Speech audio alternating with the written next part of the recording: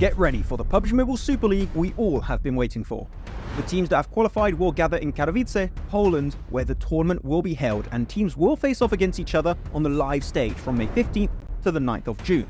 So let's take a closer look at how the tournament will progress. We start off with the league stage, which will last a total of 3 weeks. Every week we'll have 5 match days, consisting of 6 matches per day. 20 teams will be divided into 5 groups, and each group will play 4 out of 5 playdays. Teams are awarded with bonus points based on their placements after each week.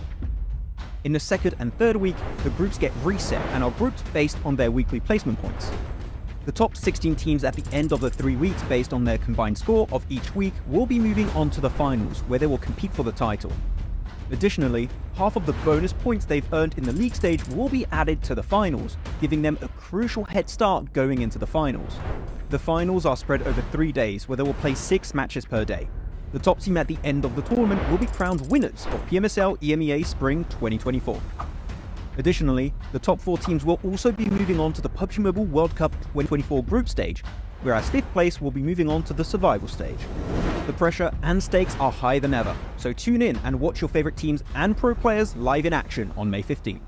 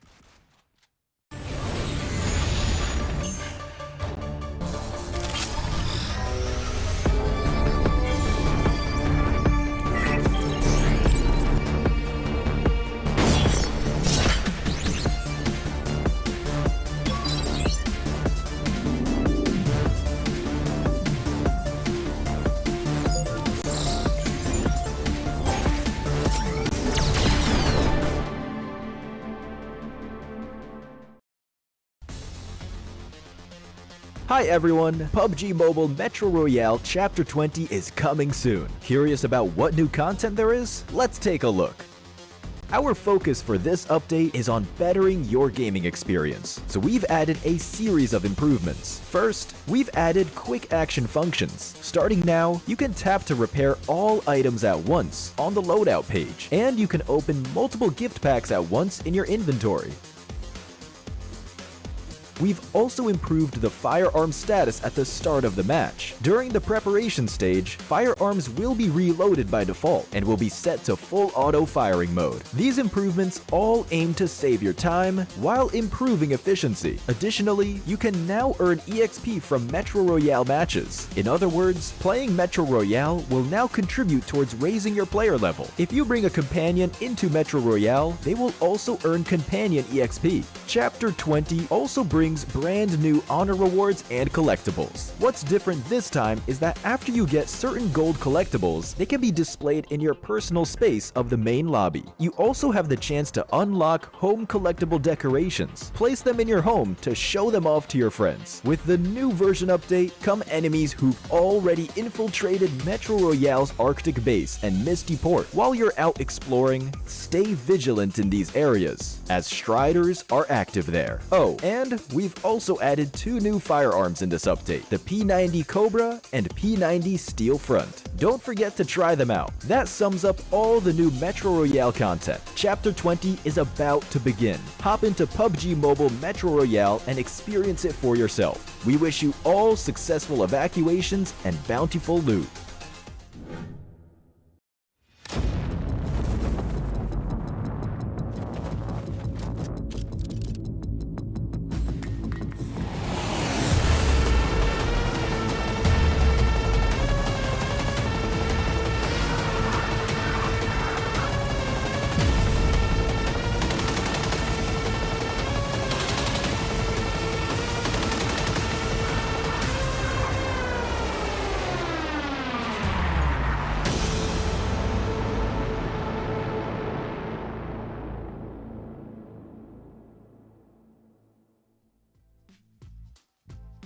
Hello and welcome to the PMSL EMEA. We are getting straight into day number.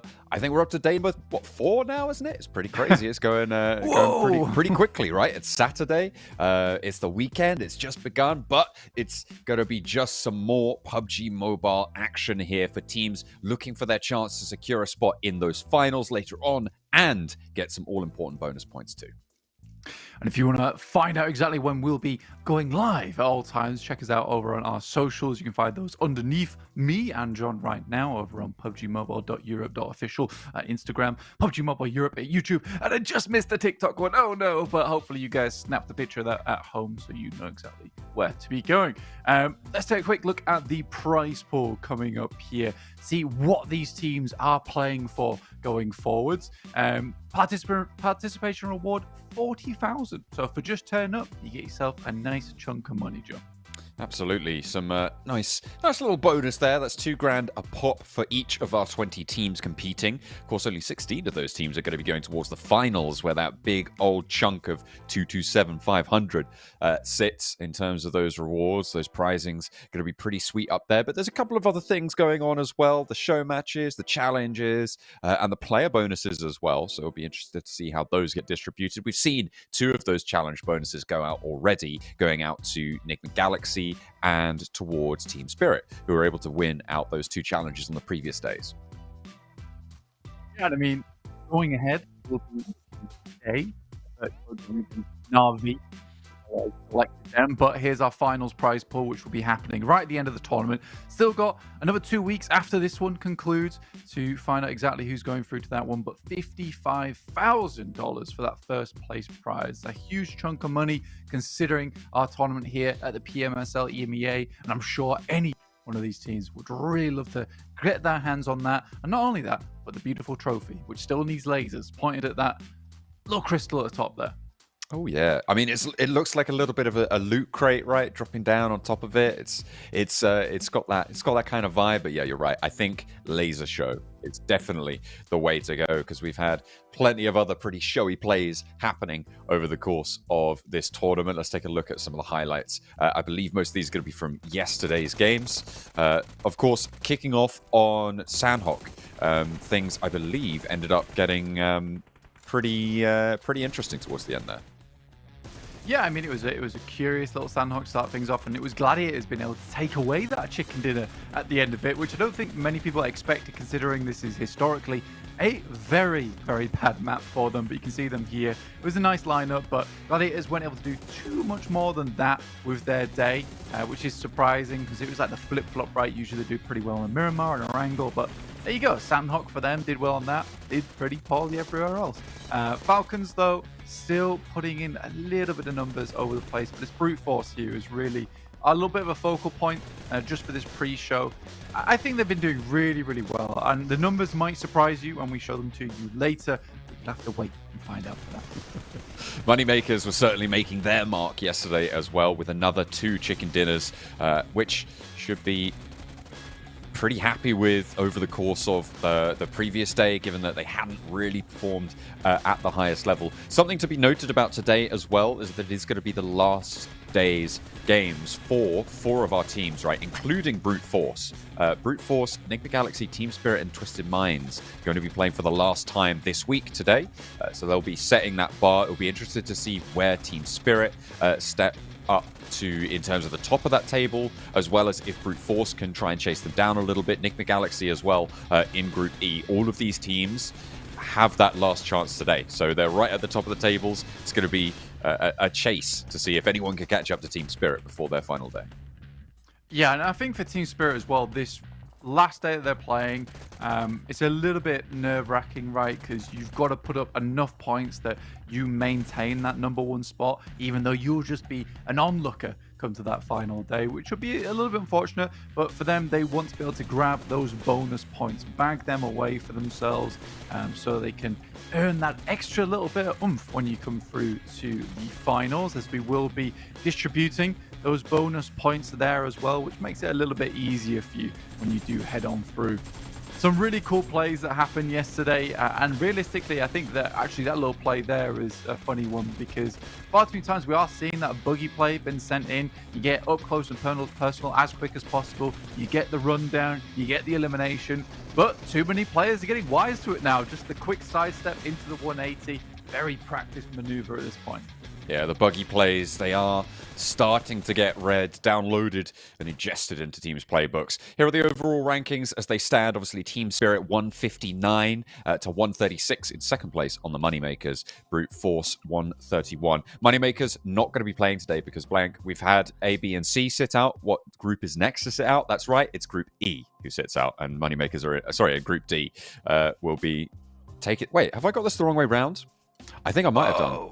I think I might have bamboozled myself here. Information. I thought it was Group D that sat out, but I believe it might actually be Group E who's sitting out, which means that flip that, reverse it. Moneymakers playing today, Team Spirit, Brute Force, NIGMA Galaxy, not. That's a curious one. In fact, so it's even worse for the Moneymakers in this case, because they've not only got to catch up, but they've got to hold on to that lead. And the 4 teams surrounding them have a really good chance to leapfrog them when it comes to tomorrow, because you've got a benchmark to be set to there, right, that you can catch up to. Second page of our leaderboards right now, Team Falcons they're the middle team. They are the middle team. They're the teams that from 16th to try to catch up, and through first 8th, they're just trying to stay ahead of them right now. 3D Max, disappointing day yesterday, only 67 points, which I think was 17 points on the day. Not ideal, not what they were looking for. FLUX looked a little bit better. Up to 60 points now in 12th place, and I'm sure a lot of Turkish fans will be pleased about that as they finally leave this bottom page of the overall leaderboard. We'll be pretty happy with that one, I'm sure. Down in the doldrums, right in the bottom, though, we've got Twisted Minds with all of their matches played. They do have another day to play, of course, but they are right at the bottom and underperforming the lobby. Na'Vi, Heroic, and Onyx Ravens making up the other 4 teams that, as it stands right now, would not be going towards those finals, would not be getting any bonus points there. So hopefully they're going to be looking to try and switch it on. The good news for them is, of course, that they've only had 12 of their matches played compared to some of the others who have had 18. They've already had their day off, which means they do have an advantage to try and gain against some more of those teams with higher match counts. Yeah, you've got more time. bring things back up to speed, right? And I think one team that's certainly done that is Virtus Pro. I mean, their day 2 to day 3 stats are pretty good, to be honest with you. They got themselves back out of that rut they were in. You can see right here, they went from 764 to 1400. So pretty much all of the data here is almost doubled, apart from the average survival time. An average placement of 5th place. It doesn't look remarkable, right? But that's really good. That's exactly where you want to be hitting. Getting towards that top 5, not only are you getting the placement points, you're getting the eliminations on top of it. So it's not like they're avoiding fights and just trying to live towards that end game. I'm very proud of what we've seen from Virtus Pro to turn things around, considering they had that little bit of a shaky start there, John. Yeah, and a massive performance put in by Malloy yesterday, who was able to get MVP, Huge. right? He overperformed players like Nomi, who are absolutely blasting, players like Coops as well, who have had such great track records over these last few days, to get that MVP title on Virtus Pro. So really, really strong stuff coming out from Malloy. We'll see if anybody's able to keep up with him, because I think second place on those stats was, in fact, Furia, by the way, also from Virtus Pro yesterday. So kind of crazy. Not to mention, though, Brute Force. They also have been putting up big numbers here, but maybe in different positions to what we may have expected. Yeah, I think we sort of expected Frieza to be the one that was right at the top of the tables for Brute Force, but in fact it's Ado. So although it's Frieza we're seeing a lot of times on the screen making those miraculous plays, it's Ado who has been putting in the shift all the time. 5,210 damage taken as well, so really being the meat shield at the front of the team. It's really good to see, and it's interesting you get this clearer image of what's going on within the team. Neos as well, putting up with the most eliminations and the knockouts, maybe some elimination steals there from Ado, who knows.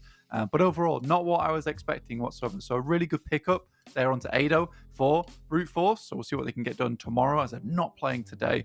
But we wanted to highlight just how well they've done. Let's take a quick look at our daily schedule now and what kind of games we've got ahead of us. Of course, blank. It's Sanhok, Erangel, Miramar.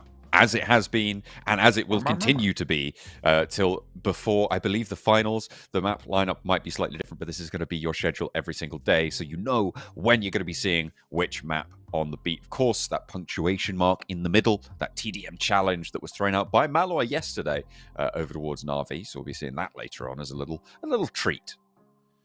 Yeah, I mean, this is the first time we kind of seen, like, actually, you know, one of the good teams targeting one of the lower down teams on the tables.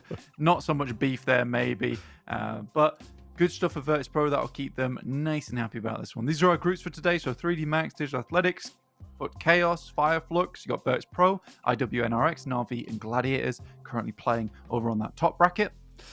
Oh, you want me to list off all the other ones as well? BEŞİKTAŞ, Onyx Ravens, Heroic, Power, Moneymakers, Falcons, RC Bra, and of course S2G. This is Group D's last day. So what I was saying earlier, when I thought it was Group E who had their last day today, no, it's applying to Group D now. So those 4 teams, Moneymakers, Team Falcons, S2G, and RCB, their last chance today to put up points this week to grab some of those bonus points that are going to bolster them up towards those finals so that they can unleash the beast. That's right, with Monster, the sponsors here at PUBG Mobile Super League EMEA. You can check out more information about them at the URL down below, so make sure you're hitting that up. Did you practice that in the mirror last night? Make sure I can say PUBG Mobile Super League EMEA. Hey, you know, I'm a professional. What can I say? That's okay. That's just part of the job. I practice in the nighttime. It's good. Yeah. It's good. But yeah, it's been an interesting day. Been an interesting few days we've seen so far, and I think a lot of the teams that we thought would do so well, maybe some of the teams that we weren't expecting much from, it's all been all over the place, really. I think Team Spirit's really the only team that I came into this and been like, that looks like a mega roster. And I think that's the only team that I think has met my expectations for the tournament.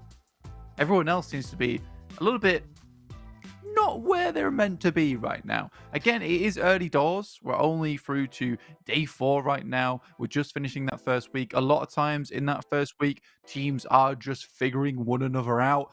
Come week 2, that's where teams that have that really good adaptation, that's where they'll start to come into play, right? What's scary though is that Kitsune, is one of those players that is very well known for really good adaptation from week to week. Even though they weren't always able to put up the massive points, they did always come through with a nice new strategy to maybe counter something.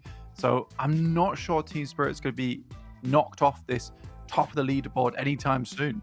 It's going to be pretty difficult to take them down, and they are looking pretty hopeful right now to be able to get over towards the PMWC later this year. Of course, the eSports World Cup taking place in Riyadh at the dates down below. You can take a look at that. Hopefully, you guys are going to be paying attention because the top 4 teams from this tournament in the finals in week number 4, I believe, of our tournament.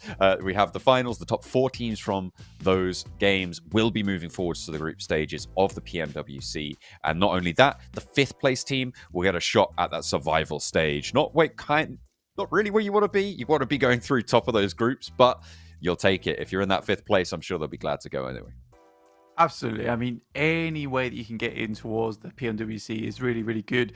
Not only is the prize pool absolutely gigantic, I'm imagining, just getting to survival stage gives you that chance to pick up some of that cash going forward, even if you go out. So any additional chance to go further in the international stages is really important, not only for your team to get some more experience, but also, some of these tournaments, they can be up and down for these teams. So it could be that you have a bad tournament here in PMSL EMEA, you go through to the survival stage, and what do you know? You do really, really well in it, you make your way through, and so it's not all doom and gloom if you're in that 5th place spot, but you would be far, far happier to go through straight to the qualifiers, right, from 1st till 4th place here. That would be ideal, certainly, but there's still a little bit of road ahead of them to be able to get to their destination. Just at the moment, Heroic back in the mix. I've quite liked what Heroic have been able to bring to the table. Despite them being in 17th, I feel like we have seen some meat on their bones for the games that they've played in. They are in that 17th position, of course, down in the teams that wouldn't go to finals if all things were cut off here and now. But hopefully they'll be able to put up some slightly larger numbers and maybe up to some of the plays that I've seen from them and kind of enjoyed. Well, it's chaos on your screens. Actually, you know what? Getting quite a few times to the end of the games here, which is really good to see from them. Much better than what we've seen recently, but not much better than the INFINIX GT20 Pro, which you can use to stand out here at the PMSL EMEA, our official sponsor. Honestly, the phone looks awesome. I've seen Coops with the backlights on it. I think he's one of the only players that has the backlights on. And I mean, to be honest, if I was using it, I'd be having the backlights on all the time. I'd flex that. I don't know how much it affects the battery life, but I'll have to ask Coops. It's like when your boomer parents leave the torch on when they're using their phone. It's that kind of vibe. Yeah. It's that kind of vibe. Hey, don't be like that to Coops. I'm just saying Coops is a boomer. That's fine, right? No, it's not okay. He is. I think he's younger than me. I'm pretty sure. Yeah, probably by a lot. Okay. How dare you call him a boomer? He's the PMSL EMEA hero, right? Oh my god, he was born in 2004. Oh, in the 2000s. I know. That's crazy. crazy. He's deep into Gen Z. That's close to Gen Alpha. Oh well, we're gonna have to keep a track. I'm pretty sure. What are all these weird phrases? The Riz. Oh no! Skibbity toilet. No. I don't understand it. Neither do I. I have literally no clue what I've just said. So there we go. Oh dear. We are going into match number 1 on the day. On to Sanhok, something that we do understand. It's going to be a little bit chaotic, I'm sure, but we're going to be taking you right on through it. Northwest Plain down to that southeast side near Bentai. Straight on through here. Gladiators over towards the northwest side. I said Riz once and I forgot how to talk normally, apparently. That's just how it works. But yeah, you heading over down towards that southeast side. Virtus Pro very close to another team down there on the south. But NIGMA Galaxy not playing does open up Sami. We see already DA deciding they'll take advantage of that immediately. Similarly, Moneymakers are like, well, Team Spirit get a lot of success there from the center of the island in boot camp. So let's head there ourselves, get ourselves some money, get some points on the line. 3D Max, once again, embroiled in combat from the very beginning. S2G will be able to claim the point. It looks like they're certainly winning out the trade at the start. Calci trading off against Narvalo, and 3D Max will fall entirely. The res is available on Calci, and swiftly 3D Max are eliminated. This is a much better start for S2G than they've had in the past. 3D Max will not be able to take their toll. Another hot drop down on the south side as well, between Virtus Pro and I believe that's BEŞİKTAŞ as well over in Camp Charlie. Not to mention, as we hop on board to Hartin, Foot, Chaos, and Power, both very close to one another. Yeah, pretty consistent fights going on throughout the map, but it is becoming more and more heavily weighted in the favor of S2G, at least in those 3D Max engagements. This time S2G not losing a single teammate and going up to 4 eliminations. That is wonderful news for them. They'll be super happy with that. 3D Max, on the other hand, will be kicking themselves. Again, though, I feel like that they deserve to be a little bit punished here on Sanhok. Purely because they take that initial fight with S2G, they win it out, it's a bit scrappy, maybe they lose a player in the process, but they don't really do too much with that really valuable position that is Paradise Resort. I think the only time we saw it happen was over on that first day. Made a cool little play to cut off Team Spirit on the western side.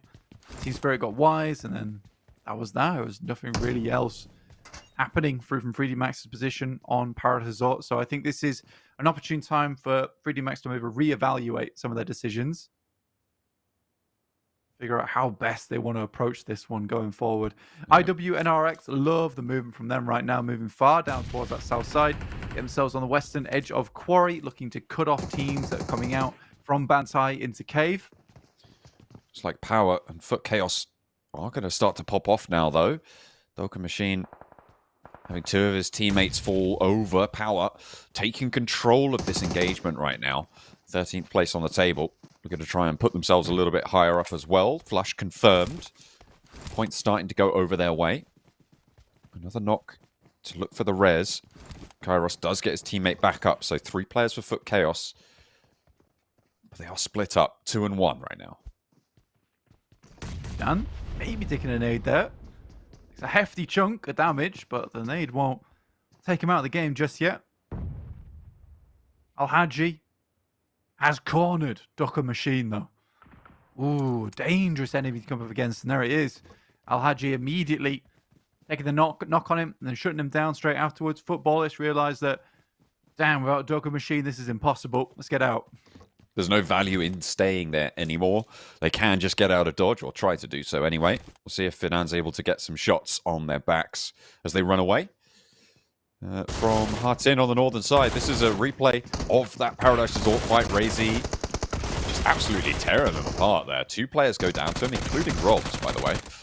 Really, really strong stuff. Victor trying to get that flush. He was trying to confirm it so much, but it just didn't go through. Galsi hidden behind that pillar there. Really strong to keep all 4 alive for S2G. Now they can leverage that rotation. The pillar, the stilt, essentially, which seemed to be impenetrable.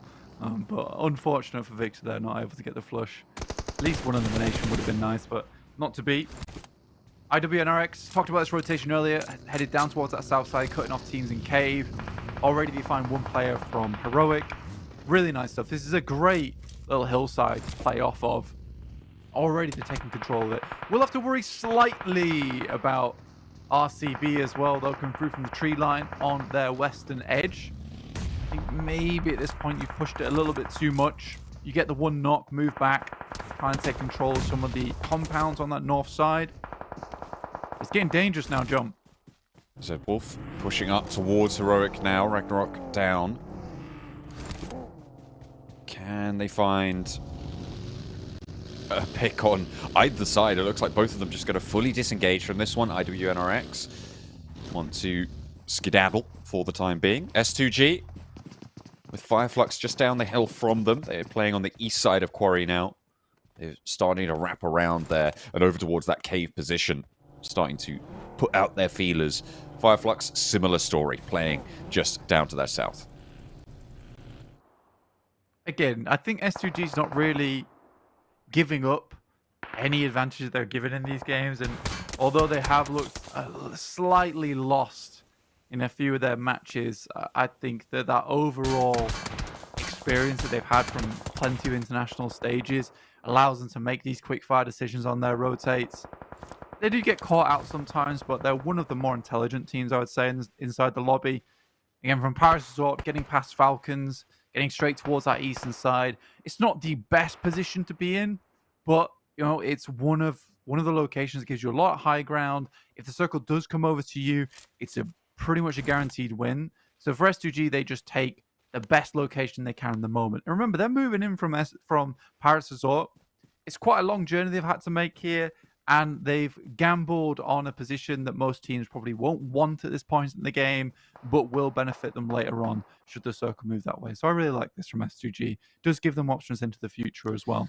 I think them and IWNRX, just making some good decisions during these past 2 days. I think it was something that we saw from RCB as well in that first day, right? That strong decision making kind of fell off a little bit, which has been somewhat their downfall. Another dynamic that I kind of want to bring up right now as we see the circle shift over towards that west side of Quarry, IWNRX pretty happy about that, is the fact that we do actually have Group E sitting out, right? That's 3 of the top 4 teams not playing today. Team Spirit, NIGMA Galaxy, and Brute Force. That allows a lot of other teams to be getting up on those points where perhaps they wouldn't have been allowed to previously, right? So we'll have to wait and see just who is going to be able to seize on most of those points that were previously being vacuumed by Group E. Yeah, it's a great opportunity day, right? And not only that, like you say, for moneymakers in particular, right now, you aren't going to have that points vacuum from those top teams. And considering how they've been playing recently, this is a great time for them to be like, right, some of the toughest teams are inside the lobby. We can now suck up a huge amount of points. And it's going to be much harder for when that group comes back in again, because they'll still be fending off against one another. So moneymakers are in this unique situation where they stand to gain a lot today and really won't lose too much by not being in that play tomorrow. So I think for moneymakers, this is super valuable in terms of a day. This is not one that you can really let up on. This is where they have to prove themselves. They deserve to be in that top bracket. Virtus Pro started to look like they might be worthy of that top bracket yesterday. Now they got BEŞİKTAŞ just around the corner here. Kakali. Fury's a little bit too long on the cook there. Actually tags himself with a nade. Does a little bit of Kakali's work for him. Doesn't really have the backup in this position either. It's really going to be Furia in a 1 versus 2. I don't see the rest of Virtus Pro doing more than just trying to play up on a third party on the south side. They are slowly making their way there, though, and actually have managed to squeak, I believe that's Milky Way, a little bit closer to this, and Furia is holding his own for now. Yeah, Furia has always been really quite strong when it comes to compound control. Like I said, it was a bit weird on the cook on the grenade. I think he wanted to explode just outside the window. Milky Way on those off angles. Very deadly. They've re-established now, and I didn't think that Virtus Pro were really in the position to get this done, but I was also assuming that BEŞİKTAŞ would just try and push in and play on a 1 versus 3, 1 versus 4 situation. Virtus Pro have turned this around. BEŞİKTAŞ don't really have the off angles just yet to stop Virtus Pro from moving on in. Playing on the southwest side, though, they're going to have to leave Camp Charlie fairly soon. They'll have to find something. I think Heroic are having a little shout into the fight. No, it is just going to be a straight-up 1v1. Furia holds the door with that DBS, gets one, looks for a second, stays alive, and it is just BEŞİKTAŞ being torn apart in the crossfire. Excellent setup from Virtus Pro. Yeah, it's a crazy stall that comes out from BEŞİKTAŞ, and you're sort of confused as to why that happens. I mean, they tested the water. They knew it was probably just one player inside the building. In that time, what they really should have gone for is that 3-man push, taking Furia out of the equation, and went from there. Again, odds are kind of stacked against them, considering Furia is so good when it comes to solo man compound control. But in the meantime, Virtus Pro, very, very well maneuvered around there, like you said, John, to get into position to make it happen. And sort of enabled by the fact that BEŞİKTAŞ got themselves into a situation and just didn't really do too much of it. Circle moves over towards the eastern side, and this is where S2G's compound starts to shine. Really up on the hill here for S2G. They get a lot of sight lines. They have to look down in towards quarries, which is not so much of a luxury that IWNRX have. But not only that, it's quite difficult to get close to S2G here. So an early game decision that leads potentially into a top 5 placement here. On the outside edge, though, Moneymakers, RCB, Gladiators only just coming out from the blue, John. They've managed to pick up 3 elimination points, the Gladiators, so they'll be pretty happy with that. I think they were plinking away over towards Foot Chaos before. We did go down earlier on. Na'Vi, in a burning vehicle, managed to make it to a shack. Very, very central on the south edge of Quarry, so we'll be able to stay in there for a while until basically anybody puts a nade in through the window, but it's going to be pretty difficult to get into nade range given the flank positions being held by S2G and by IWNRX. Maybe Digital Athletics are going to start to push in, but Heroica have the challenge there, so potentially quite safe for the next 2 or 3 circles for Na'Vi. Yeah, and that's how I would describe this circle as well, is it's certain areas very safe. If you're on the outside, just milling around in the zone, you are very much in danger. It's not the type of circle when you want to get caught just having a stroll through the jungle. You really want to be situated. And there are plenty of places to do it. It's just depending on how many places are still left to claim by the time you get into the circle, which is why it's one of the rough ones. You are on the outside edge for too long. For instance, Moneymakers probably going to have a little bit of trouble, though I don't imagine they're going to fail too terribly at taking that compound off of Falcons after what we saw yesterday. RCB, though, starting for knock, but it's not looking so great for Gladiators either. Matic pushing up to the rock, Loxy taking 1 shot from the DBS, but hits the deck. The drop shot is good. Kiss can get rezzed here. Gladiator's not in a position to go for a refrag. Frozen not going to be able to move on up for it. Frozen on side for the Gladiators. I think that might be a substitution coming on through.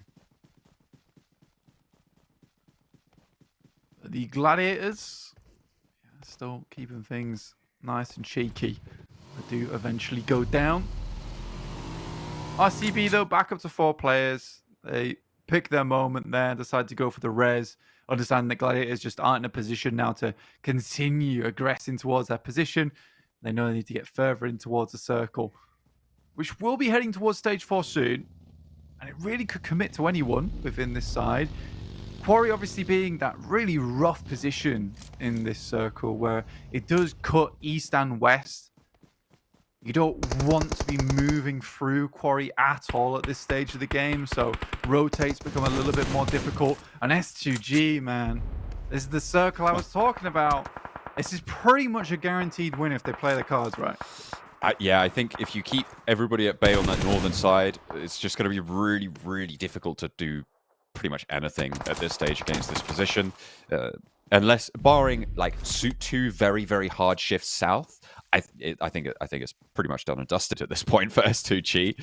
I'll fill in the prediction card right now. I think I'd agree with you. Yeah, it's you're right though. If it does move hard down south twice, it does cause some problems for S2G.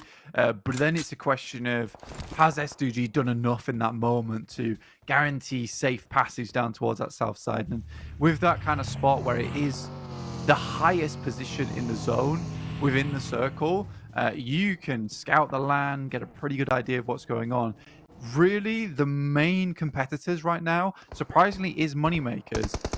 Being able to slowly creep your way up on the eastern side of Quarry is certainly a viable approach, as there is buildings there and some fences. But eventually, you're going to have to make that smoke train. You're going to have to make that push. So for Moneymakers, this is a real question of how aggressive do they want to be? How well are they going to take this 4v4 between them and S2G? S2G, I don't really have too many doubts that they'll be able to handle a lot of teams around here. But this is where they're just starting to make their return to form right. They can still make a mistake. Double roll up here for Digital Athletics onto a heroic player, but Hassan has the high ground there with the P90, though. Yekta brutalizing the players down the hill. Unfortunately, Hassan with the DBS just a little bit quicker on the trigger will not be able to save his teammate, but they will pick up 2 points for it, and Digital Athletics cut down to 1. CEO later finds Falcons. Satan goes down. They try to remove themselves there. Tough rotate for Falcons there, but they just allowed Moneymakers to get in way too easily. Again, I think Falcons are playing quite afraid of the other opponents within the lobby right now. them it's sort of like trundling through a dark forest with a flashlight. There's going to be a jump scare around any corner, and that jump scare there was the moneymakers. And just gave them a wide berth, which caused them to have to walk into this area, which is in full purview of S2G. Which is strange considering, right, John, moneymakers are outside the circle for a long, long time. Virtus Pro losing Malloy. Questionable whether they'll be able to get him back up again. He will be able to get behind that rock, though. They're playing on this south side. FLUX will understand their location. I don't know if they're going to have an angle on towards it, though. They might be nice and covered off for the time being. They haven't been shot out just yet, so I imagine that res is going to come on in. In the meantime, Na'Vi in their shack. I said it was safe for a circle or two, but perhaps IWNRX are going to look to push on in. They did have a barrier down to their south. I believe that was in the form of Heroic, but that's got removed, and now IWNRX able to move across round to the south point of Quarry, moving out to the east now, but still haven't managed to find any of the Na'Vi players themselves. I think Gonzo was down earlier. Gonzo did go down much earlier. They just about crashed into this position with 3 players. Now they're trying to hold it. IWNRX forced to move down on that south side. If he had some information of where the Na'Vi players were at, one good grenade will start this fight out strong, but similarly they've been sent back over towards IWNRX, and Kine takes a heavy hit there. Forced to back off, another one sent his way, luckily not knocked. Virtus Pro still trying to work the south side of the circle. Milky Way low on HP. Got to wonder if their med supplies are running a little low, but it looks like he has got a first aid, or maybe that's just some bandages, actually, to top him up. Hassan, 2 players for Heroic, biding their time underneath this hillside. Not going for the push just yet. S2G getting rolled up on in the meantime. Falcons want a third party as well. They have to split their attention. 1 play from S2G's down, but 2 have fallen for the Onyx Ravens, and a third to follow. A lovely heads-up push out, but Razy now is fully flushed away. Falcons are third partying, and it's a 2-pronged attack with the Moneymakers just around the corner, looking to fourth party this. They might be able to make something work here as they can crunch the Falcons in. The nades start to pour on through the window. Gate and Damar go down. A 1-2 punch from the nades, and the Moneymakers looking to ramp up the pressure here. The Cook is there. He knows he's on the window. He hops out, but it's straight into the firing line. Not too sure what you want to do with that one. S2G back up to 3 in the meantime. Can they hold off the Moneymakers? Yeah, it's going to be difficult. S2G's sort of happy about the fact that the Moneymakers took control of the fight, removed the Falcons for them, and they were able to recuperate their defenses. Calci hits a nice nade out the window, looks to throw a Molotov, won't quite reach them here. They're just trying to lock off these windows, allow Hamzy G to potentially hit the nade of a lifetime. Ooh, keeps going in. Havlik goes down in the push. Gets curtailed once more. Koa, though, going 1 for 1, blow for blow, and another nade in. I believe that was Icy popping the last through, and that is S2G dispatched. 3 teams descended on them, and it was just too much for them. However, everybody else is also getting shut out, and in some miraculous turn of events, the Onyx Ravens stay alive with 4, and they're now taking on the Moneymakers themselves, with all 4 of their players, with Havlik down, with another knock found as well. I think it's just BEŞİKTAŞ who is alive and kicking in this compound for the Moneymakers. Ali knows he's there. He's stepping up. He's looking for the shots. He's trying to bait them out, and he has managed to do so. The door gets shut. The door blown off its hinges. Ali sprayed from across the way. BEŞİKTAŞ makes the cross. How has he managed to do that? That is illegal. Get him in handcuffs. That is unbelievable that against 4 players, he's just been able to make that happen. I think he's just as surprised he was able to get out, but the blue's going to hurt him badly here. Has to hit another first aid kit, potentially pops out the window, isn't able to backstab on towards the Onyx Ravens. Odd push coming through. As if he's able to get one as well. That's going to cut Onyx Ravens down. Yeah, but odd push that comes through from 4 separate teams on towards S2G. It really wasn't a position that was as high stakes to gather anymore. And every team that went for that spot has gone down. I think S2G is completely justified in standing their ground. I don't think if I was S2G that 5 teams would challenge for a position that was basically doomed at that point. And IWNRX, they have a situation where they're just winning by default here. Kind of, yeah. They took out Na'Vi earlier whilst everybody was fighting for the S2G compound, and since then they've just been in control. FLUX, 3 players alive, in with a shot potentially. I mean, you're right in that the compound itself wasn't great, but if you move or try and move around that compound, there's FLUX in your way, and whoever is in that compound is just going to take shots at you. So it's a really difficult maneuver to make if you don't first take care of that compound. We saw exactly what can happen if you don't get that to go your way from that rotation. Trying to make the most of it, and Onyx Ravens certainly did. They got 8 points this match, which is like the best match they've ever had so far. Yeah, really weird. Really weird push. And I think for Moneymakers, they were chomping at the bit to get into that engagement. And honestly, they bit off maybe a bit more than they could chew. IWNRX, though, 8 eliminations here. Looking to make that even more at the end of the game. Find that pick off onto Soul Cake. Sort as the final nail in the coffin, but not if there's a good play here from Ketch. Ketch behind the tree has got maybe one player to back him up there. Lux is going to hit the deck for the drop shot. A nade over to Swain, and IWNRX now on an even trade, 2 versus 2. Nobody's gone down into the quarry just yet, but in goes Kai, goes for 1. Around the side, the DBS is there, but they shut it down. Spray through the chain link, and IWNRX bring things back under control, sweep around the south side of the quarry, and take care of business. A chicken dinner for IWNRX to kick things off. Hit 21 points total in that game after the eliminations counted through for FLUX going down. What a way to end it. For IWNRX, we identified their rotation really early. It was a nice one. I enjoyed it. But it's just not what I thought would happen. I think so many teams came in so late that they were all forced to head down towards that eastern side. Again, I do feel bad for S2G because they sort of got piled on. You are right in the sense that getting past them would be difficult, so you sort of have to fight them. I just don't think they expected the entirety of the zone to fight them at the very same minute. It was pretty crazy. And amongst those teams, right, Moneymakers, who are one of the fiercest teams in this lobby. And I don't think, even going into that fight, with 2 of their players down right at the start when the third party started to come in, I don't think anybody would have called the Onyx Ravens were going to be the team to walk out of that one, right? Yeah. You know what Onyx Ravens did was hilarious, though, is they went in and they started battering everyone in. And then they were like, wait, actually, this is bad. And they left. They left. And then they heard the fight die down. They're like, we're going to go back. Time for round 2. Oh, dear. I mean... Did I hear the bell? It worked out. They only got 3 elims for it, but they racked up a whole bunch of placements, which is the big thing, right? They got 3rd place. It's not bad. It's really not bad for them at all. So, Ravens, I like that one.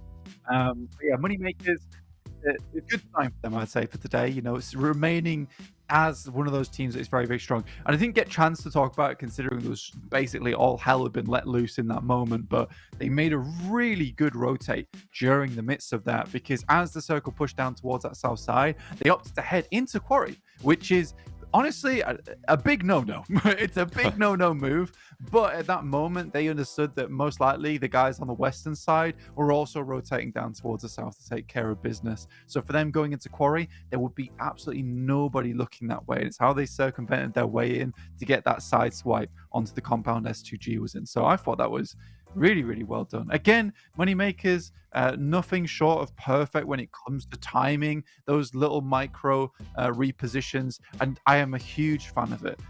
So, you know, really tipping my hat there to the guys on Moneymakers. Let's take a quick look at the overalls and see where that sits them in terms of their placing, because Moneymakers are pretty close to jumping into the lead. Of course, this is their chance to try and stretch out, try to get ahead of Team Spirit before their final day is over, because their last day of games is today. They now sit, what is that, 7 points behind. No, wait, a little bit more than that. 13 points behind Team Spirit at the start of the day after that pretty late run into this match. Brute Force a little bit further behind now, not having the best of times, but S2G getting some points on that match as well, looking to similarly jump up into those podium spots.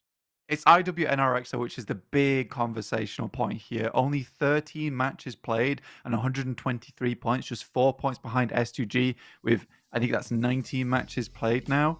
Really insane stuff from IWNRX. And I think that at this pace, they've sort of been the dark horse here for us a little bit, but at this pace, they would be up for challenging the guys over in Team Spirit and pretty much everyone in that top 3 positions of the lobby. So for IWNRX, what a great few days it's been for them. And I don't think we've been talking about them enough, honestly. So very, very big plays coming through from that team so far. Absolutely. We saw that sweep on the south side in that last match, and you've talked quite extensively, I would say, about their rotations, and rightfully so, because of just how strong they've been. It's been really impressive to see, and they were able to take home the first chicken dinner of the day. And Sanhok, there's still much more to come, though, so don't go anywhere. We'll be right back after this break. Please.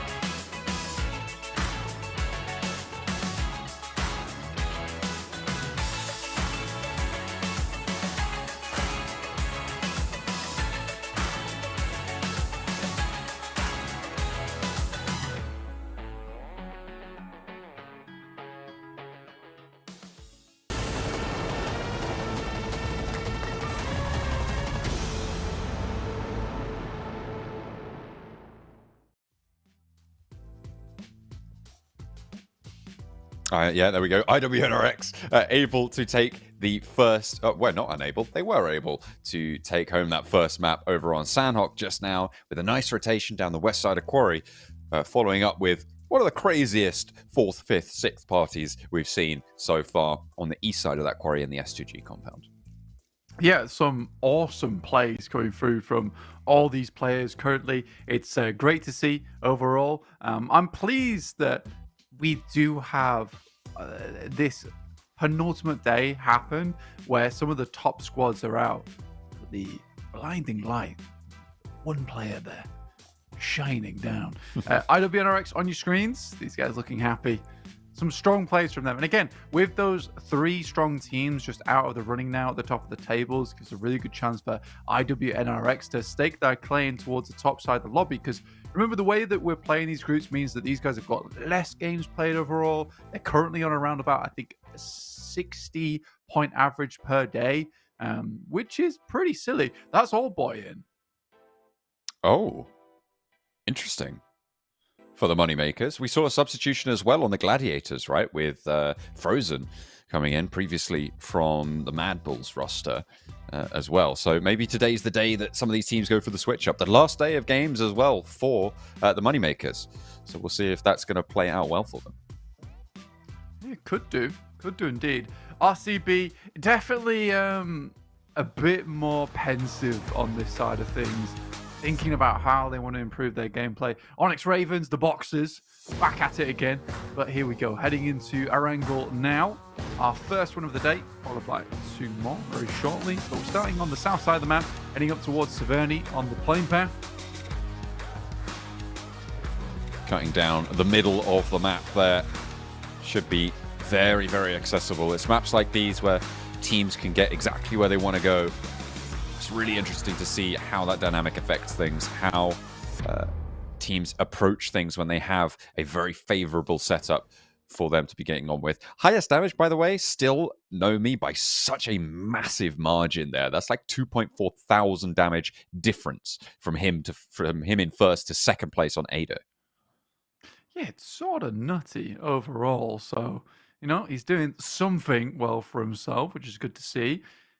Over on the guys looking on the map right now, 3D Max moving out up towards Yasnaya. S2G probably looking to do something similar. Again, 3D Max have just not been successful on these fights as much anymore. Maybe losing some of that confidence for themselves. You see our overall rankings on your screens very quickly. 146 for the moneymakers. Undoubtedly should be able to get themselves into that first place spot by the end of the day. And then it's up to Team Spirit to try and overtake. But again, it's IWNRX hot on everybody's heels right now. They've got 2 days of play ahead of them. And if they keep speeding along like this, I'm imagining they'll hit that finish line much quicker than everyone else. Yeah, they started the day on 102 points to Team Spirit's 159, right? Which means that on average, they are, I believe, just about in line with Team Spirit's performance across all their 3 days that they've had so far. So IWNRX looking to put up 57 points today would draw them even with Team Spirit. If they can do more than that, fantastic stuff. And they've already put a massive dent in that jump gap before things have really started to even heat up here with that first Sanhok. BEŞİKTAŞ looking down towards Na'Vi. Surround them down the south side, both teams. Very much wanting to take control of Farmer Milter. But neither team willing to split on the drop. Get too far away. Six has already taken a little bit of damage. In comes 2 players from Na'Vi as Tospic immediately comes in for the support. Lewis not quite able to tag the spray on, but his ground floor is getting a little bit more dangerous now as 2 players from Na'Vi rolling on up with the Bison and the backup as well. Lewis up to the roof, needing his team to come on through. A lovely nade on in and a double shotgun action there coming on through, and Tospic able to get a little bit of an answer there. However, Lewis has fallen in the meantime, not flushed out just yet, but Na'Vi maybe expected a little bit too much out of that fight. And Tospic now can move up, and has he given... I thought he was going to get away with that. Oh my goodness me. He's done him 3 times. Puncher is This is hilarious. This is excellent stuff from Puncher. Oh my God. God. Oh, this is frustration. Look at him go. Oh, okay, the door's off the hinges now. No more funny business. But to force someone to use their pretty valuable ammo in these early scenarios on that's good stuff from Puncher. I love that it wasn't even Tospic opening the door at the end either. It was just Puncher playing around with him. Oh, dear me. No knifing for you. Forced to use the AKM. BEŞİKTAŞ can sort of just leave now. 2 eliminations, get themselves looted and booted, and need to move towards that northern side circle. Did head up towards around Severny. A slight lilt down towards Rozhok. Yeah, for 3D Max, they've fully pulled out of the engagement between them and S2G. Allowed S2G a lot of space on that western side. Deciding that they do absolutely need to get some points here. Dropping down towards 12th place. Not where they want to be. I feel like S2G have kind of snuck up on me here, because they are up in 4th place now. Sure, they will be currently, I believe, the team, or one of the 4 teams with the highest amount of matches played, given that they are in the last day of games today. But still, up in 4th place from what we were seeing from them earlier, certainly in day 1, wasn't where we wanted them to be, and they've really just pushed and pushed and pushed, and it's great, because that's kind of what you expect from a roster like this, being able to put that best foot forward and keep themselves going, keep themselves motivated. Yeah, absolutely. I think that, IWNRX sort of overshadowed them a little bit in terms of their performance from their region, but for S2G having that struggle start where the vehicle's sputtering a little bit and they had to get it in gear before they can move forward, being able to get up into 4th place now, it is a pretty good achievement, right? You don't want to have the case where even if you have those bad couple of days, you just can't turn things around at all, which has definitely been the case for Na'Vi, just not being able to figure it out whatsoever. But S2G's really tried hard to at least put themselves in the conversation for some bonus points this week going into the finals. So really, really well done to them. BMX rocking up towards RCB here. Rob's already taken a bunch of damage. Loxy, though, deals with it. Ooh. Not before Victor can get some damage done, but he is being blasted here by S2G, who spotted this one happening real time. On the other side of the river, though, going to be difficult to access this engagement. I think everybody in that compound is down. And in come RCB. Loxy does get blinked away by CEO later, so 3D Max don't even get the value from getting that elimination, which is unfortunate. A wrist sticking out, and Silas wants to try and rip that one away, but it's not going to be so easy on the inside. RCB, however, are starting to move through nice and effectively. It looks like 3D Max are going to be humbled somewhat on their engagement. Just Snowick's now remaining. Yeah, dispatch there. Honestly, for 3D Max, that was a good engagement to take. It was a 2v1. They had the side swipe on him, but just not able to make the fight happen. I think what they wanted was to get 2 players up and then make that happen from there. Here's this hilarious play from earlier. It's Puncher opening and closing the door, and even gives him the front ways. Oh dear. And then he draws out the AK, puts a stop to the fun. It's a professional tournament. I guess you kind of have to, but maybe just for my pride, I would have to get it with the knife in the end. Yeah. That's 2 16th places back to back there for 3D Max. A frustrating set of days for them. Not likely to be able to get too many points now towards the top of the tables. This is very much a re-evaluation moment for 3D Max going into next week. Something was working out and then it wasn't, right? They added some ingredients on that first day that made it bellissimo. But they can't remember what that ingredient was because they didn't write down the recipe. It's unfortunate. It's one of the reasons I never cook blindfold. It's just impossible to know what you've put in. It's true. It is true. That's what I've done it, though. What I always say, never cook blindfolded. Yeah, I don't think you... I've always said that. Do you cook? Ordering food counts, right? No. That's cooking. Yeah, I don't know. Well, it's something that I do, and then food appears in front of me, so Tell me how that's different to cooking. Cooking requires the interaction of food into an amalgamation that is tasty. Yeah, you I choose it, and then it gets given to me. I Yeah, don't get but what you've you're not not. I don't get what you're not understanding here. The only time you've had interaction with the food is eating it, I've unpacked it. which is eating it. I've plated it. You've No, ate look, it. no. I plate That's then not ate. cooking. I plate then ate. Yeah, that makes you a waiter for your own food. That's not true. It's the chefs and the cooks who plate food in the kitchen. I've seen Gordon Ramsay do it. You can't tell me I'm wrong. I hate this so much. I know I'm right as well, so it doesn't matter, honestly. Yes, of course, yeah. Gladiators are taking down. Matic down. Honestly, there is starting to be some teams here who I don't want to say feel like they've given up, but it's just the sense of crushing responsibility to get into PMWC and or the finals of this tournament seems to be too much. Like, it's just not worked. It's not worked, and now it feels almost lazy and careless gameplay coming through from them.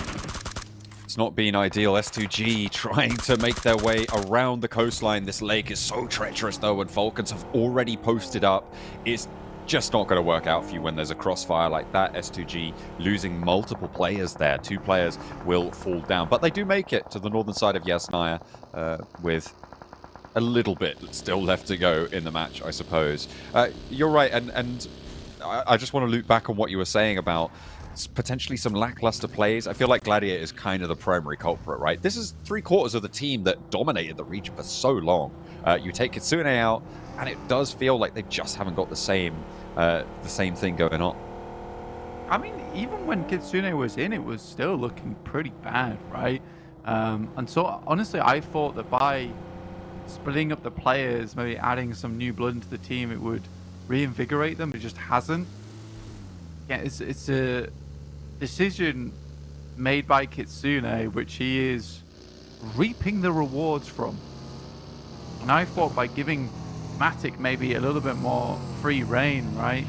You know, loosen the leash on him, he'd be able to do some fun stuff, but it just feels like same old Gladiators plays, which is not ideal, considering that Kitsune used to be a shot caller, has now assimilated himself pretty well into a new playstyle for himself. It's interesting.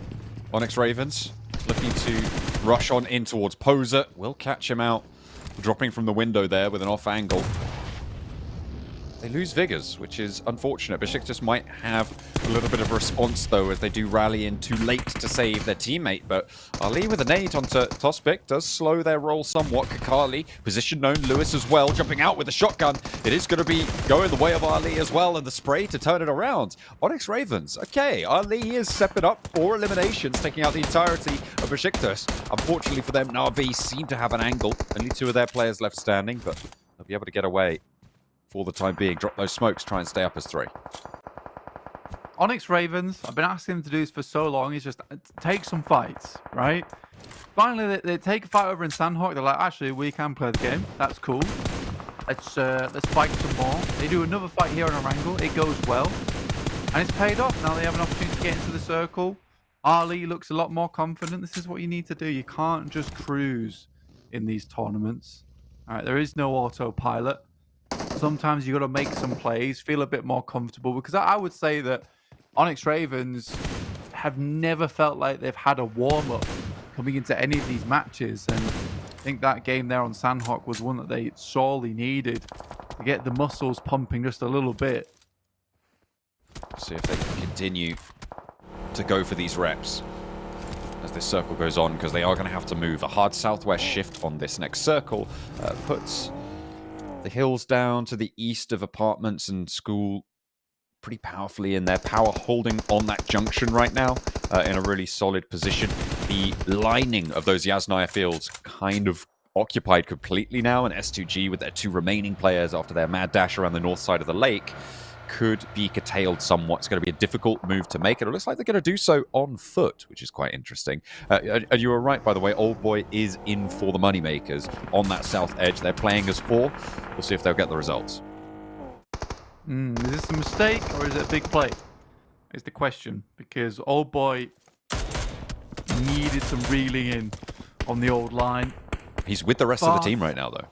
Yeah, far too comfortable just doing whatever the hell he wanted. So I think here looks like some lessons have been learned. And I think it was the right decision to bench him at the start and then bring him in for maybe towards that last day. There's a lot of responsibility on him now as well, because it's a case of it's that last day of play.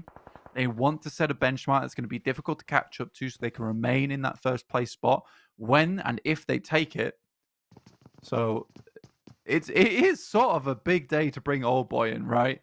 And I think that in another sense, it's also the right day to bring him in. Because if he messes this up and he goes a little bit buck wild, yeah, you're never playing again. Yeah, I mean, kind of. You just put him back on the bench because for 3 days they've been incredibly successful. If it turns around when Old Boy shows up because of some of the things he's doing, then why do we need you? Why do we need you here? So definitely, I think you're right. We'll keep him in check a little bit potentially. See if he can play alongside the rest of the team, bringing him in. Potentially good news. Gladiators, like I said before, also substituting out Meku for Frozen, but none of their days have been really very successful at all. So maybe they're just trying to see what sticks here. I feel bad for Meku there. I think even when Gladiators did have subs, you never split up Matic and Meku. They were always the dreamy duo on that side, and the fact they've been split up now, it feels like a little bit of the spirit in Gladiators has been lost. It's not the same anymore. DA finds a shot down towards Koa from the Moneymakers. He's on that back line as well, so they will have to go back for him. It's a pretty bad timing for it. Luckily, they're on the slowest side of the circle, so they have a little bit of time to work with here. Interesting where S2G have managed to get as we hop over to this northern side of the circle in the meantime. I think most of their rotation has been on foot, and if RCB haven't spotted that, they could be caught unawares. RCB only with 2 players themselves, so potentially a danger waiting for them to make their move, because S2G will certainly want to strike at the right time. Virtus Pro going to be guarding them out on the north. Spot Silas, and if you sat still in a vehicle, Hamzi's just going to take your head off. There's no two ways about it. Yeah, I think this is one of those few moments where you don't see the run up to this, and it's probably Hamzi G waiting for the exact moment when Silas jumps in the vehicle to rotate out. So just very well timed there from Hamzi G. Just caught the tail end of it. Yeah, when you first start the vehicle up, very slow, Milky Way, finds Wild from RCB, gets some good shots onto him, but not able to finish him off before he disappears along the coast. He's going to have to get pretty sharpish around, though, because his health bar not looking super hot right now, with the blue zone starting to really lay down the hurt. Maybe stopped off for a bandage there, not entirely sure, but either way, manages to get it through, and that's going to be the spray down. Corker and Milky Way both lighting it up, and that's RCB eliminated on the northern side. This is the thing, though, right? S2G moved up, and they had no idea that they were there because they'd moved entirely on foot across Yas Fields. Yeah, they had an initial run out in the vehicles, and I think a lot of them got sprayed down in the process. And they come over towards Onyx Ravens. They find one of the players. Don't run away. It's 2 guys. Okay, thank the Lord. They're going straight on in, but might be a flawed decision that for them in the end. Kelsey goes down, sure, but Onyx Ravens in a return to form go down. I'm okay with that, though. I'm glad that it's, again, that's the right decision. That's the correct decision. Mismanaged. I don't really think you should just crash into the center there. Gives you very good opportunity to get the crossfires in. Situation where you want to bounce up on the side, especially if information pass across that it's just 2 players. Take your time with that. But I'm glad that the Onyx Ravens at least made the right call, that they should have dealt with them. Unfortunately, just a bit outclassed, outgunned. Footballers KAOS go down on that north side as Virtus Pro continue to push their way through. I think, honestly, Virtus Pro has been making some pretty cool little rotations and decisions there, trying to cut off as many players as possible on that northern edge. Power currently holding crazy compound here over towards the northern side. Super difficult to deal with anyone inside this compound, considering the terrain around them very open, very flat. Great sight lines to be taken off the back of these walls. Northeast side now, Gladiators leaving Tixie forwards close to FLUX. Seeing if he can catch them out, but they're already on the road. All in a same vehicle as well. Moneymakers trying to make their crash over to an RV work. It's only Old Boy to go down, but KAOS swiftly follows there. The DBS, the vehicle goes up, and it's really bad news for the Moneymakers. Na'Vi doing a lot of work in this duo, but it's Digital Athletics who have those third-party angles. Icy wants some retribution now, wading on into the fight, and single-handedly takes down the duo from Na'Vi. But he is left alone, and not really too many places he can go from here. Yeah, sort of had to make that one happen, really. Get away with anything in that situation. At least he gets the central compound, but a lot less than they bargained for there. And I think that's just because there's so many sightlines towards that position. Hard to fight. And just 2 players potentially could have got in there much, much quicker. Heroic sat on the side of the hill. Pretty typical position, people to post up on. You have your right-hand side covered off by the hillside itself, and then put a bunch of vehicles in front of you and pray to God that the bullets don't find their way through the windows. Gladiators having their movements slowed on the eastern side. Digital Athletics doing well on the west edge, playing from those apartments. No one else really playing around that area. Falcons, in the meantime, 3 of their players alive. Playing close to power. Nades coming back from Fidan. Will find Gates with a nice pop over the top of the wall there. Ragnar launching one to the back lines. Fidan doesn't go down to it, but his teammate does bleed out, unfortunately. Ragnar wants this res, the last player on Falcons. And you want to keep everybody alive and healthy if you can. Power, though, unwilling to let them get away with this. Power does go down to 3 players now, though, as Kante steps out and Ragnar finds him. If Kante goes down here, it'll be super unfortunate, because holding this compound becomes so much more difficult. And Ragnar's doing an amazing job. Fidan low, easy low. He's just about made this happen. What a game for him today. He's just refreshed on the nades as well, but there's a third-party angle. I think that's potentially Digital Athletics looking for those shots over there. A bouncing nade over into the garage there. Easy, nearly taken down. A second one as well to follow it up goes a little bit longer. The nade, well, no, hang on a minute. That was Digital Athletics who came on through with it as well. Fidan really wants to get this rest now because he's just been taken down to size, whittled away by the Digital Athletics off angle.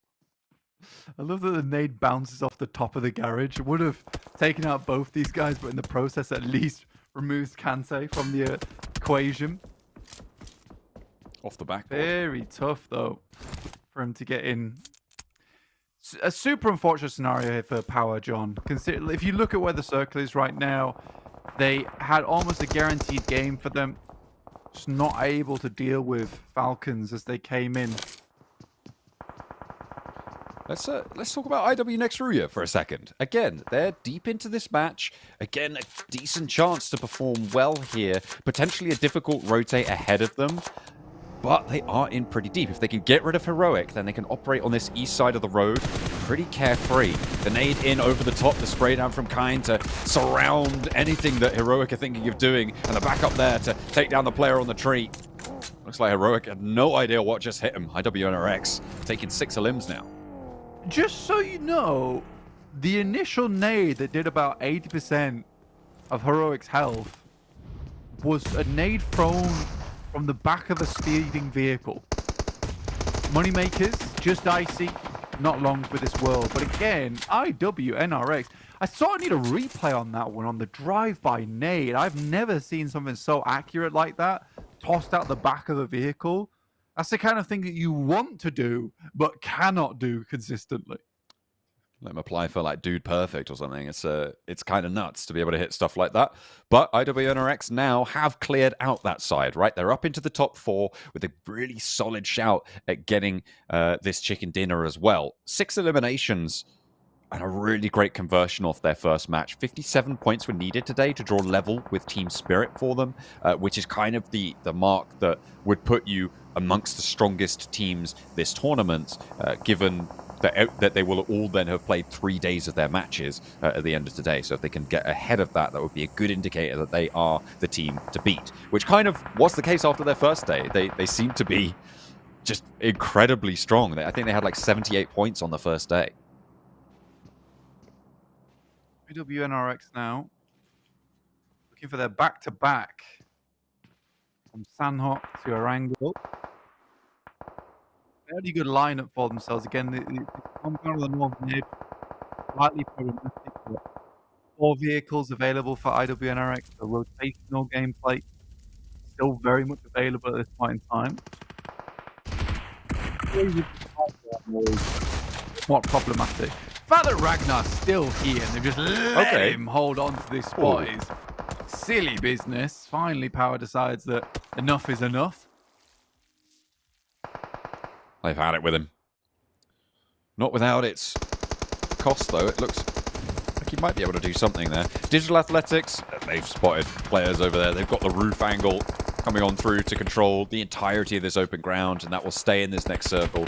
I don't think you can get past Digital Athletics. The question for me is, can IWNX Ruya take down Power on that northern side? Wait for them to move on out and just try and survive with Kine in that circle. I mean, Kine is providing that front position for them. Technically, with the vehicles, they could get over towards his spot in the map, crunch some cars into a tree.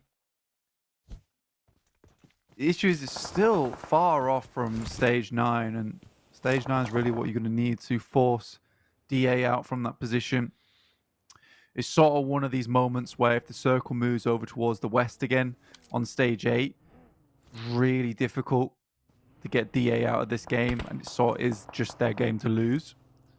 Power know that they need to take picks over towards IWNRX. We saw Fidan trying to set up a roof peak to maybe get a shot over towards them to allow them a little bit easier time moving out, but similarly, they are stopping IWNRX from moving close enough to have a strong setup on that eastern edge of the circle. Power more concerned with that position, and probably rightly so, than they are with DA right now.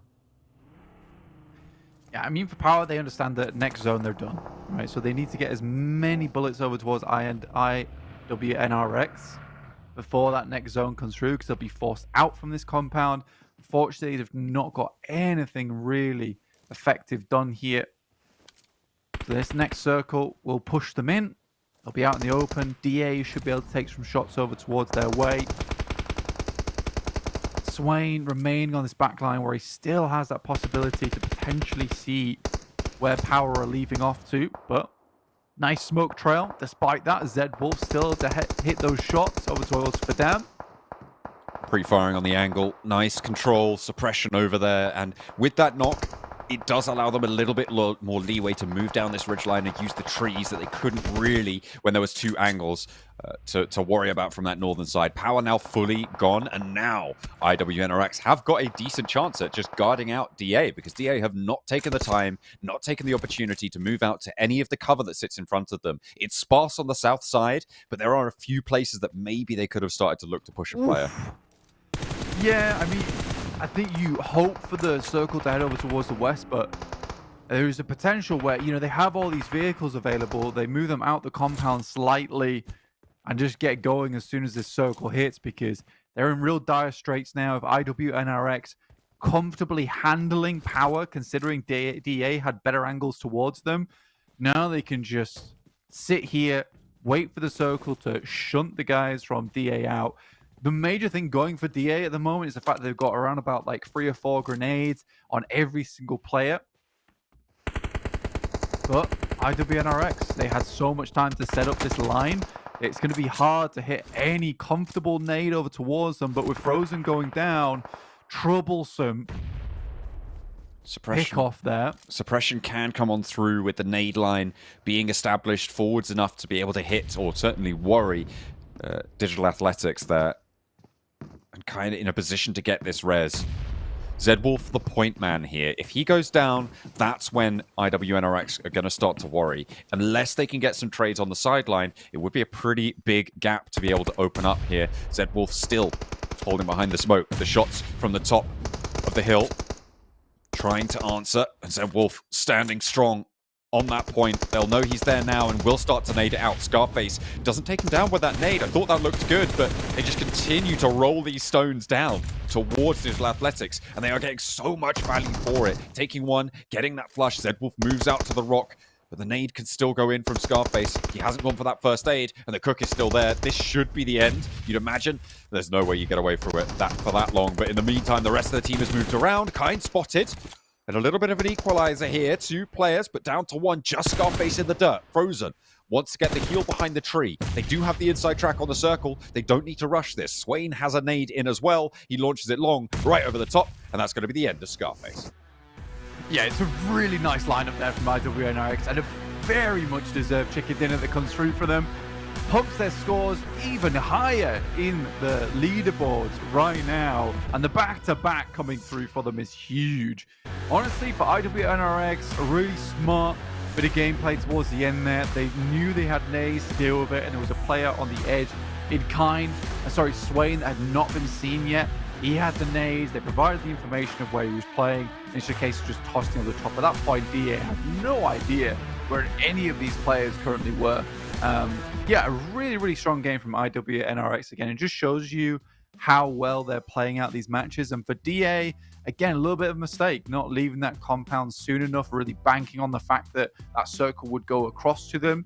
I think they had to push out just a little bit and shunt really IWNRX when they were suffering the most, when that blue was pushing them, right? Get up towards that ridge, deal with power in that moment. So yeah, a difficult one, really. And I think IWNRX just plays the game exactly how it needs to be played from their spot, considering what occurred. Zedwolf, 920 damage. What a game from him. Really, really strong stats coming on through from this team, from the entire team, really. I mean, Swain, obviously, 6 eliminations, those nades pouring on in. I believe they got 12 on the match. That's 22 points. Blank, their record so far today is absolutely incredible. They needed 57 at the start of the day to draw level with Team Spirit. They've almost done that in just 2 matches. It's really great to see them swinging so strong right at the start of today with the back-to-back chicken dinner. When we had that question, who's going to soak up the power vacuum that exists when Group E sits outright, it seems like we've just got our answer. IWNRX are not missing a beat when it comes to picking those up. Yeah, they should definitely now be in the lead right now. Well, not in the lead, but at least in that top 3. Looking down leaderboard now, again, it's the same faces we're seeing time and time again. Football is KAOS, Na'Vi, Fire, Flux, 3D Max down towards this bottom side. And really, I think we can now be disappointed in RCB because they've not brought things back at all. And funnily enough, it's Onyx Ravens who have been the most pleased with today, considering it's taken them a little bit while to really figure out what they wanted to do with these games, but starting to be much more comfortable in taking those engagements, which is so important. If you're not comfortable taking engagement, then you may as well not be playing in the tournament. I mean, that's kind of fair. I mean, you have to be willing to go for these fights and willing to take it as it comes, because they aren't going to let you go with the third-party meta that we are seeing in these matches. Incredible damage numbers from IWNRX there. Digital Athletics as well, having decent oversight across a lot of those fields, doing a decent chunk of damage. Let's not ignore the fact that that's almost, that's almost 1.9k damage, right? Coming through from Digital Athletics, which is a pretty decent result, but it's just completely overshadowed by the IWNRX performance. Yeah, a well-deserved game, like I said, from IWNRX, and it's just crazy looking at the damage numbers and how quickly they fall off there. A lot of damage had to be pumped out to maintain that position they had, and it's the fact that they hold on to all 4 of their vehicles, which really leads them into a nice victory there. But I think if they didn't have those vehicles, it would not be a win for them whatsoever. They need to have that movement. Unfortunately, we're going to move very quickly to a break, but we'll be back shortly. See you soon.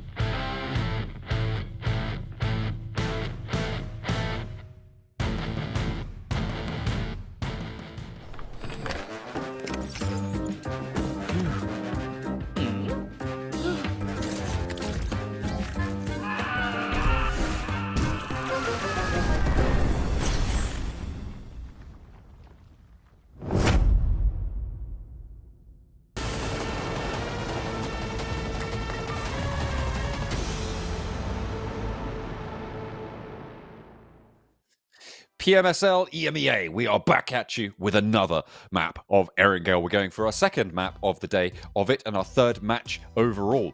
We've seen IWNRX take 2 games so far, back-to-back on the chicken dinners. A third on the cards? We'll have to wait and see. Potentially, Ooh. maybe.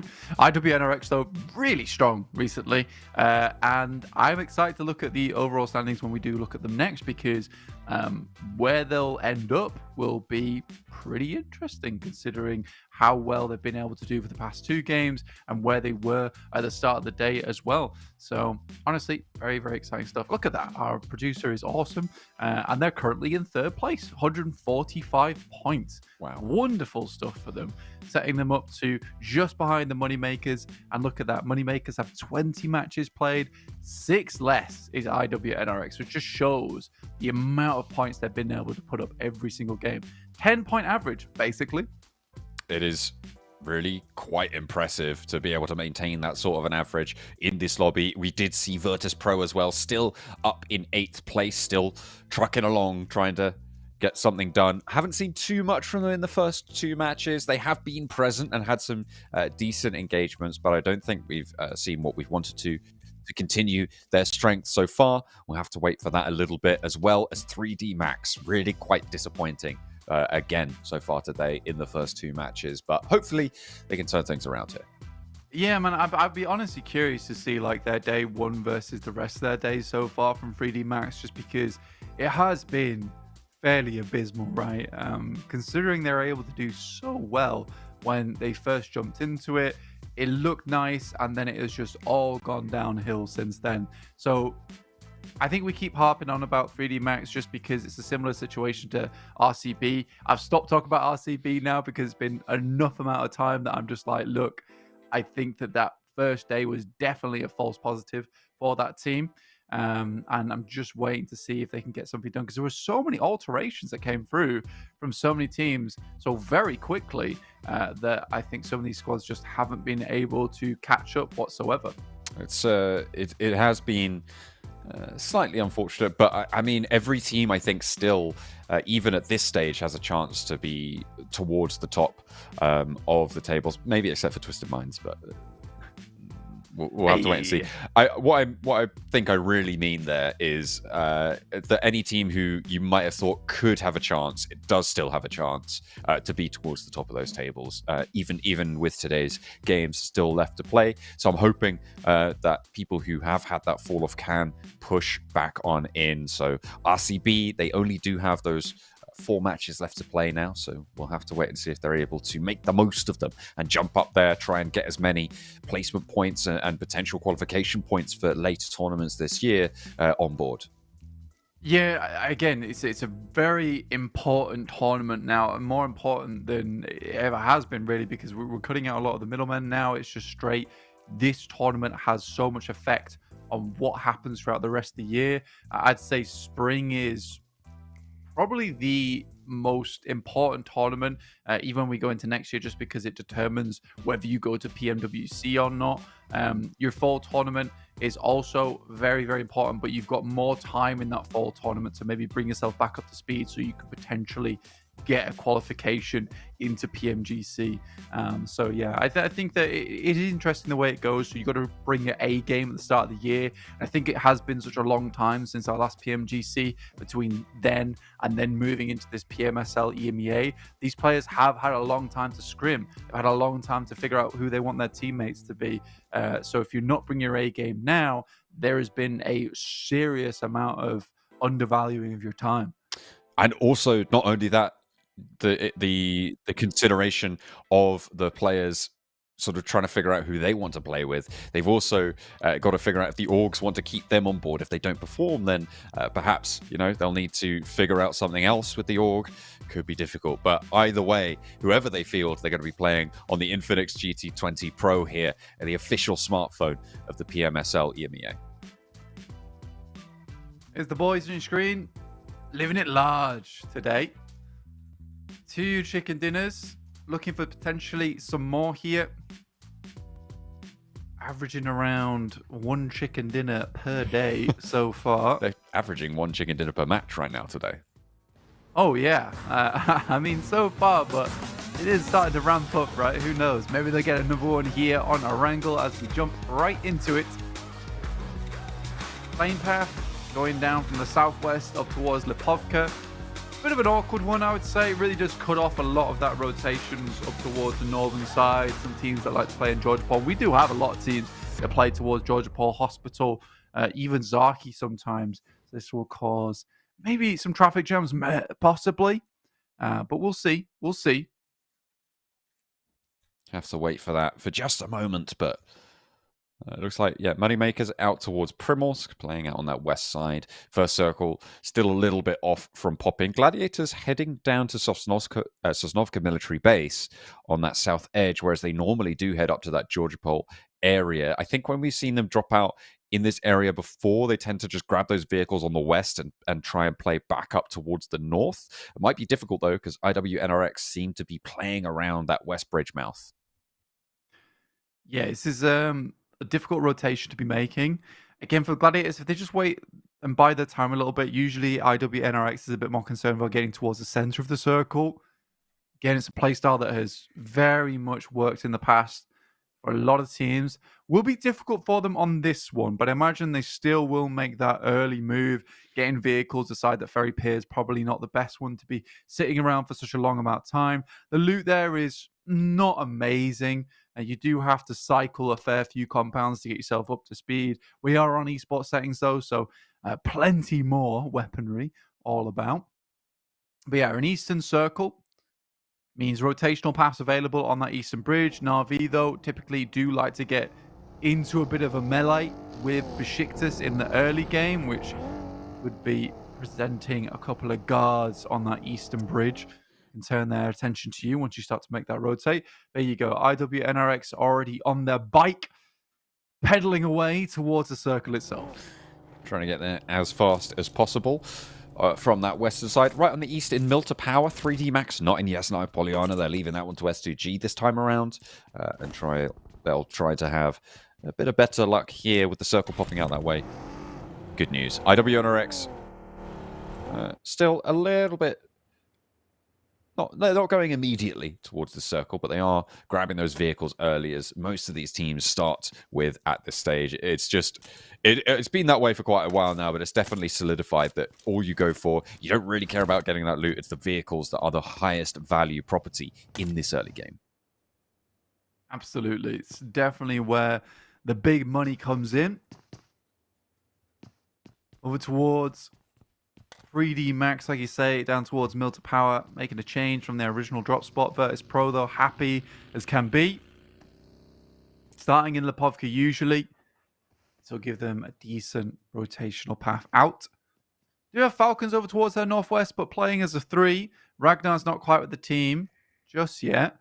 But it's a question of whether Furia understands this. And again, I would hope that a lot of these teams are on high alert right now, just with the way that the plane path originally started down towards that southwest side has forced a fair few teams to adjust their rotational paths and drop spots. There's no squads up towards North George right now.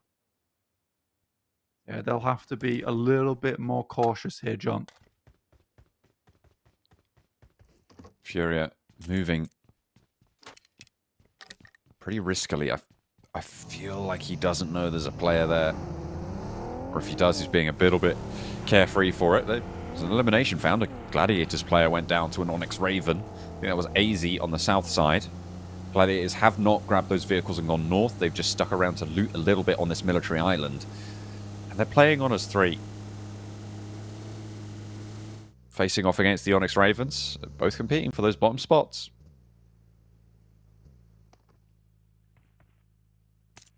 It's painful. Want to make sure you can drag yourself out from there eventually. Heroic. Taking a fair bit of damage here. Ragnarok goes down. That's the 3D Max. In the moment. Now Valo, look for some more. Some good shots from Snowix too. And this is the first start to a game that has gone pretty well for 3D Max in quite some time, John. Oh, you spoke too soon there. Narvalo gets caught. Snowix as well on the crossfire. And Heroic find their feet in the fight. And plant a punch back squarely on the jaw of 3D Max. will spin them around quite a bit. They've lost 2 of their players now. Down to, I believe that's Victor and Rob's left standing. An unfortunate crossfire established. And this is what I was talking about with Heroic. They have, in general, not been performing the best in terms of their overall standings, but there are those glimmers of hope. They had a strong established crossfire. They know how to play off one another, but it just hasn't been put into action in the right places just yet.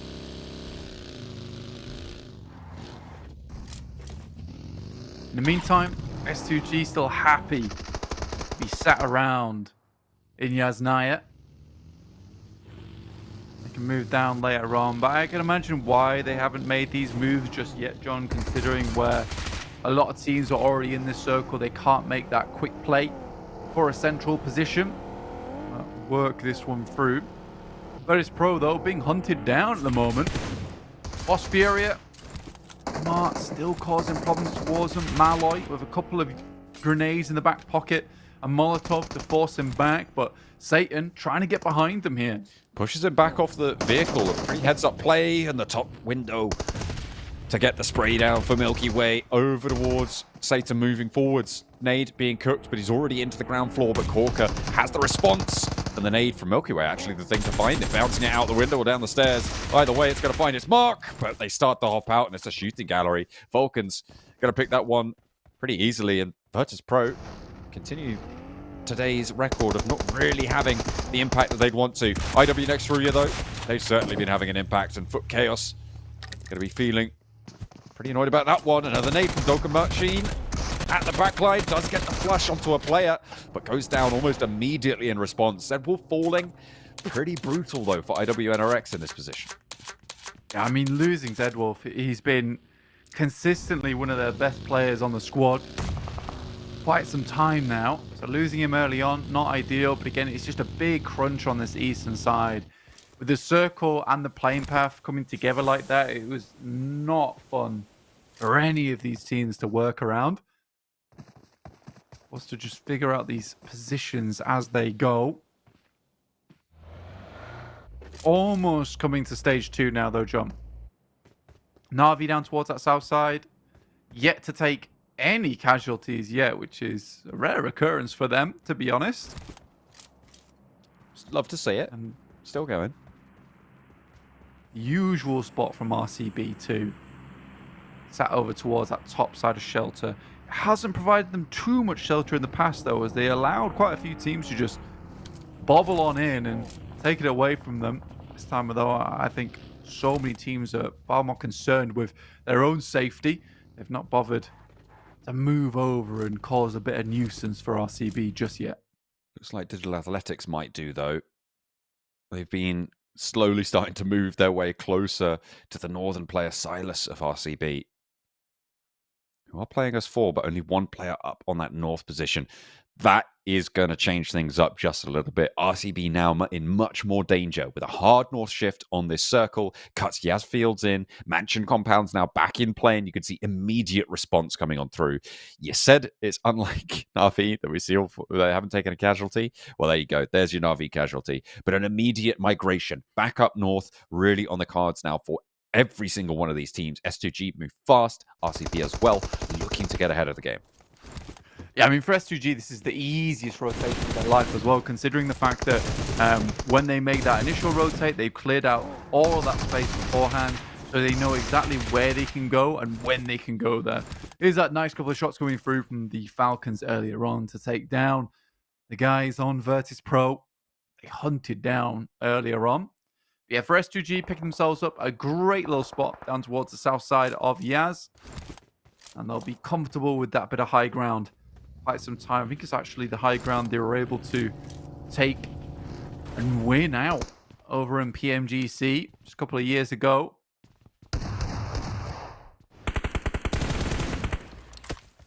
Solke spotted out in the open. RCB pick up the point. FLUX losing their scout player position from the west. Right on the borders now of Yaz Fields on the south. FLUX looking to hold this garage compound. A lot of strong sight lines. If people are able to take up position on the hillside to their north, it can be difficult to hold potentially, but if you don't allow people to get there, it's going to be pretty nice and safe. And fortunately for them, it's going to be very unlikely that a team takes up residence there with Yazfield still backing off. It does make that western rotate a little bit more difficult, right? You don't really want to be heading through Yaz Fields at this point in time. FLUX, though, have to play on that outer edge where there's some compounds to sit around in. Moneymakers, though, seem to be content with trying to just send it fast through that western side on your screen at the moment. They assume because no one's thinking about making this rotation, they could probably squeeze their way through. And this is where the Moneymakers do shine in terms of that mental imagery of how they want to play the game out, right? They assume no one's going to make this rotate. They assume that no one's going to be silly enough to do it, so they'll go for it whilst it's completely free. Spray over towards CEO later for Damar. Not quite connecting, but seeing if you can just back him off that high ground position either as well. Have to figure out where else they can hold on the sightlines. Na'Vi, they've taken another knock on that south side next to IWNRX around that shelter area. Another hard north shift, and S2G have managed to get themselves into a really strong position with their fast decision to make that move up north. It's going to pay off for them. FLUX also moving and immediately transitioning to compounds further in towards Yaz Fields. Moneymakers, however, playing on the west edge of Yaz Fields now. Yeah, likely going to head in towards the apartments underneath in Yaz, actually, on that south side. FLUX, again, this is more of a case of you choose a position on the map that you know tends to do well. Because there's not a lot of options here that are up for grabs still. I think FLUX had scouted out that position earlier. It's inside the field. It's got really good purview of that area. S2G maybe thinking about moving, but opt against it. It's like, if they get the eastern shift on the circle, they have a great game ahead of them. If it gets a western shift on the circle, potentially there's something they can do. But it's more than likely that FLUX or Moneymakers find success on that side. It's a difficult one. This is really a toss-up circle, where you just have to flip the coin and hope that you've made the right decision. Oh, Ali leads the charge over the top. I was surprised that Vigors didn't go down out in the open, but he does get spotted finally. I think it was BEŞİKTAŞ to be able to find that shot, and the rest of the team are just getting torn to shreds. Everybody making those moves early, starting to pay off now. Moneymakers with the clean angle over towards Onyx Ravens there as they try and make their roll up, put them to bed. In the meantime, Gladiators have moved in on the northern edge of Yaz as well, and Heroic are looking to move in on the east side. Yeah, I mean, Gladiators can hold that spot. It's not as ideal as where Moneymakers are holding, but again, like I said, it's a case of you take what you can get at this point in time, because there is not a huge amount of positions here that are viable. A lot of teams that weren't able to find themselves a compound early on are now forced to take this warfare out in the fields, out in the grass.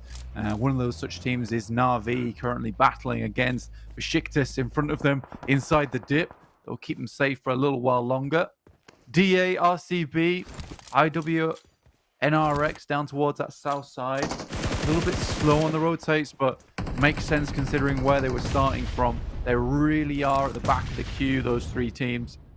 Ooh, going down to a nade, trying to hop into the vehicle to save him, give him a little bit of cover, but it's not going to work out. Lewis launching another. BEŞİKTAŞ really want to keep themselves nice and healthy.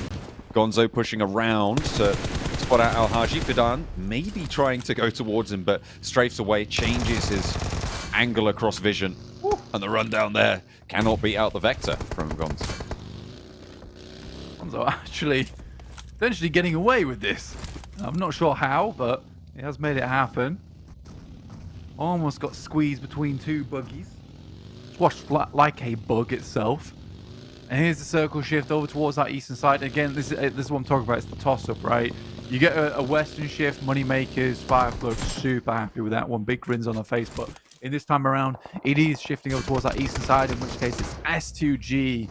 Extremely pleased how things are panning out right now. I mean, what do you do? To be honest, it's, again, another circle where it should be a really, really strong S2G win, right? Unless we have about 18 teams crashing in at the same time, onto this compound, it's even harder than the compound on Sanhok that they were holding to get those crashes. A lot of open ground surrounds it. Everybody's going to have sightlines out towards you if you make that move. And there's only one real path up that you can take to just go for a full send. So as long as S2G hold out on that northern edge, they're going to have a good time. It's going to be really, really tricky for them to throw this one away and not finish in the top 3. That's what we said last time, though, so I don't know. For S2G, yeah, absolutely. This is the correct position to take. So for them, they're ticking all the check boxes in terms of answering the question, right? It's the theory that is fine for S2G. It's in practice where they are maybe not gaining as much of those points as they would like. But again, this position is hard to crash onto, right? You sort of have to go for the parkour play, where you send the vehicle up the backside on the slope, you knock it onto the top of the building, and then hope to God in the midst of the chaos you can get something done. Oh, speaking of chaos. IWNRX flying in, though. This is the second time we've seen that vehicular warfare coming through. They're very speedy. Scarface able to get the vehicle to go up in flames, get that explosion, but goes down in the meantime. Digital Athletics taken down to just one Yekta now, with RCB to handle. Silas close by, the Mini 14 at this range. It's going to be pretty brutal, but swaps the weapon nonetheless. Silas, however, faster on the draw and will be able to take down Digital Athletics. IWNRX wanting to keep their third player up and alive. Might not be so lucky as Frozen opts out the buggy on the opposite side. Power rolling up and on into it. 7 eliminations already found for IWNRX and another strong game. But that nade should seal the deal. Under the buggy, the damage flies. Oof. Almost got the first aid kit off as well. Yeah, for IWNRX, it's just too much. I think a lot of teams realize on this south side that they desperately need to get stuck in towards these third-party engagements. And so many teams are just willing within PMSL EMEA to take these engagements, to take these fights. And I really like to see it, honestly. It's beautiful. Because sometimes that's what it takes. And too many times we saw in the past, in at least PMPL EU, where you'd have 10, 12 teams over towards stage 6 because everyone was very unwilling to go for these third parties. But a lot of teams here want to take the fight into their own hands. Looks like BEŞİKTAŞ went for that play I was talking about earlier, the parkour maneuver. Unfortunately, S2G is quick with it, and they hit the shots. Just so hard to push up to that compound when it's fully surrounded. You can't take your time on the ridge lines. You do have to just fully commit because everybody around you, if you're stalling on those bare hillsides, you're just going to get shot. It's not pleasant to deal with whatsoever. Hard southwest shift does keep RCB on the south edge though, so they'll be happy to play on that one for the time being. Power looks to be falling here. Only easy left remaining. Fire Flux over towards the fields. S2G still happy to play over in heaven. RCB's not done too badly here though. I like some of their third parties, some of the rotates they've made. Held this one down. So many teams forced to play out on the edge though, and it really has just been S2G king of the castle towards the center.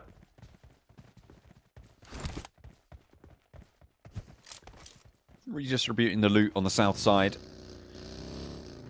I think RCB are thanking their lucky stars because they were planning their next move and thinking, I think we're just going to have to go to that compound and see if we can send it. Heroic have made that decision to try and make that work, but immediately Kelsey popping a volley of nades down. The bombardment continues. That looked like it was right next to Hassan, but maybe had some cover from a vehicle or some terrain there. That one goes a little bit short. Sakura healing up in the vehicle, trying to stay covered off from those alternate angles. You've got to think Vulcans are going to spot this heroic position out. Maybe Gaith takes some shots out their way. And you can see, yeah, it is actually Satan who spotted them as well. But unfortunately, for the heroic team, Moneymakers have spotted Satan on that off angle. Yeah, only just now moving out from the apartments in Yasnaya. I think they realized that they wanted to keep things very much quiet for as long as possible. They knew the third parties would be absolutely rampant in a circle like this, of everyone wanting to vie for a little bit of position for themselves. Demar looking to send some nades up towards S2G. It's hard, but that could do a fair bit of damage. Luckily, S2G all run back just in time. Icy spotted by S2G. Now's the time for a third party, though, from the south side. It doesn't look like RCB want to go for it. FLUX are slowing down Moneymakers on that northern edge.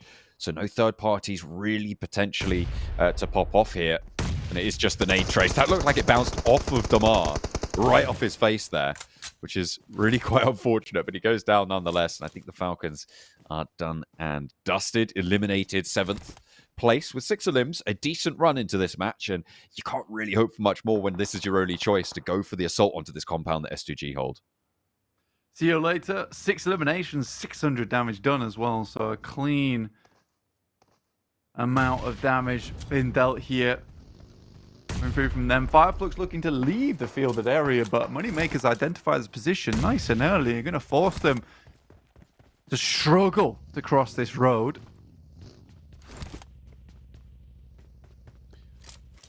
Trying to marshal the vehicles now. FLUX wanted to get out from under the thumb of the Moneymakers out to their west, but Power slowing down both FLUX and RCB at this stage. Both of those teams would be very happy if they could get rid of those 2 players from Power. Kante and Easy.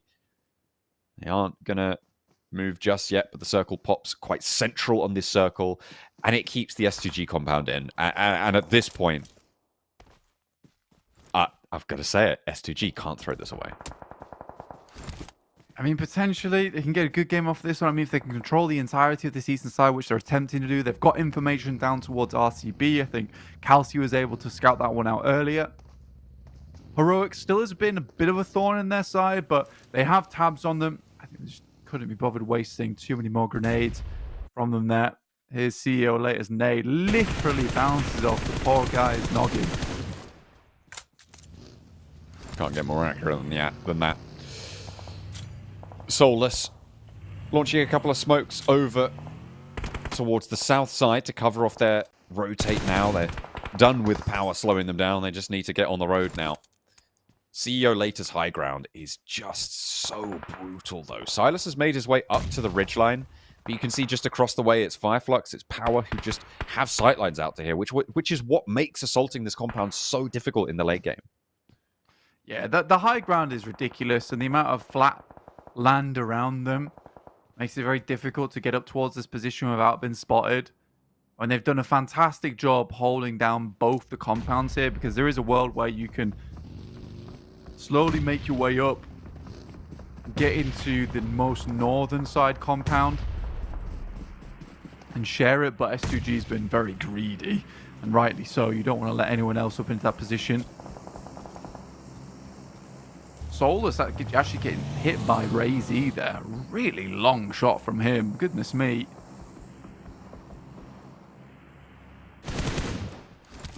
Ray-Z just with the angles there. The Mini 14. Perfect for this scenario. Conserves more ammo than spraying long range with the M4. And with everybody at arm's reach is the perfect position. What? But Silas arcs a nade onto CEO Later, and immediately RCB respond. Look at this rotation. They send around. They are going for this, and they kind of have to. It's the only time they can do it. Luxy goes too far. He goes down. He goes completely out in the open. If he'd have hopped out on the roof, it might have been a different story, but that is disastrous for RCB. Silas spun around as well, wild into the sightlines, and Ray-Z just tears them a new one from the off angle. Kelsey there for the backup. Only CEO Later going down, but they drop it back off the roof, get that res. Players from S2G just moving straight back on through, and they threw it all away. It started with a comedy of errors that launch up to the rooftop. Luxy flubs it. I mean, it's the right play. But yeah, he went flying through the air. Broke both his legs on impact. So sad as well, because Silas opened up for him easily. Look at that. The remnants of failure. Oh dear. On that jump. So close, but so far. It looked so cool. Yeah, he did well. Honestly, though, I am sad for Silas there, because he had made such a good play. The opening grenade into the second pickoff as he immediately responded. I mean, a 2 knock into what is effectively a 2v4 wipe. Pressing, say the least. In comes the Moneymakers. CEO later, though, opens with a nasty nade onto Icy immediately. Just putting them back just a little bit.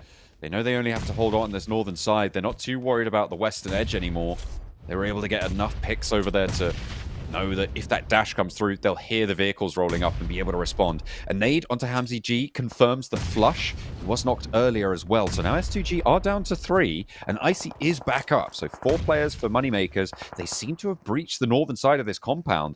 Once every other team has been dispatched from their off angles, they might just have that better chance that they were looking for. I mean, for the Moneymakers, this is definitely the moment. 12 elims here for S2G. They've done a marvelous job holding on to things. Kante almost makes it across. Ketch, final player last alive here for FLUX. Not for too long. Kante could be the backstab potential, but they're in business with S2G, and I think slowly but surely they are falling. Just Razy looks to take down Kante. Get himself a 3rd place would be phenomenal. Moneymakers doing a lot of work in the compound. Razy wants to take down Kante, confirm themselves, getting up into those top 3 at least. Still a solo player in Ketch for FLUX on the off angle. They know Razy's over in this area as well. They've dealt with the rest of S2G. Moneymakers really, really effective. They played the perfect time to roll up to that compound. Once the teams on the west had fewer and fewer players, that gave them the freedom to take this fight. Old boy up the top on the roof will spot Ketch. Now it's just Razy versus 4. Yeah, it's a great gambit coming through from the Moneymakers. 4 bullets on the S12K. Not ideal. Drops a little gas can there as well for maximum impact. Okay, pushing into the smoke, stepping into the blue, trying to swap it around. Razy gets 1 point, plays around another smoke. The reload on the S12K, pretty rapid. The nades start to come on through. They don't want to get a little bit overzealous with this one. Certainly if they can avoid it. Icy maybe going for the same path, but the smoke clears, and immediately 2 players line him up and knock him down. The Moneymakers find a chicken dinner. Match number 3. Yeah, nice and patient from the Moneymakers as well. Good wrap on the western side early on. So good at identifying where there just isn't a lot of teams. They get that wrap, get the south apartments, they wait in there as long as possible. It's a very safe position to play in, and eventually make their way down towards that eastern side after all the carnage plays out. S2G just running out of gas there at the end. The Moneymakers, they capitalize on that moment and catch up. Absolutely. A really strong rotation, a really strong take on that compound coming through from the Moneymakers. And that's kind of what we've been singing about for that team for the last while. You're right. Have you seen the light? I've seen the light. The light's on. Excellent. But yeah, absolutely brilliant take on that compound that we thought might just be undoable, that they were able to execute on. But still, a lot of eliminations for S2G in that match, and a lot of power, like you say, just running out of gas in the end. 20 points apiece, and you can't say fairer than that. Yeah, I think for the Moneymakers and S2G, it's a success either way, because the Moneymakers, they lack on the eliminations because they have to wait in the wings for such a long time. Still getting 10 there is fairly impressive. But for S2G, I think a 2nd place or a 1st place is ideally where they wanted to end up, and a 2nd place is by no means bad for S2G, just because they held off so many teams, were able to accrue so many eliminations. This is still a good game for them. And I think that they'll be happy with this one. Power Esports for the first time in a while, though, getting up to 3rd place with Kante's little run in towards the end there. Nice stuff, nice stuff. We also saw IWNRX getting 7 points on the match, which sounds like mildly disappointing when you compare it to their first 2 matches, but still 7 points in a game is a really consistent way to play. So the fact that they've been able to get 2 chicken dinners and then come back with a 7-pointer, really, really great stuff. On the bottom page, notable entrance, again, 3D Max. I know you said you're not going to talk about them, and Virtus Pro as well, still just not quite having the same power as yesterday. No, not really. Again, yeah, for IWNRX, 7 points after 2 chicken dinners. I'd be pretty pleased with that, to be honest. If you're able to do that every single day, get a couple of chicken dinners, then 7 to 10 points every game. It's very hard to catch up to a team like that. I think a great example of that is Vampire Esports from the past. Just accruing points and points every single game. Even if they weren't getting their 20-pointers, 25-point games, they were still getting 6 or 7 points a game, which made it very difficult to catch up to them because they were never lagging, right? It was always a case of they were either walking, jogging, or sprinting, but there was no resting for that squad. And there seems to be no resting here for IWNRX. So they read the assignment and they perfectly responded. So well done to them. Bit of tortoise and hare action going on, but that's not to say that tortoise can't move on out when it needs to. They have been just time and time again putting those numbers up, probably quite quietly compared to teams like Team Spirit, given that they did start at that fewer match total sitting out the first day. So they are maybe sneaking up on these overall standings, but they are taking the fight to the top of the tables. We'll see if they can continue to do so after the break.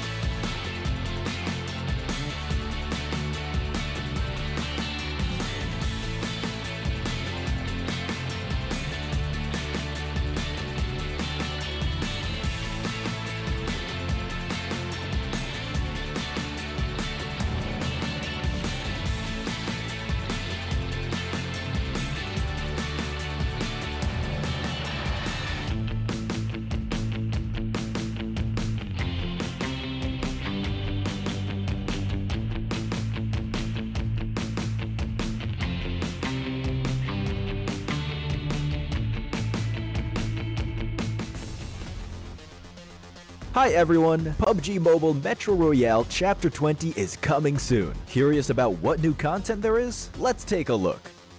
Our focus for this update is on bettering your gaming experience, so we've added a series of improvements. First, we've added quick action functions. Starting now, you can tap to repair all items at once on the loadout page, and you can open multiple gift packs at once in your inventory.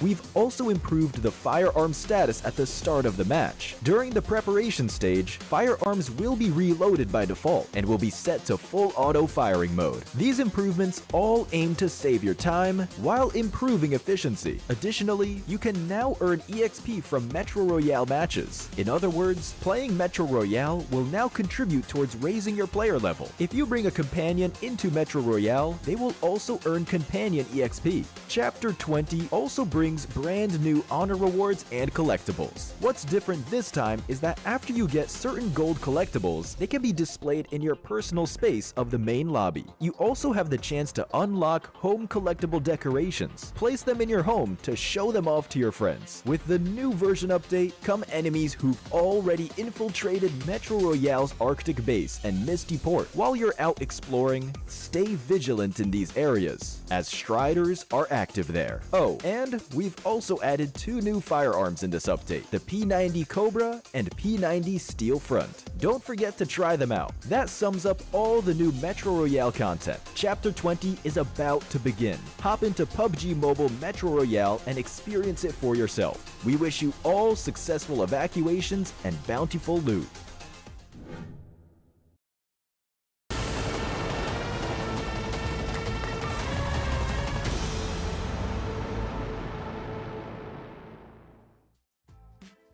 Welcome back to the PMSL EMEA. We are getting underway very soon with our punctuation mark of today. We are going in, of course, with the TDM challenge from yesterday's MVP, which was Malloy from Virtus Pro, to face off against Na'Vi, their decided challengers.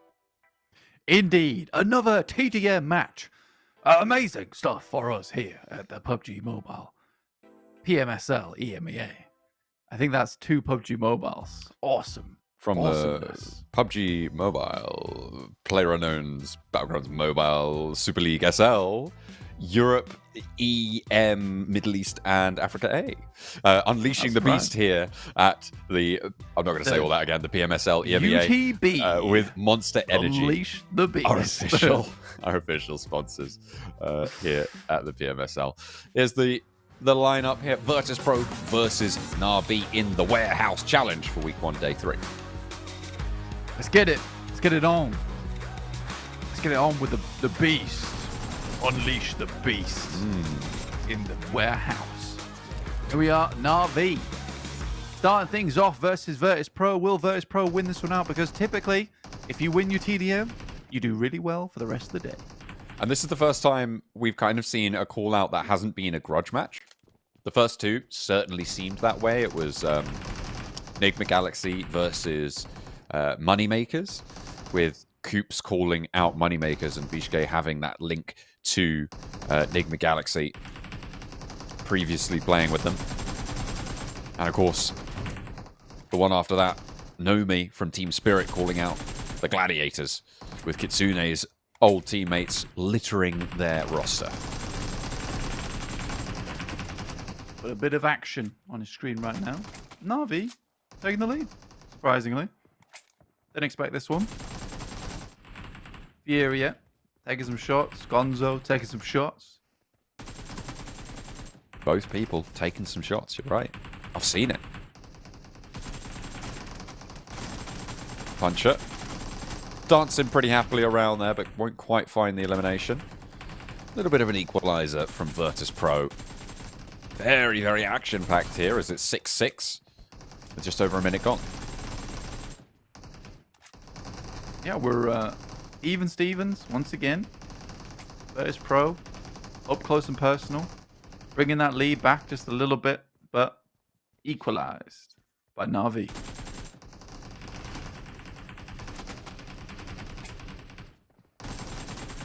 I think something you said earlier was quite interesting, that Na'Vi, you don't really expect them to be as strong in this one. And I think to an extent, I kind of agree with that, right? Because you've got them sat right down towards the lower end of these tables. But when you take away the surrounding context of playing in the entirety of a PUBG Mobile match and the entirety of all of those teams that surround you, with the complexity of rotations, when you remove that, it does just come down to raw gun skill. And I think some of the teams down towards the bottom of the tables certainly do have a lot of power in the back pocket, but it's just that they haven't been putting themselves in the best positions in order to bring that out. So maybe Na'Vi are going to be able to find something, but so far it has always been the MVP team. In this case, it would be Virtus Pro who's been able to take this one home. Yeah, man. Might be time for an upset. 15-14. I mean, yeah, you're right. This is basically not PUBG Mobile. How good you shoot.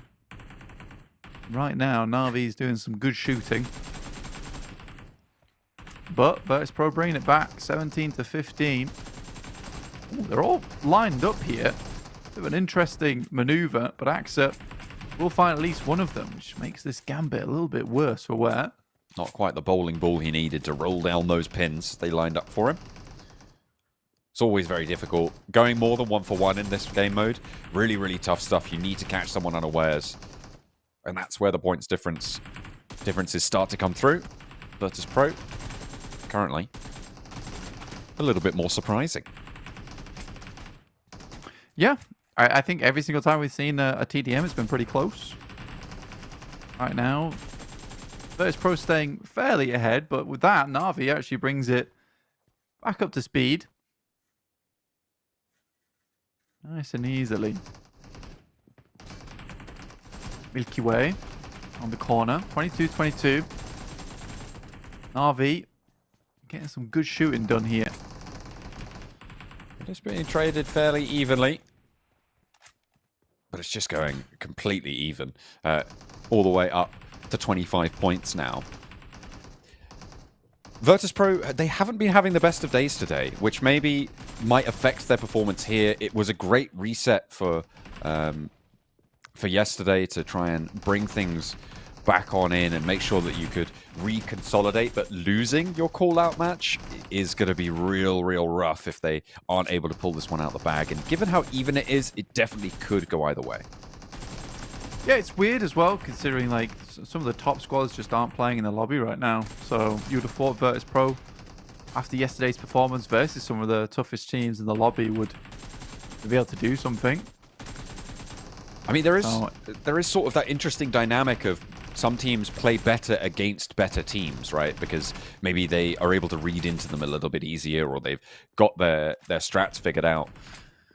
Perhaps that might be what's going on here with Virtus.pro. We'll have to wait and see for the rest of the day. I'm pretty sure... Yeah, Furia, 13 eliminations for Virtus.pro right now, carrying them on his back. Yeah, he's an extremely good player when it comes to mechanical skill. Almost evened it out, but just dodged away. Now 34 points for Na'Vi. Ooh, this could be our first upset, John. Bringing it back. Corker still healing as well. No trades sent off there. AXA still on the forward blocks. With 4.5 minutes left, 6 points for either team would do it. I think we're going to go to the 40 rather than the 10-minute timer. Milky Way, Malloy. Shots off against AXA. Puncher trying to break out wide as well. For that challenge, 6 has his backup line as well. Furia breaking out, looks for the shots to the back line. Puncher wants to bait him through, but they're trading it, taking it in turns. Seeing who runs out of ammo first. Beautiful lineup from Furia there. And 36 now, 4 points remain for Virtus.pro. Yeah, damn, 14 eliminations for this guy. Once you get to 36, it does become a little bit more difficult for the enemy team because it's just a one full squad wipe, right? So, typically don't want to go down. And Furia is still popping off here. Some great pre-fires on the angle. Puncher decides not worth it. Let me try and take the task to maybe a slightly easier fellow over on Virtus.pro, and they do find Milky Way off the back of that. Corker spotted by Puncher. Not willing to continue the trade. 3 points needed for Virtus.pro, but like you said before, 36 points achieved by Na'Vi. All they need is to find one onto everyone. But those one-for-one trades go the way of Virtus.pro in the end, so they need more than that. Furia should have seen AXA popping out there. They'll know just what's up. Malloy waiting for Puncher to peek. He's not going to be given that opportunity. Everyone's slowing things down. Neither team wants to lose, obviously. Furia, though, is being held down by 2 players, and the rest of his team just cannot compete. It'll be very sad if Virtus.pro lose this after all the work Furia's put in. Up to 38, 37. Ooh, evened out. Back and forth, 39 for Na'Vi, but it's equalized almost immediately. It's the golden elimination now. Next one wins. 15 points on the board for just Furia alone on Virtus.pro. The guy has been popping off so far this match. AXA playing up close with 1 point in it. Nobody wants to step too far forwards. Nobody wants to give the game away now. AXA playing behind those blocks.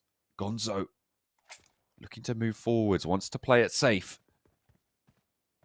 Doesn't want to step too far in, but neither does Virtus.pro. That right-hand side here that we're looking at on the east, just so chock-a-block with Na'Vi players. Really difficult to move through. Yeah, I mean, we removed grenades, so camping not really more of a viable opportunity, really. Playstyle. You can't clear them out from these positions, sort of forced to take the engagement. It really will be until someone makes the play, right, to push onto one player, but whoever attacks is at the disadvantage. So sort of wait it out. I'm not sure what the rules are if it goes all the way, but Milky Way making a mad dash forwards. You've got to think that Na'Vi are looking for something there. An angle, anything, a shoulder. That's all it's going to take. Furia starting to try and bait those peaks out as well. Puncher spotted. Furia takes some damage on the sideline, and it's... Ooh, is that... Yeah, it's Na'Vi. Puncher from the top rope, able to take the final elimination there. And Virtus Pro go down in their call-out match. For the first time, it doesn't go the way of the MVP team. Nice. It is a thumbs up for me for the first upset. 39-40. Very close, down to the wire. Again, like I said, it's really difficult. If you're the attacking team, you're sort of at a disadvantage there just because everyone else could post up in their positions and no nades to get rid of them out those spots either. Does make things very difficult. So it's kind of a toss-up once you get to the 39 position of whoever goes first. So respect that Virtus Pro actually decided to try and take it to Na'Vi. Less respect for Na'Vi because they were dirty campers. But yeah, overall, interesting. Interesting dynamics. Na'Vi taking that win on the TDM and $500 to go with it. We'll go to a break. We'll be back with more Erangel.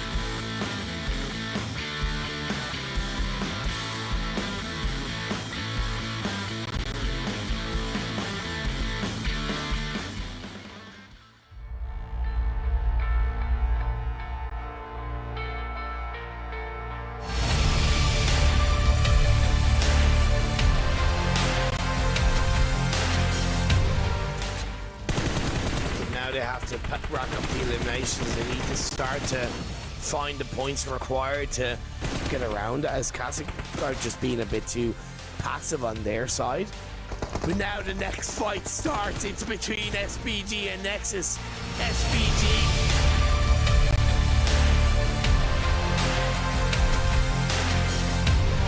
first-person perspective, pushing in 2-on-1 play. Kasune tries to find it. Bazu Blue's on fire through. He gets one. He's got a swap. Kitsune going on around him. The last player of Big Baby probably gonna go down. He takes a ton of damage, and that's gonna be the shot stop.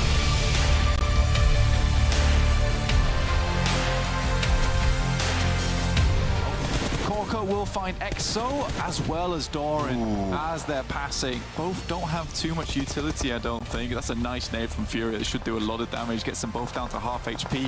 One more nade left in the pocket. They're just going to deny. Victor burns himself away. They want the challenge short.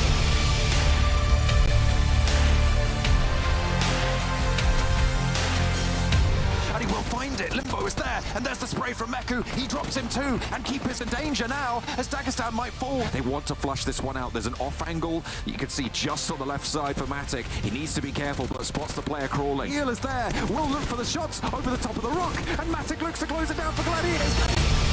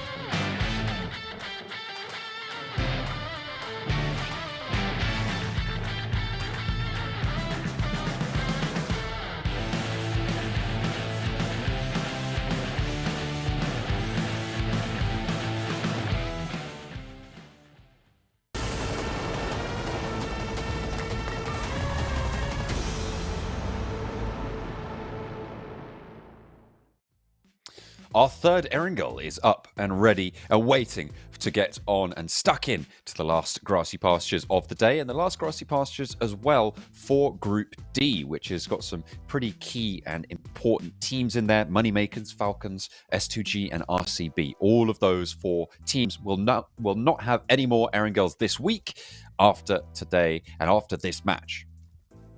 No, so for them, it's very important to be picking up as many points as possible here, or they finish off their day for the week.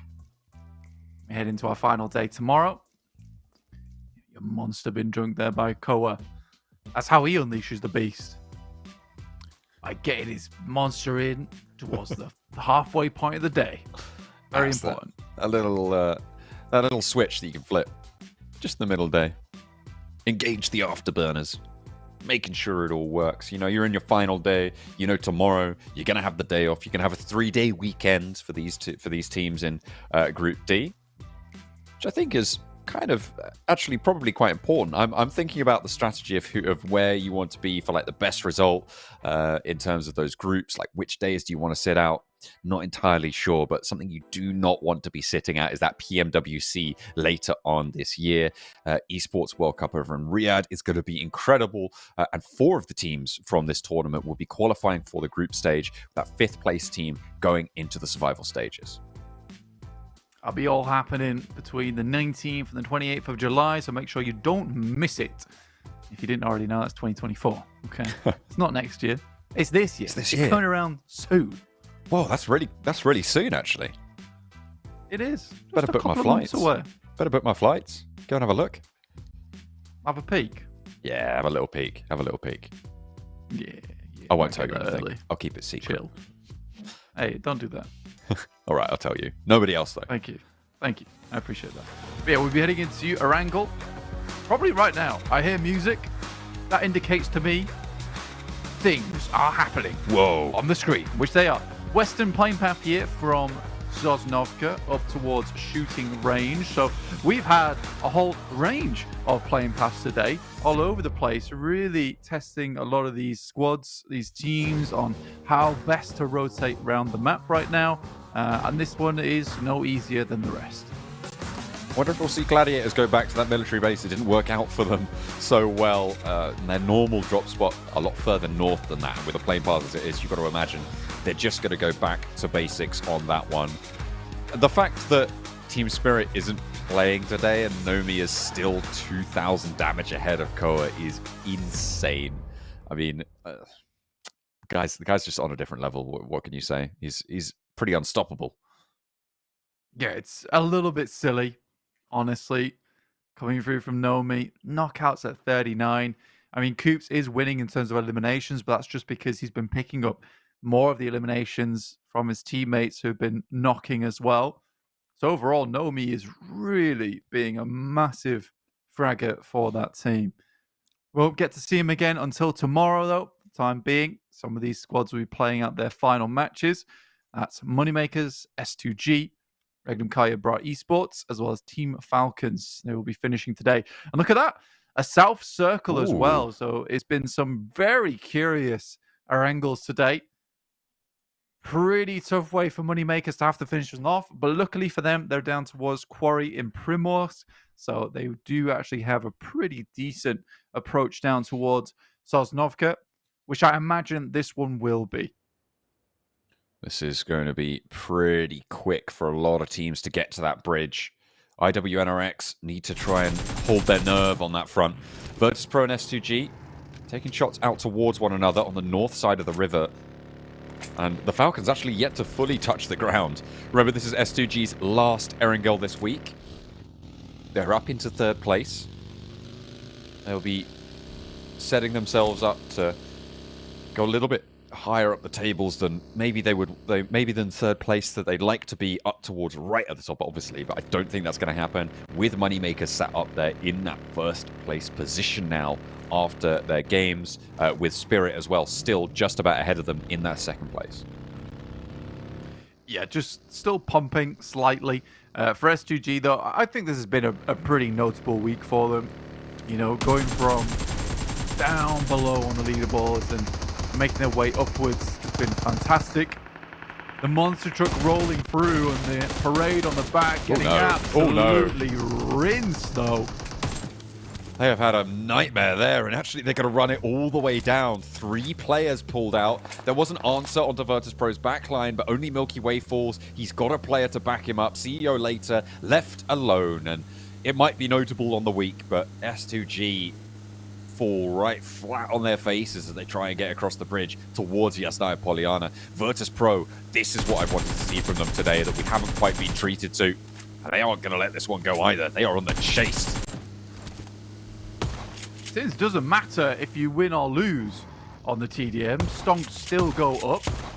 CEO later desperately tries to jump into the window, but will be dispatched by the squad of Virtus.pro. 4 eliminations and not a single elimination taken in return. Published KAOS will find a shot over towards IWNRX, who haven't really been having the most amazing of games past their first 2. I mean, well, so, they didn't have the most amazing previous game, let's say. They still got 7 points, though. I mean, it was... Come on, mate. It was pretty chill. Oh, mate. Don't do me like this. Do you want to try that one again? Or should we just move on? Don't put that evil on me. No, let's move on. Okay. Well, wipe the slate clean. They've managed to go down south past that bridge, but a lot of other teams made that move early as well. I said they needed to hold their nerve. They've lost a player early in the form of Swain, who I think was one of their heaviest hitters over the course of today so far. So not the greatest player to lose, but still playing as 3 on that western side where the circle is likely to end up shrinking towards.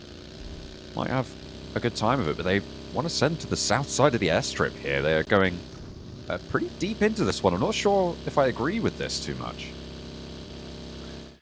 I mean, I think for you as IWNRX right now, you just want to get to a position where you can happily stay for the majority of the game. I don't think that they have the numbers anymore with losing Swain to hold on to a significant position over towards that north side.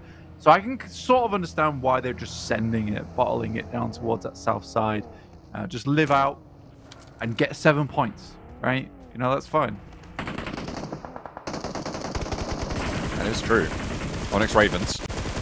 They've changed their tune a little bit today, pulling 2 players out of KAOS's car. I should be able to confirm those fairly easily. Flush is starting to come on through. Ali bumps him down, puts 2 points on the board for the Onyx Ravens.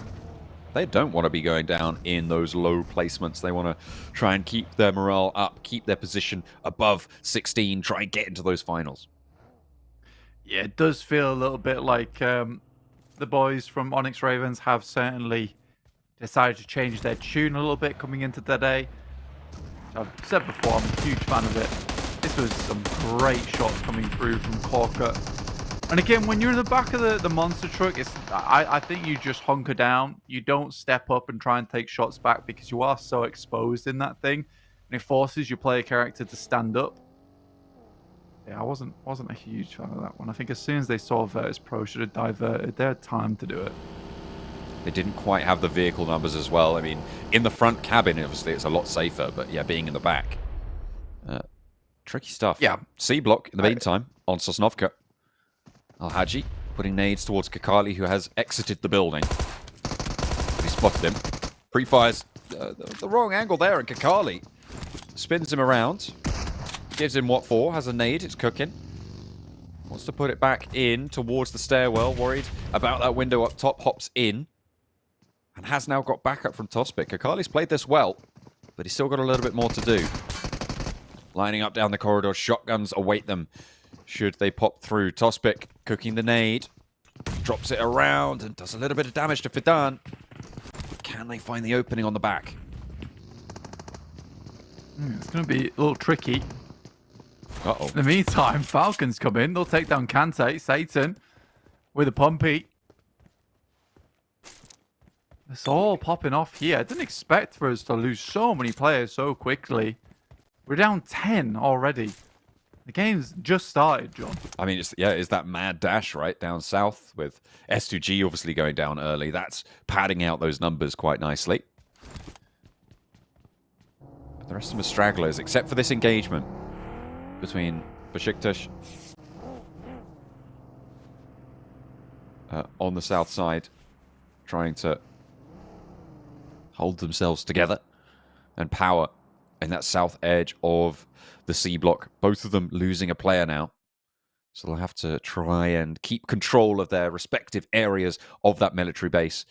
IW Next Ruya did go back to where they originally were, by the way. They have now sent back to the west side of this circle, despite vacating it earlier. And thank God they did, because look at that shift. It is right on the west coast. I think you said we've seen a lot of early eliminations. I think we're going to see even more now.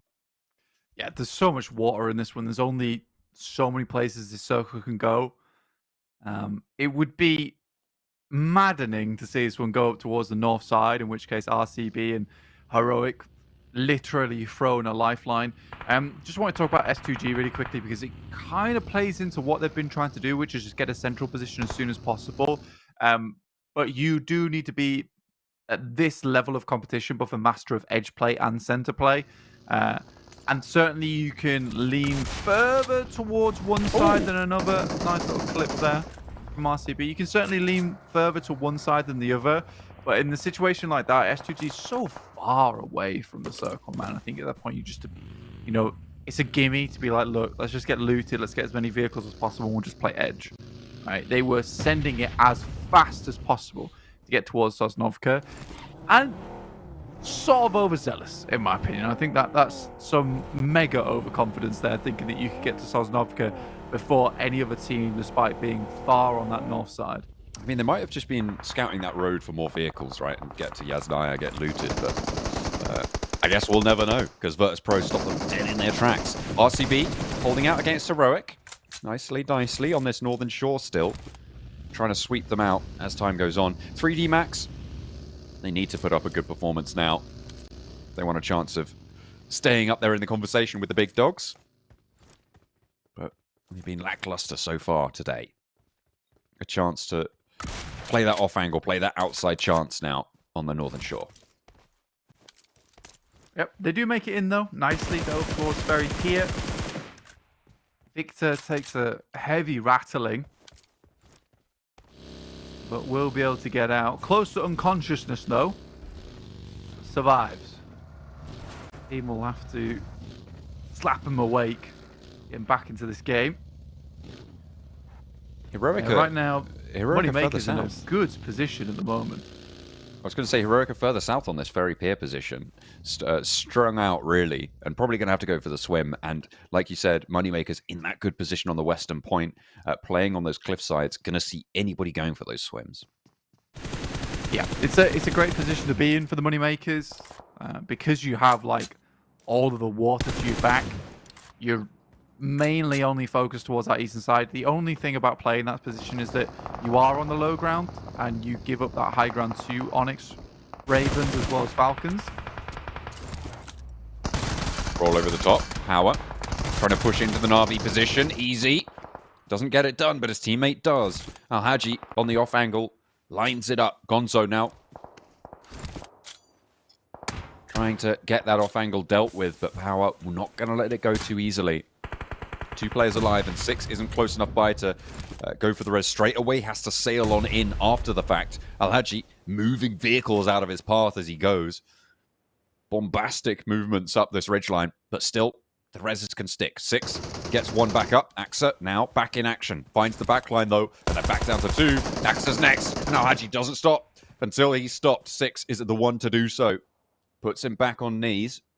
And it seems like an off angle is going to deal with the rest of it. That is going to be Digital Athletics finding the third-party angle, and Power go down to Na'Vi. Sort of surprised that no one's moved down towards that position to have a little gander. What's going on with Na'Vi? Yeah, very close to death there. FLUX out on that eastern edge, pushing their way in. That's an unfortunate crash there. But it seems that these guys definitely heard what was going on. Look to finish the business that Al-Haji started. With only Axa now left remaining, the smoke blooms. He's on his tail turned and running up further north, but that's going to be straight towards Digital Athletics. I don't know how much further he's going to be able to go. You've got 6 still close to FLUX. He takes some shots, but they're already just behind the dip. Up the coast they go. And towards Influence next. Ruya. Frozen's on his own, though. Might divert them on this. They're right up to the rock. He needs to find the knock. Does, in fact, manage to get it. And now he can turn his attention to the other players rolling up from FLUX. The rest of the team need to suppress the angles, too. IW next Ruya here. It's a great position to hold. Frozen's got to be careful. Doesn't want to force his teammates to come have to pick him up because currently they're holding down the compound on the south side. Losing that would be pretty catastrophic. But they understand that because Lux has been knocked so close to him, doesn't really want to let them get the res for free. Just holds them on this angle. Peeks up and down. Virtus Pro taking out the vehicles of Na'Vi, and on the southeast they swing in late to the circle, and it looks like Na'Vi might just be completely down. Gladiators, they're still in the game. I hadn't given them much thought as well. I think they're coming in very late from that eastern side as well. Yeah, there's a lot of opportunity to rotate on that eastern bridge. Just hadn't quite seen it on the feed here. But yeah, a fair few teams decide to make that rotate, FLUX included. Yeah, Frozen's done his job now. Doesn't really need to do too much more. I think they can back off at this point. With the blue forcing FLUX into an awkward situation. Nice double spray down coming through from Virtus Pro. What? Some shots from Malloy there. Disgustingly accurate. Stings them. Furia. Close. Trying to get personal with Matic, and there's the nade. There was one sent back over to his team, though, and that's going to take Milky's way out. Really unfortunate. Some shots from Digital Athletics, who are finally moving into third party this. And Virtus Pro having their day somewhat ruined there. The nade on his deathbed from Matic of the Gladiators, giving them what for and causing them to be pushed down to just Furia. 3 eliminations on side for him, 7 eliminations for Virtus Pro, and a good result. Hard north shift on the circle. Yeah, good total result here for Virtus Pro regardless of what happens next. I mean, it's not likely he'll live for too much longer. There is not a lot of area to play in. Interesting circle that moves up towards that northern side, encompassing a lot of water. You're likely to see some of these teams on that northern edge be able to live for some time, or maybe even swim out towards that eastern side. I mean, if you're 3D Max, you got some vehicles. At stage 4, it'd be risky, but you could cross the bridge, technically, on the eastern side. I guess you could. Would take quite a while in the blue. You're rotating for around 700 meters there. It's doable right now if they want to go for that rotate. But risky. They don't really have the info on the other side of the bridge to know if they can confidently find a spot on the other end of it. Maybe safer just to try and swim out and play late into this circle with the water.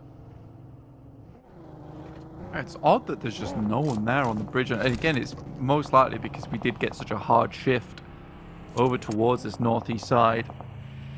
The swim could come through on towards the bank. But yeah, there's a lot of angles there. Depends if they've got boats, maybe. I think they're just sending the cars into the water there to get as far as possible. Moneymakers, Icy goes down, and from the Onyx Ravens, no less, who are, you know, making some moves today. Certainly are. They are putting their best foot forwards, and it's what you need to see from a team towards the bottom of those tables. Getting a couple of points a match could be great news, but, I mean, you look at Gladiators getting 3 points, Na'Vi getting 3 points as well.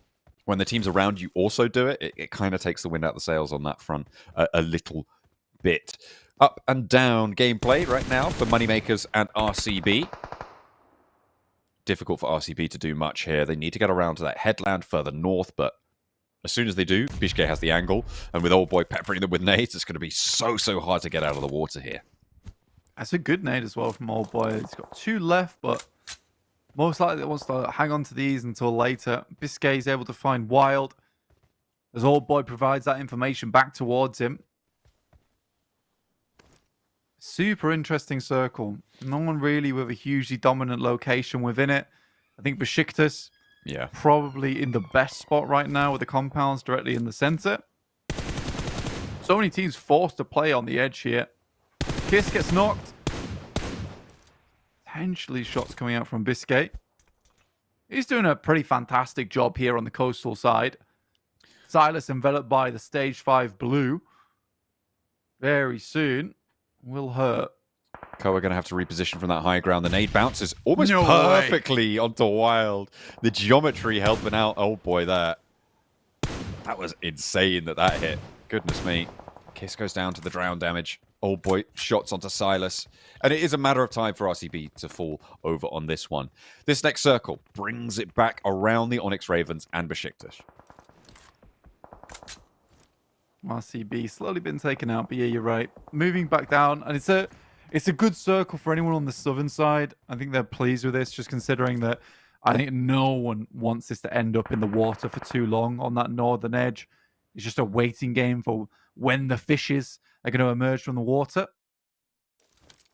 INFINIX Ruya surprisingly have lived this one out for quite a while. 3 players chilling on that east side. Zedwolf heads over towards the high ground. Have a little bit of information. Wild is not long for this one, for sure. Neither Silas. He did get knocked earlier. But Heroic is starting to make landfall on the northern side. So's Ketch from FLUX.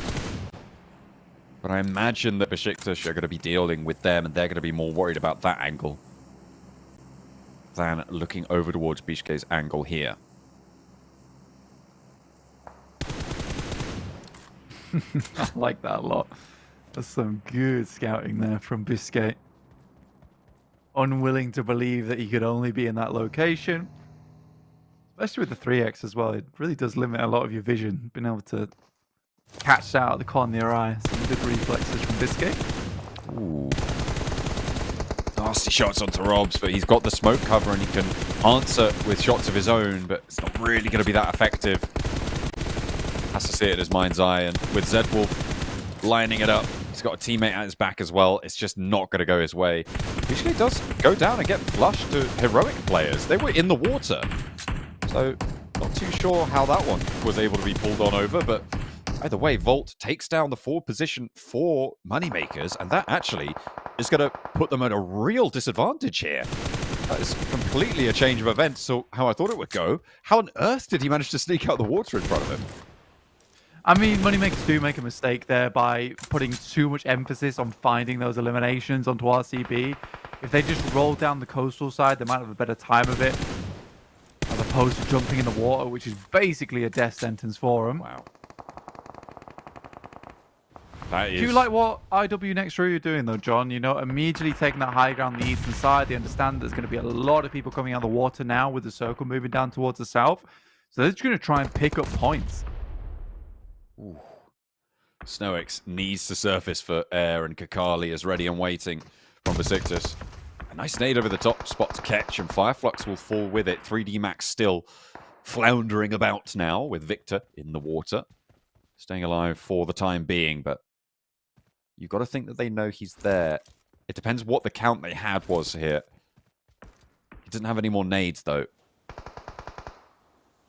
And we'll have to take a pause. BEŞİKTAŞ still chilling in this compound. INFINIX Ruya needs to start figuring out how they want to clear out this south side. BEŞİKTAŞ also similarly in a situation now where they're realizing that at some point they're going to have to leave. Same situation for Onyx Ravens down towards the southwest edge. So it's a very curious circle in the sense that sort of opens this up to be anyone's game now, even from the outside edge with the Falcons that have just been circling on that south side. Only 3 players on any team right now. No full force squads. So diminished sightlines all around, really. Volt trying to dodge the nades, but finally takes a little tick of damage. Onyx Ravens wanting to control this west coast and sweep around, swing through that northern edge. Falcons try and make their approach, but immediately rebuffed as INFINIX Ruya take down their backline, force them to regroup.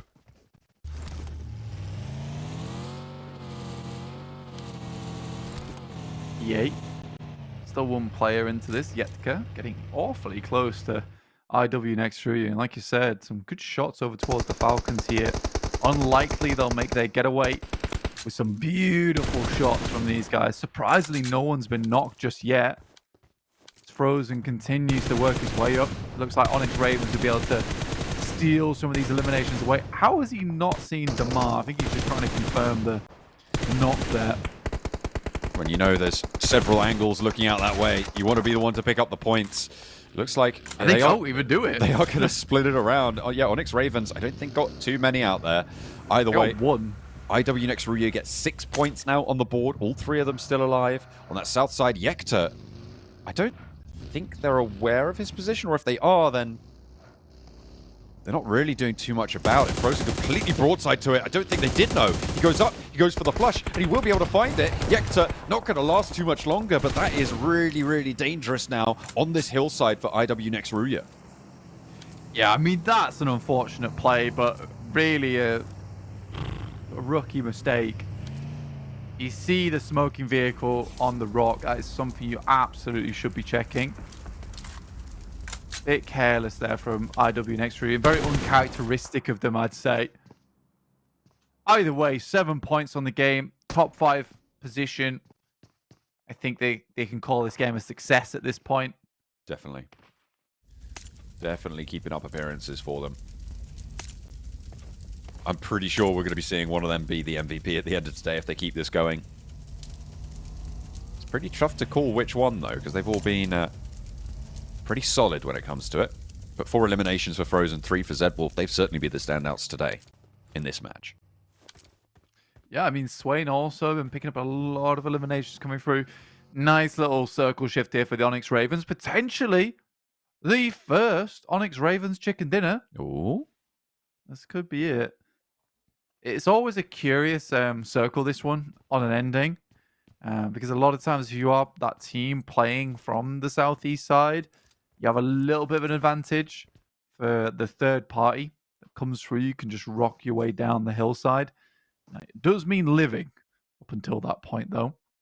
BEŞİKTAŞ refusing to move, though, is odd. It does feel weird.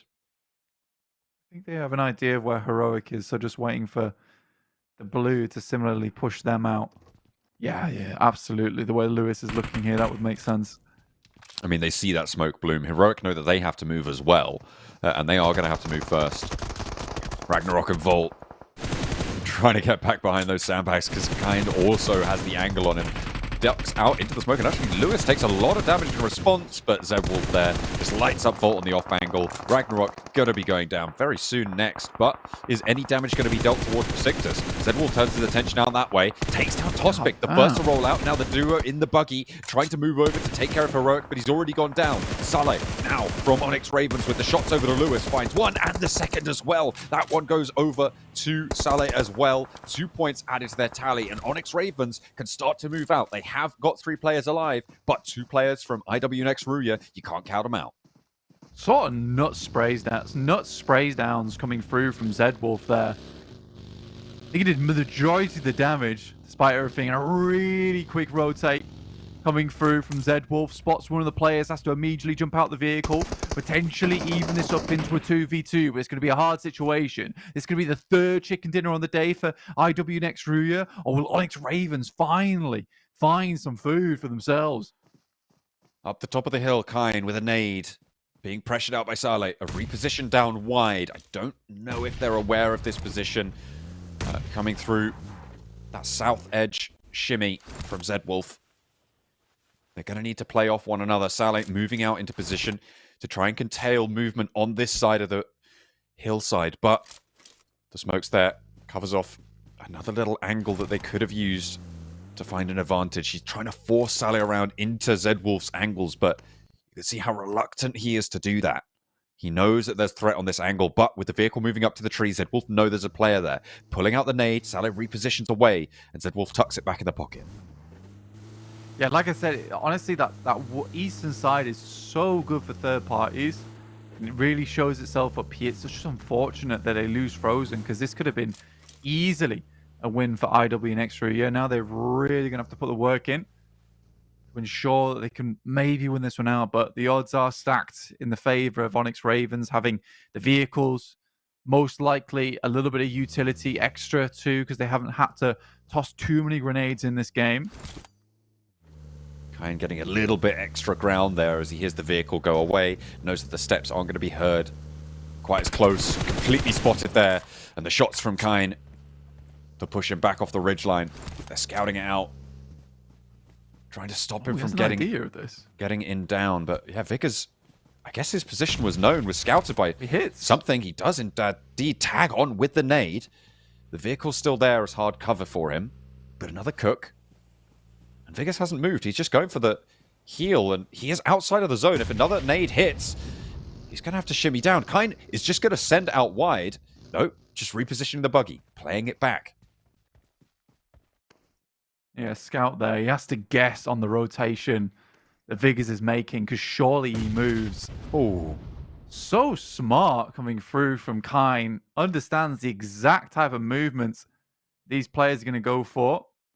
Last grenade in his pocket, though. Has to find something off this. Looks on target towards the tree. Way. Amazing knock. This has been unbelievable mind games coming through from Kine. Where's Zedwolf, though? Now they need to strike with this off angle. He's been biding his time, not really making any noise. Lathe on the backlines, gonna have to move pretty early on into this next circle. It's really all up to Saleh with that point man position to hold down the lines as smoke comes across. Zedwolf's position now probably given away. They don't want to let this res go through, and you could see they are itching to move on in. There's the angle. A lot of damage pouring on in, but not quite finding the knock. There's the flush that they've been able to get to confirm it, and Saleh needs to get healing done. Lathe steps up to try and suppress the line, but they're not quite getting the answering volleys that they want to. Heal comes through, and it's even once again. Another nade sent across. Looks on target. Whoa. Towards him. Sally's down. IWNRX looking for their third chicken dinner on the day. And life is squeezed into a horrible spot here. And it might just be his life coming to an end after a barrage of unbelievable grenades at the end of the game here, John. This is cracking behavior from IWNRX. What a way to close it down. Bombardment after bombardment. Smart play around that terrain. And Onyx Ravens, credit to them. I really liked how they moved out of their compound early and took that engagement in the forefront. We spoke about how it's really important, even at this high level, to be willing to go for the fight. Even if you think you're going to lose it, to be willing to push up towards them. But it is just too much to ask to take down IWNRX. Some perfectly placed nades, some excellent reads from up the top of the hill from Kine as to where his opponent's going to be moving. And Zedwolf backed him up beautifully. I mean, you know it's a good game when S2G themselves come over to congratulate you. Zedwolf, 7 eliminations, 808 damage, 2 grenade eliminations. Totally deserved to take up 3 of these player cards here. What a crazy day it's been for IWNRX. And honestly, if I'm Team Spirit, I'm a little bit worried going into tomorrow if IWNRX is able to continue this streak going into the next 2 Miramars, because they still have more games to play, John. Still a little bit more in the pocket, but both of them are going to be competing on tomorrow's games, right? Onyx Ravens as well, 12 points on their match, 6 eliminations. Good news. Some pretty high elimination counts from quite a few teams here. Onyx Ravens, Heroic, Digital Athletics, Virtus Pro, Moneymakers, a lot of 6-7 pointers here coming through. Yeah, I think that for this kind of game, if you get yourself into a good position, someone's going to have to suffer, and it's a lot of these teams towards the bottom that were just not able to get through. IWNRX I still can't get over that game. That was so well played. Really lovely to see. Moneymakers, again, making some mistakes here and there. And it's frustrating to watch because they can be so intelligent at times, but they do make some misplays. And I think that that's due to them being somewhat inexperienced on an international stage, just a little bit. I think that'll come with time. But right now, coming onto the scene, fantastic stuff from the Moneymakers. Definitely. Really impressive from a lot of these teams starting to find their feet, to recoalesce as rosters after the early shuffle up that happened at the start of this year. So really glad to see that happening, and a few consistent rosters still sticking with it throughout it all. Some of them not having the best of times here, I think it's fair to say, as one particular French team, not naming any names, but there's a French team that isn't doing so great, that has been together for a long time. Hopefully they can do better and step up to the likes of Team Spirit, Moneymakers, and IWNRX. We'll see you after the break.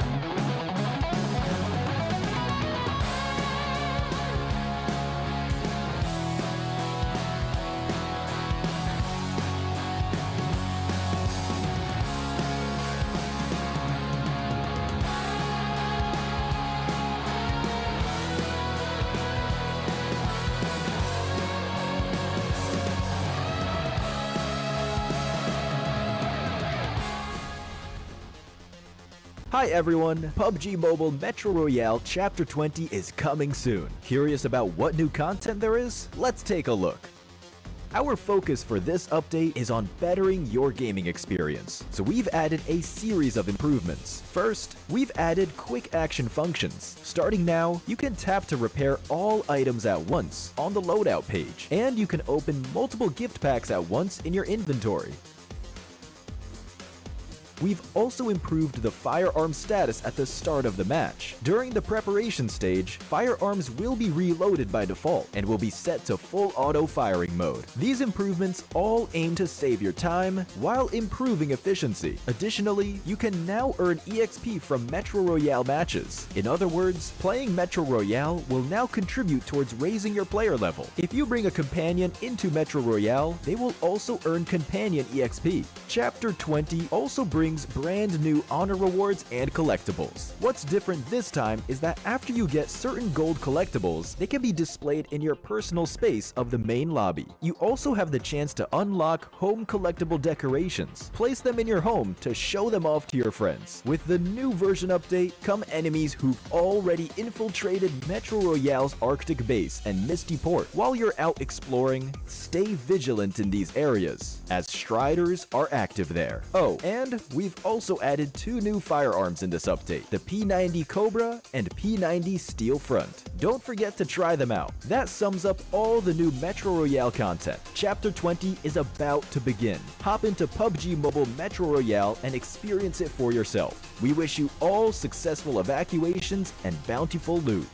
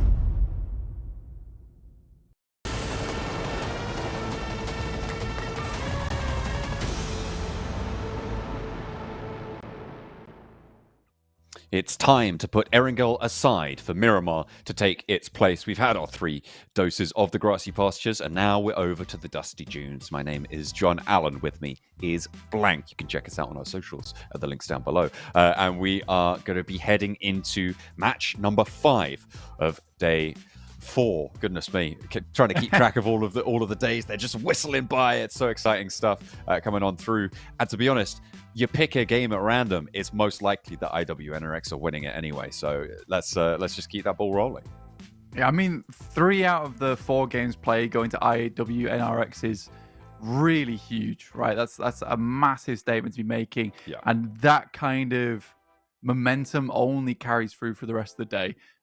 I think being able to do it with 2 players as well really bolsters the morale. So we'll see exactly what they're able to do at the last couple of games. Again, they've still got 1 more day to do. So if things continue like this, it's almost 100% guaranteed that they'll be first place by the end of this stage this week. So they'll be getting a lot of bonus points off the back of that one. So really, really good stuff from them.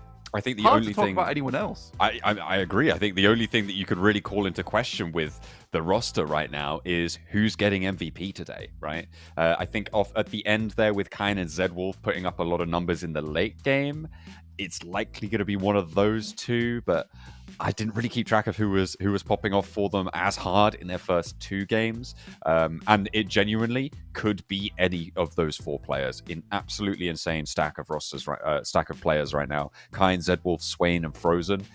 To call it, I think he'd be a madman to call which one of them's getting MVP today. Yeah, it'd be very, very difficult. But if I had to, I'd probably say Zedwolf, honestly. Okay. I'd go with Zedwolf on this one. But yeah, soon to be heading over towards Miramar. Final 2 matches of the day. Currently, players just gearing up to get into game. Getting ready, getting loaded on in.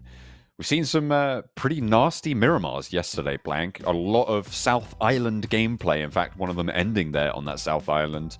Don't really want to think too much about it because it was pretty brutal around the bottom of those cliff faces. But we saw it happen again a second time around, and some adjustments came through, but I'm not expecting that we're going to see another circle pop down on that southwest side. We'll have to wait and see, though, because our plane path is going to start there, end over in El Azahar.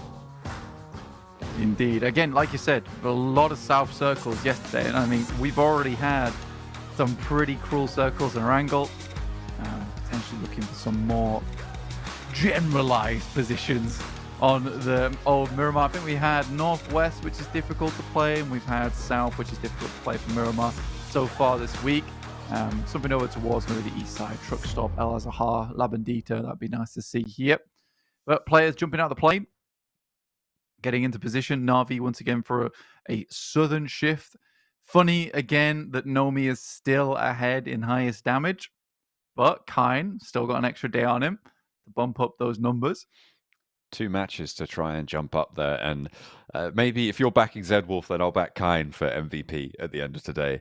It's kind of a dice roll as to just choosing which player it is. And to be fair, given that I've then seen the damage stats on the overalls, I feel like that's maybe a bit unfair on you, but we'll see. Nomi's still just way out ahead. It's a testament to how strong he is for that roster, and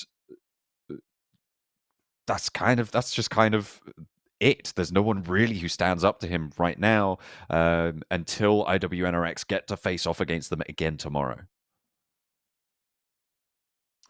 Currently, first place held there by the Moneymakers, and IWNRX second place, man. Crazy stuff from that team. And they open things up between them and Power. Kine only with the crossbow. There's a Winnie in the back there, I believe. He got a pistol. He just wants to get out of here if he can. He has got backup from the rest of his team. Wielding the crossbow, I mean, the one-shot potential, especially early game of that weapon, is actually quite impactful. If you're able to line it up, sure, it's really difficult to make it work for you, though. Power very unwilling to step too far forwards. You can see the rest of IWNRX swelling around this one. UMP in hand for Kante. Looks like Frozen maybe a little bit lower at armored, but Swain's got that M4. If Al-Haji steps out, might just be it. Oh, he gets across. Just about gets back to cover. And Al-Haji now knows of Swain's position. He's shoulder peeking, just testing him, and that was a dangerous step out to go for. I don't think it quite connected twice there, but that was a brutal amount of damage to find. Swain now up onto the higher level of the blocks, and this early on, unlikely that Al-Haji has the meds to really get back into the fight very quickly here. Yeah, I mean, it's a smart move from Swain as well, because even though most of the time that's like an impossible shot to hit and get the flush on it, with the fact that everyone's probably working with level 1 helmets, maybe no vest, a good spray coming through from an M4 can be the end of it. Kind pressuring with a pistol, loads the crossbow. He did lose a crossbow bolt there. I mean, he had to reload it just there. He wants these shots. He wants the style points. And I mean, I'll give it to him if he gets this crossbow bolt. Would be kind of nutty. A bit of a stalemate in El Azhar. Nobody really going too far forwards. Nobody overextended too much. Closest we come is Swain landing some shots over towards Al-Haji.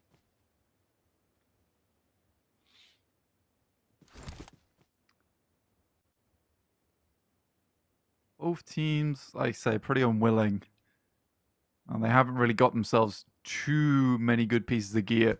Swain has to step out for this nade. It's pretty obvious the direction it's coming from as well. Just look to continue gearing himself up a bit. Easy, spots him. A little tag, but not much more than that. In the meantime, our circle has popped down towards the south side, around Los Leones and Picado. Falcons and Heroic, closest to the center alongside RCB and La Bandita.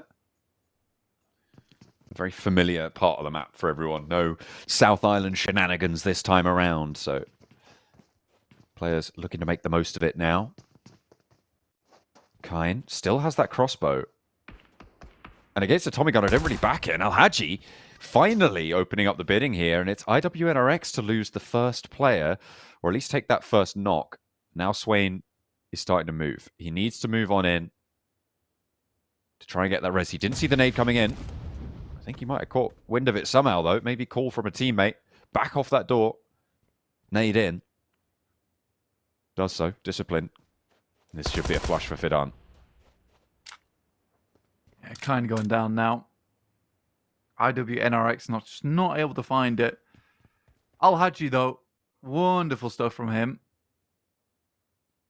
Long-range Mini-14 shot to immediately put him down. And I think that, honestly, this fight starts off in a bad way just because power surrounds on Kine, and he's not able to do too much to get himself out of the situation. You know, even crossing that road would have been difficult for him. In terms of the circle, a lot of teams got pretty easy approach into this. No one dropped too far away. The Gladiators didn't even head up towards La Cobreria. They were on the south side of Los Leones.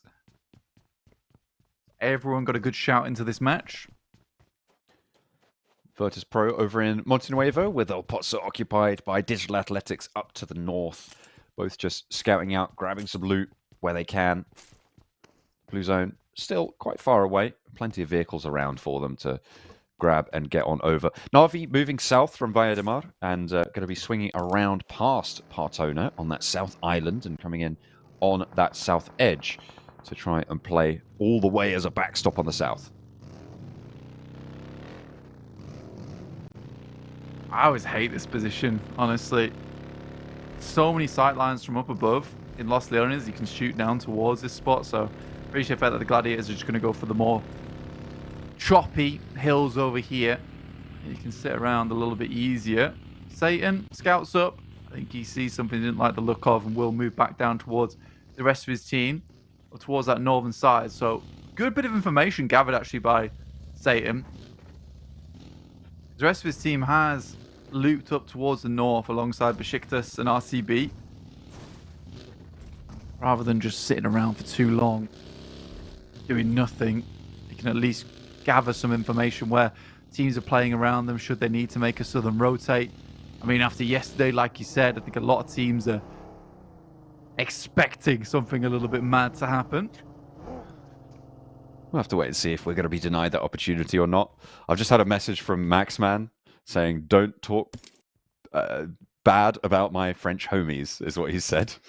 And then followed it up with a French bread emoji and a croissant emoji. So 3D Max have had the blessing sent back over their way. It's working its wonders, the Maxman blessing, even from beyond the broadcast. I do feel bad for him. I don't feel bad for Max, though. Even though his name is now in the team. I know, it's even worse, right? Goodness me. Yeah. I'd like to see a 3D Max. And by that, I mean, it'd be good to see him in person again. Yeah, it would be. It would be. We'll have to wait, though. We'll have to wait a little bit longer. If we see it No at all. spoilers. Oh, a Los Leones circle. Okay. Haven't had an urban finish so far yet. This might be the match to do so. And you said we were waiting for something quite crazy. Blank. Maybe that's what it is. I mean, for Falcons, I'm easily starting to move back down again. And due to Satan's heads up rotates down towards the south, they've got a pretty clear path in. Gladiators shift their attention back over towards that south side of Los Leones, essentially looking for one of the buildings there. It's very empty towards that eastern side of Los Leones here. So there is a few potential picks here in terms of teams they can get in. I mean, Moneymakers come from Puerto Paraíso. They got to spend a lot of time here looting while they made their first move. Falcons spot over towards FLUX. It is Satan in the top building, but the rest of the team is starting to circle and come around for the backup. Satan running away from the fire. You don't see that too often, but will be flushed out of the top floor. Fortunately, has the backup and the spray down onto Solke for FLUX. Lux trying to hold down on that angle, but going to be backed off the corner. Satan holding face. Falcons effective in this fight against FLUX. Nades now starting to be traded back and forth after the original crash. Satan takes a lot of damage, but one from the sidelines bombs him back out, but behind two corners somehow finds some sort of safety. Lux still going, but he's the last to play forward. Are RCB going to be able to roll on in for a third party? No, they're too far away. Nobody else moving in time either. And Falcons stay alive, eliminating FLUX. S2G might be able to have a shout into this one. I think they heard some of the commotion and will just peek their head over. Yeah, Razy spots them, but decides to not do too much with it, opting instead to just sit pretty for now. And I think this is a smart decision from S2G, understanding that a fair few of their big mistakes has been not fully scouting the location, falling prey to one other team getting into the mix. So RCB being so close by, they actually could rotate on top of S2G if they took the fight with Falcons there. D8 rotating in down on the southwest side. Virtus Pro looking to take some of these famous shots over towards them. Their team fire is pretty good most of the time, but not today apparently. Be able to connect just yet, allowed to get away with the buggy roll up the hill on the broadside. Digital Athletics moving in on the south, looking to try and push in behind Na'Vi. It's still about 50-50 as to whether we get a Los Leones finish here, Blank, and so teams not yet willing to fully commit to going into Los Leones. You need the next circle to pop before you can really be sure that it's going to be an urban environment ending, or if it shifts up north, down south quite a ways to maintain power over the high ground that sits on the south of Los Leones would be incredible.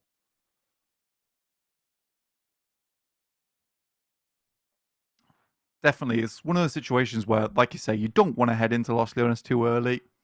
You can at least sit on the outskirts, but getting too deep in would cause a situation like this. If you took up residence towards that northeast side in Los Leones, likely not getting out unscathed. DA able to find Axa, get the elim on him, move out, trying to create an opening in the circle here for themselves to move north. Circle down towards the southwest, though, gives them a far better approach to this game. A few more options to them. We are getting that northern crunch now, John. Yeah, a little squish on in.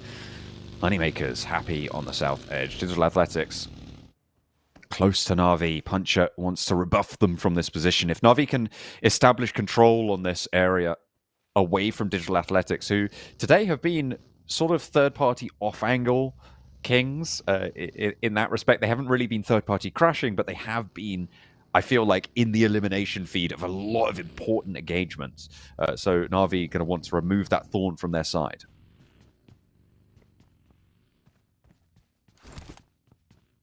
Yeah, Na'Vi don't really want to let that go unscathed, but there's not too much they can do about it. If their AXA goes down, it's a difficult situation to find yourself in there. S2G still attempting to make their approach, but they come into contact with IWNRX. And we lost a player earlier on. Now we're going 3v4 here. Good couple of grenades that go in. Razy takes a heavy beating. Meantime, Falcons taking shots over towards RCB. Does manage a retreat there for the time being for Razy. Hits the deck, looks for the heal, spray down through the window from Frozen, but doesn't quite connect. IW next Ruya. Looking to try and move trippingly over this fight, but I'll need the backup from Swain to make it work. Zed Wolf avoids the nade damage there. God. And that... Is that a crossbow? Or is that the... No, I think that was the P90 in the elimination feed. I'm not entirely sure. Have to go back and check. No, hang on a minute. It's P90, yeah. Okay, yeah. That makes more sense. I thought it was the crossbow flashing up. Either way, back over to this fight. Razy is going to be the first to go down. Hamzy as well. Zed Wolf trying to line up for third onto Calci, but they get flushed away. There is backup from Swain on the top of the hill, but now it's just two players, Swain and Frozen. We're going to try and add to their chance to be the MVP today. Getting rid of the other two teammates. Oh, sorry, we had to let you go because we want to rack up the rest of those points to try and jump up the MVP tables. I mean, that fight there is a horrible whiff coming through from S2G. You know, even if we saw a replay on that, you'd see the amount of times the nades were missed into the window and or bounced back and or did some team damage. Pretty horrific. Power here, last remaining member, and Al-Haji gets taken down by Tixi on the Gladiators.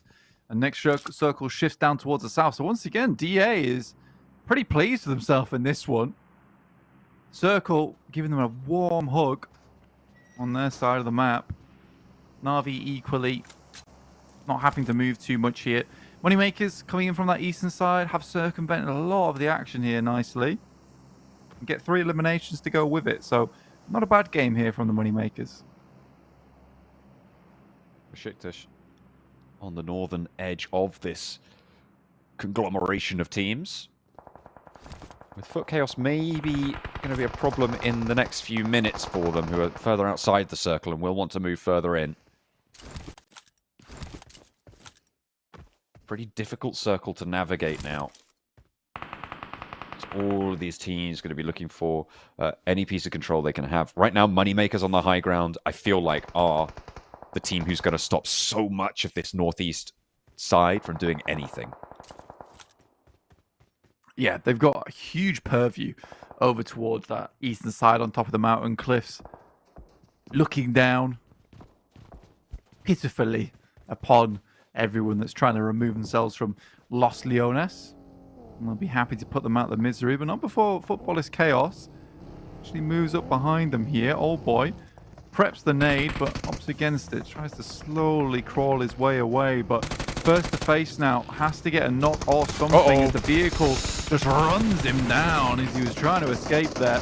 Should be a swift trade, but I haven't seen it pop up just yet. Doka Machine gets away with it. That is a really great pickup for Foot Chaos to be able to turn it around there. Shots are starting to ring on through, and there's a third-party movement from the Onyx Ravens. Look at that, immediately responding to this position. Old Boy and Co are going down for the Moneymakers as Foot Chaos hold off the push for the first time, but Onyx Ravens now looking to cinch in the belt around this location, take control of this high ground, and it would be excellent for them to have that opportunity to do so.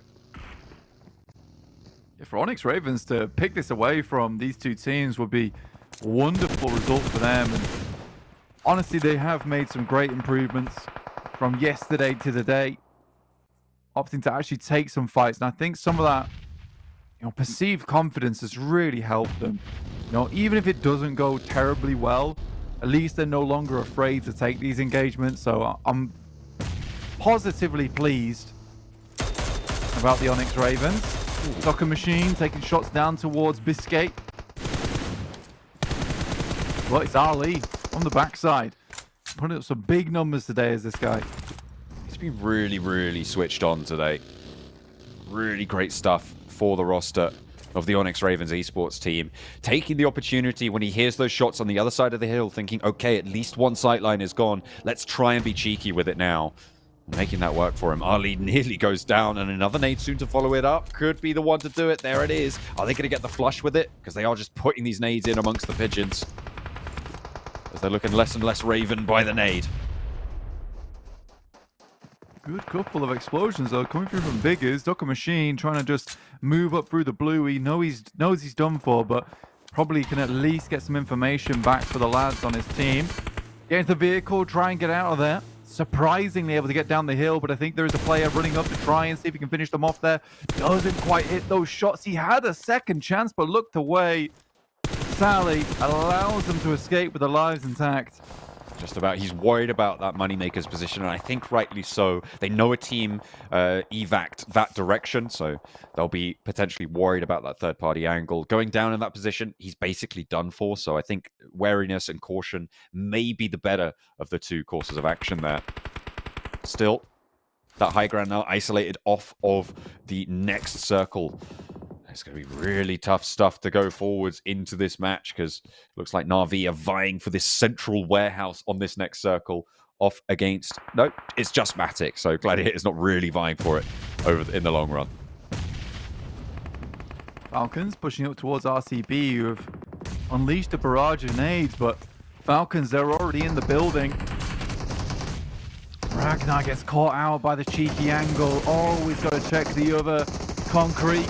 Loxy. All popping off. It is so terribly chaotic there.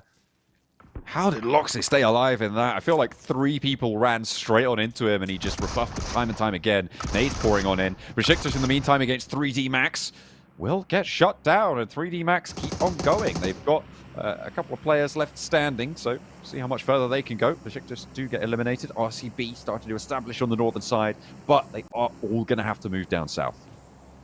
Yeah, pretty ridiculously quick cleanup there coming through from Robs with the DBS onto BEŞİKTAŞ. You do not want to be locked in a small room with Robs and a DBS, tell you that now. Virtus Pro on that northwest side. RCB still have to move in, and they should have heard the engagement going on. There's been fight after fight here. Football is Chaos up against Onyx Ravens once again, but not too many of these players left remaining. Sits behind the desk. Spray for Saleh through the door. Falconist gets the first. Ready for it. Vigors now looking to hop on in. Teammates starting to fall, and the Onyx Ravens, they had a good run so far this match. It felt like they've been quite powerful, quite efficacious in their pursuit, but finally they're able to shut down the last player from Foot Chaos, adding 4 points to their tally. Saleh can get rezzed, and they're playing on the east side in this plant. If I was Ali, I'd be so angry with Vigors there. Literally had all the time in the world to jump through that window and assist. Ends up looking at the sky for a little bit, runs in the room, and then doesn't even want to engage. Ali has to do the job for him, and as he turns the corner, pretends like he's got the elimination. It was me all along. Oh, didn't I do well there, guys? It's so quick caught that. We saw you. Na'Vi have seen RCB as well. And trying to get in for something amongst these crates is so tough. It is a really difficult rotation to make for RCB, to be fair. Yeah, I think they are just going to fall short. Just Wild on the north side of the road, left standing. Virtus Pro, they've been spotted by the duo, Snowix and Robs. Frodo and his Gandalf. That's right. D8. Oof, this game has been a pretty easy one for him. I'll say that. I had to do too much here. Can sit down towards this warehouse. We're looking to maybe crash upon the central area of this circle, but decide against it. Virtus Pro do finally have to leave. With Wild left remaining. Oh, that's so annoying. Just got the tire as he got around the corner. Corker's frustrated off the back of that one. He just put those on new today. That's really rude. Fresh off the lot. Those tires will never be the same again. Not after a couple of shots from the SKS. 3 players for Virtus Pro. Na'Vi with control of that central building. And I like Digital Athletics' chances here on the south side. Relatively uncontested, although it is Moneymakers who are the ones who are probably going to give them what for. in the coming moments. But if they can handle that, then I quite like what they've got going for them. Nobody going to be pushing in from that south side. Everybody on the north going to be filtered through Na'Vi in that central area. Should be able to deal with the 2 players from Moneymakers, you'd hope at least. Heroic finish off the last player. Coming through from RCB, had to leave at some point. Not too many places to go over than to try and cross that road. Yeah, most teams just sitting out on the edge here, understanding that moving through out into this open terrain, the amount of teams remaining of 9 is pretty unwise. Virtus Pro just tries to get as close as possible while maintaining this ridge to play around with. Bit of healing, topping up before they go for their next assault across the way. 3D Max trying to move down on this eastern side in front of Onyx Ravens. Sviggers gets spotted. Swain is still going for IW next Ruyet. The last player to stand, but Robs sees to it that that's the end of his match for now. And on to the next. Still 3 eliminations on the game. Could have been better. Their worst performance today. Rob's up to 5 limbs here, all on his lonesome. Pretty much just dealt with BEŞİKTAŞ by himself, which was crazy cool. First time in a while, though, Na'Vi in a dominant position inside the circle. To finish the day strong for themselves.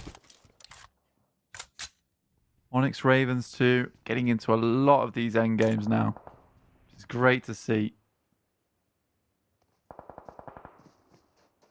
Waiting for the stage 7, because once stage 7 comes through, it's going to force a lot of these teams on the outer edges to finally push in. Had a lot of time to just sit out on the edges in these compounds that's still available to them. That won't be an option in a few short seconds. Need in from Saleh over towards Virtus Pro, but not quite finding... Sorry, over towards 3D Max. Not quite finding what they're looking for. Heroic, taking a couple of shots from Virtus Pro all the way out on that west side. You can see those off angles starting to come through. A player from Na'Vi has gone down, which leaves them on 1 active player whilst one goes for the res. And Digital Athletics, they've taken a knock on the south side. They might have got him back up now. They've got that res through and healed on up, so we'll be a bit happier with it now. Heroic. One of the few teams that actually has to leave their compound. I thought it'd be more. But this shift on the circle just about keeps most teams' compounds still in. Swift swap on the scope for SnowX as Robs goes down. It's all up to him to try and rebuff the push from the Onyx Ravens. 1 player is down. Saleh is low as well. He looks to maybe step out for a little bit more of the fight. He finds it, turns his attention now, looks for the hop shot, but won't be allowed to spot it out. Robs needing to crawl back in. Saleh, he goes for the 360 shotgun. SnowX, are you okay? Yeah. Oh my god. You could tell what went through his head. He was like, I've got the drop on him. I think I need a money clip moment. What was that? You can't do that. I love that. That was crazy It's cool. PMSL. Yeah, beautiful stuff. Beautiful stuff there coming through from SnowX. I mean, he did his Gandalf proud, right? The original DBS wizard and the S12K apprentice. That was a Samwise play right there. For sure. Yeah. 100% best guy. Back to the match at hand, though. After that absolutely ridiculous performance coming through from SnowX. Na'Vi still hold on to all 3 of their players.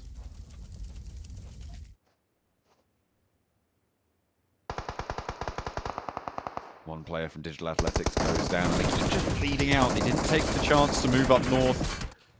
With Moneymakers at their back, Virtus Pro was stopping them going for that cross, and I'm liking their chances less and less as this blue zone gets closer. Right onto the building that sits in the middle of this zone, which nobody really has tried to take control of. Does Matic win these? Does he just clean it? I mean, this is sort of the very much Matic classic moment, right? Where he just sits in a position and somehow is able to get a fantastic win off the back of his hands. all on his lonesome. Tends to play better as a solo player, to be honest. He's doing all right They're now. forced to come to him. Na'Vi are going to have to leave this building, I believe. It's not in this next circle. So they're going to have to step forwards. And I think he's in a hollow container currently. And so immediately he's going to get spotted. I don't think that they have really any other opportunity other than just take this fight. It's got doors on it. He can hide a little bit. But yeah, it's more than likely he's going to go down immediately. Barring something crazy. Now, this is a case of where I did not think that DA would be losing to both Virtus Pro and Moneymakers. But again, this is a case of getting far too comfortable with your position in the game. They walk away on this match. I think it's just the 4 points. Pretty dismal. Let's Yeah, take a show me look. this again. This was so stupid. See, he's like, this is like the light bulb moment of I've got an idea. Oh my god. That is so awful. I mean... Yeah, Snokes is living in the Onyx Ravens' head rent-free there for the rest of the week. That is crazy. I don't think I've ever seen that happen ever in this level of competition. It is unbelievable. Oh, Playzone tagging on for an elimination onto one of the RV players, and they're struggling to get out here. Matic might actually be able to get away with staying alive here. If He's dropping more smokes out. yeah, Virtus And Pro, a molly at the door. Virtus Pro taking shots from the off angle in the meantime. Na'Vi know that there's a player in there, but the metal stops it burning too far. Oh, what? Gonzo! How do you flop that so hard? You literally just put the fire there. My guy, come on. Oh, he's dropping nades by the door so they can't get close enough. That's It's so bad. funny. Do better. Virtus Pro are dead. And it's Moneymakers versus maybe Gladiators. How on earth has this happened? These final circles, blank. I'm pretty sure I've gone insane and I am just imagining this game happening. That's so dumb. That's so dumb. I feel bad for Navi, but at the same time, What is going on? Moneymakers, that? take the chicken dinner in the craziest Miramar final circle, which is saying something, given we had there 2 should be- South Island circles. there should be no high fives here, right? You're only... Actually, you know, some high fives for the fact that you're the only sane team in that final circle. Right. Everyone else had gone a little bit doolally. And Moneymakers was still playing PUBG Mobile by the time it rolled around towards the end game. I am confused. What I'm just happened? astonished and confused by what's occurred there. It's like Yeah. they were like Alice rocking up to the Mad Hatter's tea party, right? At the end, it was just like you've just got to accept it at some point and just Yeah, kind of what's roll with the going on? punches. The final dude was a guy inside a crate. Like Yeah. Not sure. 360 Gonzo shotguns. dropping the Molotov on the door, and then And I was then like, oh, he's walking going to into throw it. another Molotov on and just cooks himself. I think he had a nade. I think he had a nade and was just going to completely destroy Matix. There's no way that you win that, right? But he's just like, oh, I'm going for, and then he was like, oh, there's fire. Dangerous. Yeah, I don't know. I don't know if it was maybe Matic's Molotov that was a little bit further out, and he assumed that his was further in. Who knows? Anyway, Rob's the most eliminations at 6. Snowix, though, doing him proud. You know, doing him proud. Look, his shoulders don't even fit on the graphic. He's in the wrong sport. He should have been a linebacker. If we get a lineup of just Robs, then it's just going to be a straight line across the middle. Oh dear. Moneymakers taking the chicken dinner. I honestly do not know what to make at the end of that game. It was wild, strange. 3D Max getting 12 points in the midst of it all. I mean, I guess, sure, why not? The Snowix 360 as well, it turned into a weird... I don't know, man. It was a weird ending. Just people were like, oh, I'm going to do a 360. Oh, I'm going to throw a Molotov on my feet. All right, okay. This is the PMSL EMEA, though. Realize that, right? This feels like a show match, right? With like, Yeah. it's like they get the influencers in, you know. I'm going to get the most stylish elimination. I think there's actually an award for the most stylish elimination. Is I there? could be wrong. Ooh, that's Let interesting. me have a little look. Could be. I'm could pretty be. sure. Ooh, no, I'm not Wait a seeing second, one. guys. I'm not Let's entirely take a look sure. at the overalls whilst Yeah. we're investigating. Yeah, the overall is going to be popped up now, so we can take a peruse down from the top to the bottom. Moneymakers, obviously, with another chicken dinner. I don't think I would have predicted in a million years, blank. IWNRX still have games in hand against them, though, and they are now handily out in front of Team Spirit with almost 3 days played. At this stage, they are putting up over 10 points average per match, the only team to be able to do so. Yeah, it's absolutely crazy coming through from IWNRX. Like I said, just trucking along, which is really, really good to see. And I'm excited to see where the end of the week sits them, right? Because I think they could hit the 200 mark easily. Team Falcons up to 9th place, 105 points, not doing too badly for themselves. I think Digital Athletics slowly dragging themselves out from the mud towards the bottom. 3D Max, again, not quite there yet, but at least they're not on this bottom page right now. Yeah, exactly. I don't think so. This feels really bad to say, but I don't think Twisted Minds is. Wait, never mind.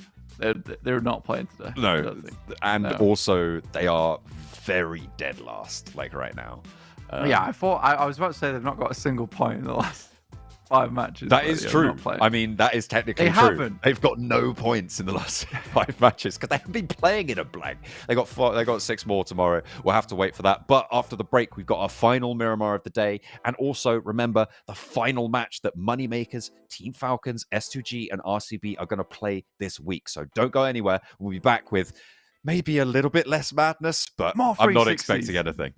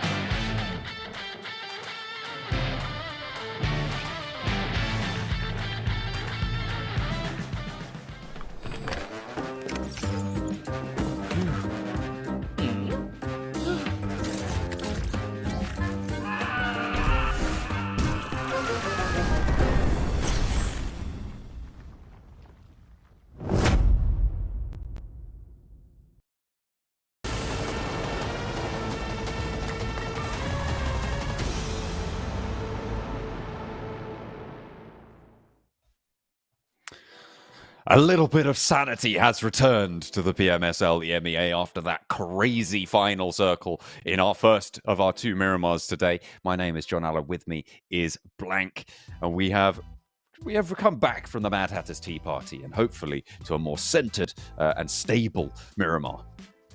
Yeah, it's been a little bit of a silly day today, let's say. I mean, that last match it's kind of hard to describe. Realistically, at that end game, it did get a little bit wonky towards the end in terms of whether the circle was placed and the fact that it remained with so many teams having some compound to play around with. So it does allow that third party to come through. And it was impressive that Moneymaker was able to get the win. It was hard to get excited about it with all the other goings on during that match. But I think Moneymaker should be really happy with themselves because, again, it's a team that's consistently putting up at least one chicken dinner a day right now and keeping themselves in the running for that top spot. Absolutely. The top spot still being hotly contested, but IWNX Rui are currently the highest team on averages by quite a margin, I think it's safe to say at this point. They are doing phenomenally well at keeping up their... Sorry, I just threw my mouse halfway across my desk. Keeping up their averages... I've completely lost my train of thought. Keeping their averages up and their floor high as well, so that they are staying consistent and keeping to the tune, because that's exactly what you need to do to be a CCT, as Kelaris would say, a championship caliber team. Absolutely. I think that right now EMEA is looking really, really strong at the moment. I think I mentioned it before in the broadcast in terms of like just the play style, just overall improving in terms of the third parties, in terms of the timings on the rotates. It's great to see. And I think it only comes because we do have this Super League now incorporated where you're playing against some of the top teams in the entire world, all localized within EMEA before you head towards an international stage over in PMWC as well as PMGC, should you make it there. Absolutely. That is going to be the route that hopefully, well, these teams are certainly going to be hoping to tread over the next few weeks towards that PMWC. For those teams going to get that chance, that 5th to the survival stage. Really, really important. So check that out later this year. It's going to be quite the slobber knocker, I'm sure. And with EMEA performing in this fashion, I feel like we got a good chance this time around. Absolutely. I think it's definitely a case now where a lot of regions are on equal footing. Some regions are getting worse, surprisingly. But again, that's just how it works. There is an ebb and flow of which talent is the best currently and who figures it out first. But as soon as you go to an international stage, a lot of that knowledge starts to get passed around. And it goes backwards and forwards. And it's great to see in that way. Here's our lovely trophy. Not enough lights on it. More lights. Oh, lasers. More lights. Lasers when? Just so I get a laser pen and stand behind it. Just, come on. Make it do funny things. I reckon, I'll tell you what, actually, conspiracy theory, it does light up, but only when the champions lift it. Oh, that'd be cool. And now I've kind of, if it doesn't do that, I've kind of ruined it, haven't I? Ooh. Yeah, well, if it doesn't do that, I'd be very upset. Okay? Yeah, okay. Yeah. Better do that. If it doesn't, you better get yourself over to Katowice and start working out some. Yeah, they are going to try and keep those under wraps as best as possible. You can unleash the beast with Monster Energy. Take a look at the link down below. The sponsors here of the PMSL EMEA. Unwrap your inner beast with Monster. Unwrap. Unwrap your animal. Like what? What in the Google Translate is that? You unwrap yourself and reveal the beast within. Please don't. This is just a human wrapping I'm wearing right now. Please don't unwrap yourself, Blank. That sounds awful. Look, man. How do you know? Maybe I'm a beautiful beast under all this wrapping. You sound like you've watched that last game of Miramar. I have watched that last game of Miramar. It's sent me a bit crazy as well. But we're heading into our final game of Miramar now. Coming up right this second. Playing path down towards the southeast side, towards the west. Some really mean playing paths there. Usually it's the circles that you're more concerned with, but today the playing path is just not really favoured many of these teams. Moneymaker's super happy about it though. Keeps heading down towards the south side. They get straight towards Puerto Paraíso every single time. Yeah, they'll take that one. They'll keep it under wraps. I'm still thinking about who from IWNRX is going to take that top spot for the MVP, because I think with only one match left to play, there are not that many players who can really realistically catch up to the front runners for the roster. And also a question in my mind, can anyone catch up to Nomi after his day off at the top of these tables on player stats? Yeah, man, it's crazy to see that he's still up there. It doesn't really track very well, but we are getting some longer shots on the cards for us now. Wild with a whopping 407 meters just outside of render distance. Kind of slick with it. 193 for the Moneymakers. Can they break the big 200 before the day is out? In order to do so, 7 points. That's all they need this match. Certainly an achievable goal for them. We'll have to wait and see if they're able to do it. Yeah, they'd love to make that happen. And a real statement to be made there. Team Spirit's kind of match. If they do hit that, I think it's like around about 50 points. Team Spirit have to hit tomorrow, let alone catching up to IWNRX. We've had a really stellar performance over to date. Circle down towards that southwest side once again, continuing to be down towards the south side every single time. Again, favorable circle considering the plane though. Doesn't cause too many issues. Frozen still sailing through the air, but no one there with a weapon just yet to plink him out the sky. Staying safe for the time being. Not too much early back and forth between many of these teams. The split for Gladiator is around. Digital Athletics maybe the closest to it, but they're really quite far out. And yeah, they're already getting those vehicles. I imagine you still head up to La Correria and then come back and loop back around the western side to rotate down again after you've looted. For Gladiators, I think, yeah, it's a tricky one. I think a lot of teams will be heading down towards La Correria at some point. So for Gladiators, it's a case of do they want to wrap far east or try their luck passing through Monte Nuevo, which is going to be a little bit packed later on. BEŞİKTAŞ spotted though by 3D Max. Some warning shots sent out there. Nothing more than that though, really. Everybody grabbing those vehicles, fervently desperate to have them in their garage as they pop on over to their loot spots. Trying to claim position. With the circle south and Vallademar, a nice little early drop for Na'Vi, as well as being able to grab as much loot as possible and being in this next circle. You imagine that in the coming minutes on their route out, you'd go up to one of those Chumacera Hills positions just to the north side of them. Some difficult valleys around that area to navigate, so being on the forefront of them might give them a nice time of it. But then you also have to be worried about the backfills coming in from that east side, swinging in on the south coast. It is a bit of give and take, but we'll have to see what they go for in the end. Absolutely. Checking out RCB on the eastern edge. Labandita. I've been playing around there for quite some time. Falcons in Picardo. Yeah, I think today there's not really been too many other big names throwing out there other than IWNRX. It's kind of tough with what's been going on. I think on Onyx Ravens though, you know, I'm gonna hand it to them. I think they've managed to drag themselves out from what was a pretty horrendous swamp towards the bottom of the tables. And not only that, they've shaken this attitude of taking the easy road. Now they're going the high road every single time. Tend to get some more points, but not only that, a bit more experience coming into this lobby. I think they understand they desperately need it. They had to make it through to the finals right now, right on the cusp of it actually, just 1 point behind Heroic. So they've done a great job.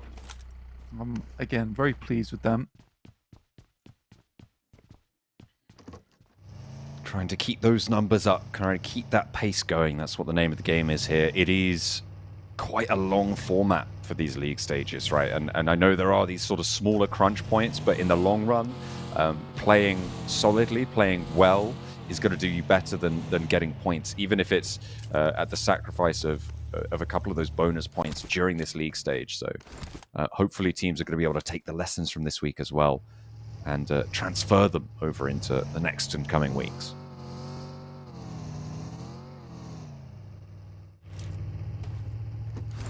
Just about halfway through stage 1 before we hit that hardest shift on stage 2 here.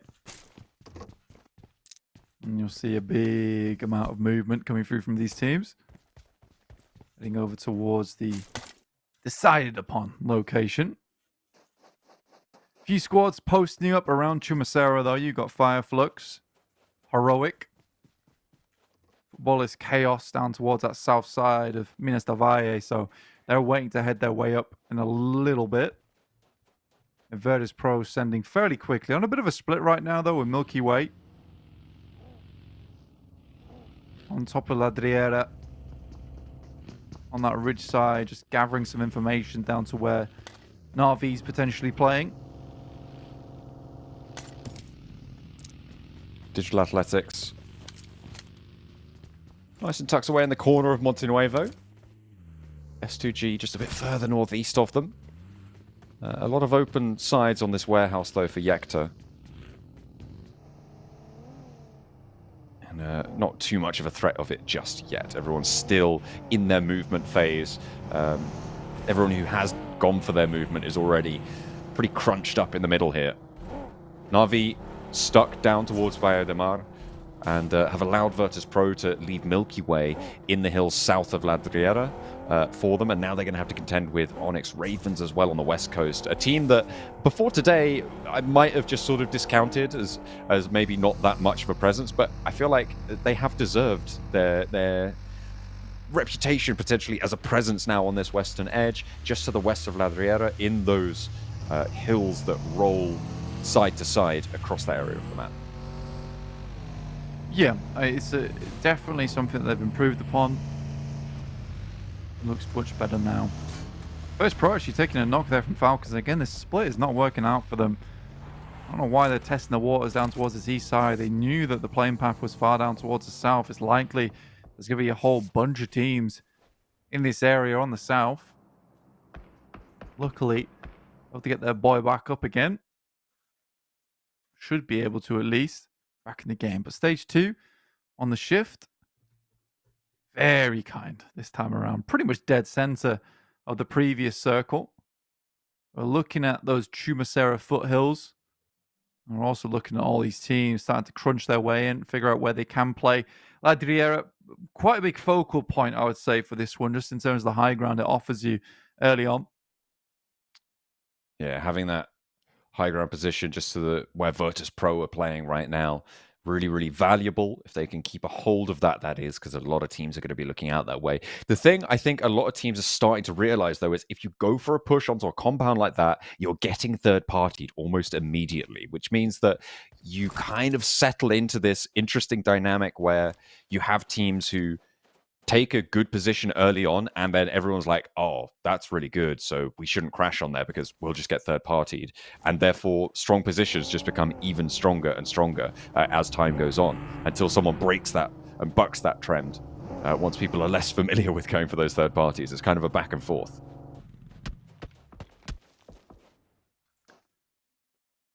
.3D Max, though, on this northeast side, still struggling with some of their rotates, but it's just looking a little bit better.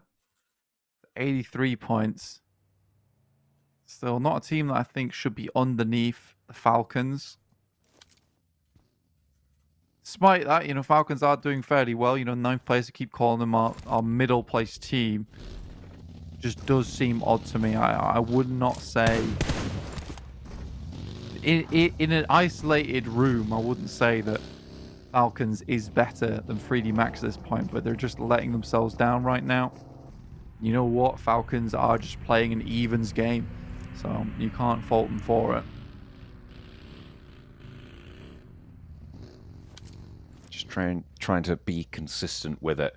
They are currently, you're right, in the middle of the pack, but they are one of the teams that will have their last game on this Miramar, right? So they do want to make the most of it. Despite being in ninth, with the teams beneath you having a lot more matches still left to play, 6 tomorrow, it's going to be dangerous to be sat there, even when you have, what is that, 13-point buffer, something like that, ahead of Digital Athletics behind them. In order to try and stay safe for tomorrow. It's not ideal. It's certainly not. Shots on the back, though, for Icy. Is Kine able to line it up? IW next Ruya have kind of been a little bit quiet over these last few matches, but now they're starting to turn up the heat on the back there. Moneymakers losing 2 to Fidan, who just has nothing to contend with going for this spray. Yeah, and it looks like they're most likely not going to be able to hit that 200 mark off the back of that one. IW next year is taking out the competition as well for that top position. Potentially targeted. Who knows at this point in time? Swain takes some shots over towards Fidan and he finds out almost immediately. Don't want to be doing that. Circle over towards Chumacera itself. Potentially ending there, maybe. It's a tough ending. FLUX right now controls the majority of the high ground in that area as IWNRX realizes that, you know, maybe it's time to move into that position. Gladiators taking a fight with 3D Max. I don't think it's much of a fight, to be honest. It looks like the Gladiators just have been filling the elimination feed for the last 20 seconds with the 3D Max logo. They aren't going to have as much success as they did in the previous game. Unfortunate for them. No flashy business for them this time around. Sad to see. No more 360s, like you say.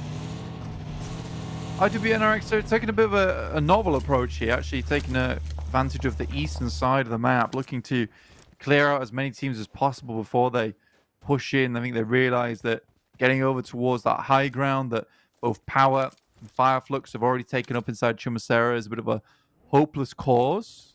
It is, unless there's a knock found.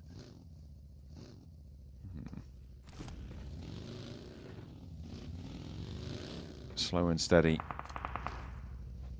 to move up to the northern edge, but Gonzo can't quite crest that ridge. Goes up high, drops back down low as Storm opens up with the Mini 14. You don't want to be hanging around too long. Gonzo takes the dip, but Storm is backed off by the rest of Na'Vi. Nice backup from the team.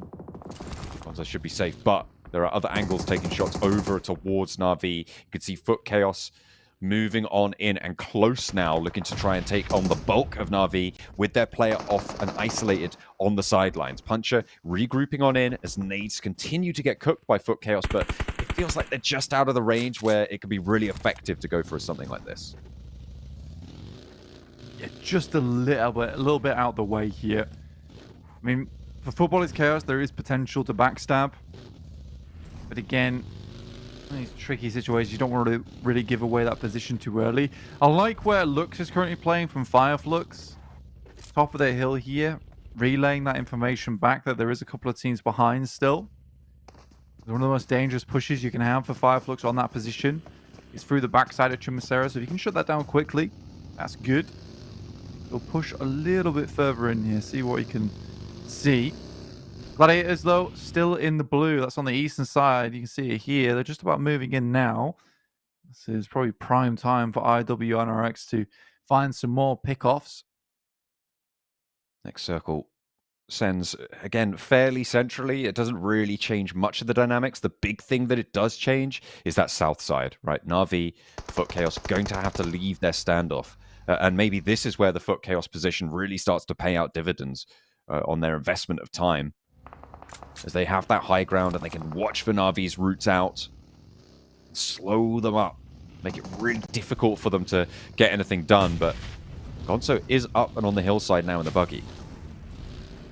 The quick rotate round, scout out, see who's up there. Satan tried to do a similar thing, but I say it was much more greedy down towards FLUX's location. Immediately got shut down. Now RCB is trying to move their way up, but Power is dispatching them one after another. Nade's not connecting in the meantime on this engagement. RCB, their last match, remember, this week. They've had a bit of a fall from grace, I think it's fair to say. They are still in 5th place, though, so it's likely we'll be seeing them in the top half of the teams moving forwards. But not what you would have expected if you'd only watched day 1. This is not where you'd have thought them to be. Still, they have 2 players, and they still have a chance. Playing on the inside, they're already in some buildings, and fairly central too. It's not too bad for them. They can live this one out, but being crunched between FLUX, Power, awkward situation to be in there. Somewhere they could live it out. Again, they're sort of playing for placement points here. I think I'd much rather take my chances out on the outer edges. Maybe if they were able to make it without casualty and the shots weren't so pristine coming through from Power, then yeah, could have been a good play. Falcons nade over towards S2G, and Gladiators open up onto Nextruya here. I think Nextruya has made a decent play. However, the fact of the matter is that they were exposed as they headed up this hill. Luckily, they get a knock on the back line. Kine is also in preparation for a backstab onto the Gladiators. He's on that off angle. Could be nasty. Meanwhile, over on the north side, S2G with their last match of this week as well, remember. Hamzy G launching nades, trying to keep Kalsi safe over towards the Falcons. They want to try and keep them at arm's length whilst they get Kalsi back up, get back to full fighting force. They can push a little bit further along these hills, but the Falcons are going to be a constant worry for them. They've also got Digital Athletics, who have been the long-range third-party demons today. And it looks like they're not going to let up just now.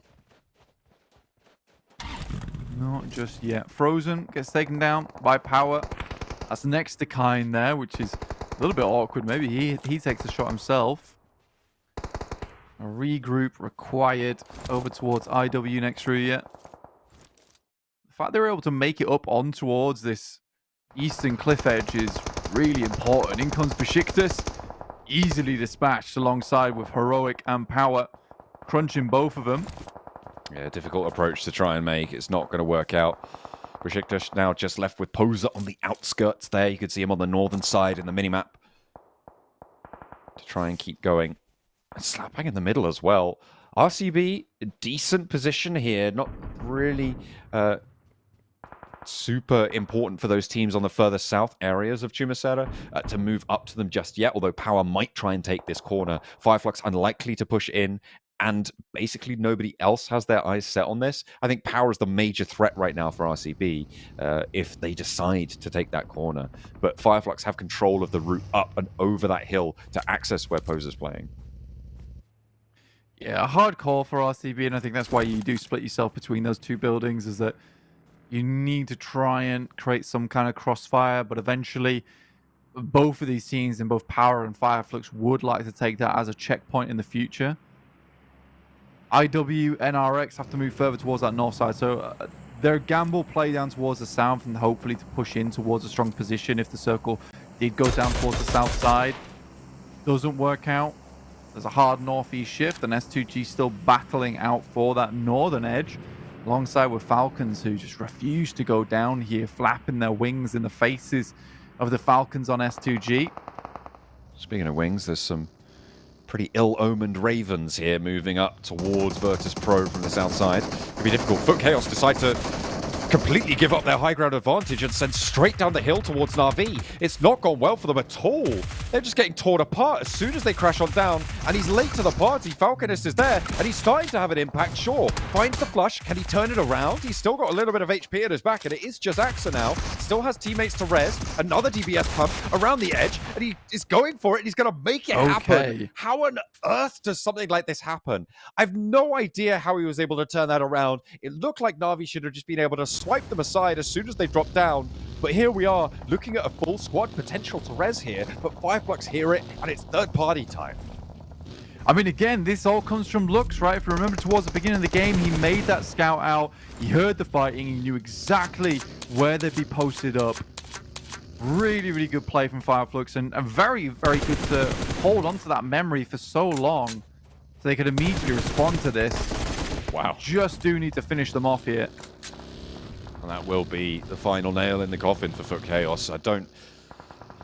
I mean, sure, maybe it works, maybe it doesn't, but FLUX absolutely beautiful on the timing there. They've cleared out their back, and now they can return to Solus's position. Malloy for Virtus Pro trying to play in on this northwest side. They put 3 down towards this south edge, and they'll want to move in further. The Ravens proved not to be too tall of an order for Virtus Pro to handle.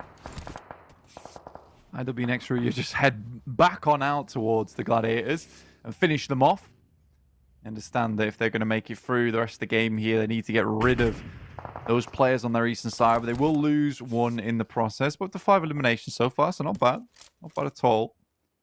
Zone 6 about to pop. Power and FLUX both don't want to leave their positions. This is like one of those games where FLUX suddenly looks like a good team again. And it's frustrating because I know every single one of those players is incredibly good at the game, but they have been dropping the ball a lot recently. And it's curious to see, because when you do see a good game like this come through from FLUX, they make a lot of good decisions. It doesn't feel like luck; it feels very deserved, and it's just you wonder why aren't they able to do this every single game? I mean, it's just not. Yeah, you're right. It just hasn't been there for them so far this tournament, and hopefully we'll see this sort of performance from them repeatedly. But remember, we're missing some of the strongest teams in the tournament today. 3 of them on the group that's on the break, Group E, who have been sat out today. Kine trying to hold off against Heroic. And now IWNX Ruya all looking to try and slow them down here. IWNX Ruya playing as 3, remember, so having that player down, really, really great stuff. Kine pops the nade in, repositions Volt forcibly. They seem to know exactly where he is. Playing on the inside now, I think. Someone spotted him through the window as well. They just need to pop a nade in. Someone find the shot is all it's going to take. And there's the backstab from Frozen. He steps out a little bit too bold, though. And that's the off angle for Ragnarok. It might actually be... No, it's RCB who were able to find that knock. But they should be able to get the res. And that, in the meantime, will be healed on up.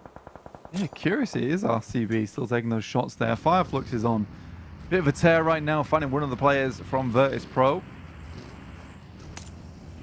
Got DA over on that northwest side, similarly taking casualties as S2G just is sweeping down from the northern edge. So very much a Turkish-dominated circle towards the ends here. They even remove DA. Could be a good grenade over towards Poser. Doesn't quite make it in. That one does, but it doesn't quite get the knock. And in the meantime, S2G have moved up and over to take shots over towards Virtus Pro. I thought Virtus Pro might have a chance here, but you're right. S2G just continue their sweep. The high ground deserted for Virtus Pro. They sat in that valley, and it was their demise. They're now down to just 2 players on their push in from that northwest edge. At the moment, I think it's just IWNX Ruya who are not in this next circle, and one of them's already gone down here. Just going to be Swain left standing. Trying to put some performance up on the board, but they've already got 6 points this match blank. They're already going to get a placement. It's really, really strong stuff from IWNX Ruya today. It's not the loudest of finishes, but it is still just really strong, really consistent, and I'm expecting one of them to be MVP today. Yeah, it's again, it's still not a bad game, and this is what's making IWNRX look so good. And not only that, right? They had a tough game ahead of them. I mean, they didn't find the best positions, but they did the best with what they had. And I think that's more than what you can ask for. A lot of times, it's a difficult circle to play. The majority of the good spots had already been picked up. So they were looking just to hold on that east side for as long as possible. There's only so much time you can hold that position. Circle, dead center once again, and FLUX already leaving that compound early. Give themselves somewhat of an advantage here. But it's S2G who I'm really looking at, who have controlled the mass of this northern space for quite a while. Good grenade from CEO later. And he certainly will CEO him later after that nade picks him up and takes BEŞİKTAŞ out of the game. But a tough road ahead of them, especially with this uphill approach to the next circle. Probably going to come down to Power and FLUX in the end. RCB, though, still going. Taking a shot over towards Al-Haji and actually making it work for them. Nades are trading between Silas and the front lines for power to try and get their res, because they're going to have to move through.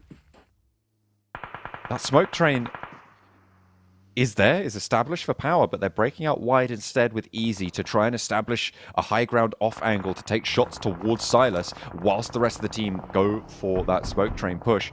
That's if they actually even want to go for it at all, because now it looks like they've just said, actually, hang on a minute, that angle's just really good. Why don't we just go for that rotate instead of messing about with RCB on the middle? Yeah, just leave immediately. Set themselves up towards that high ground.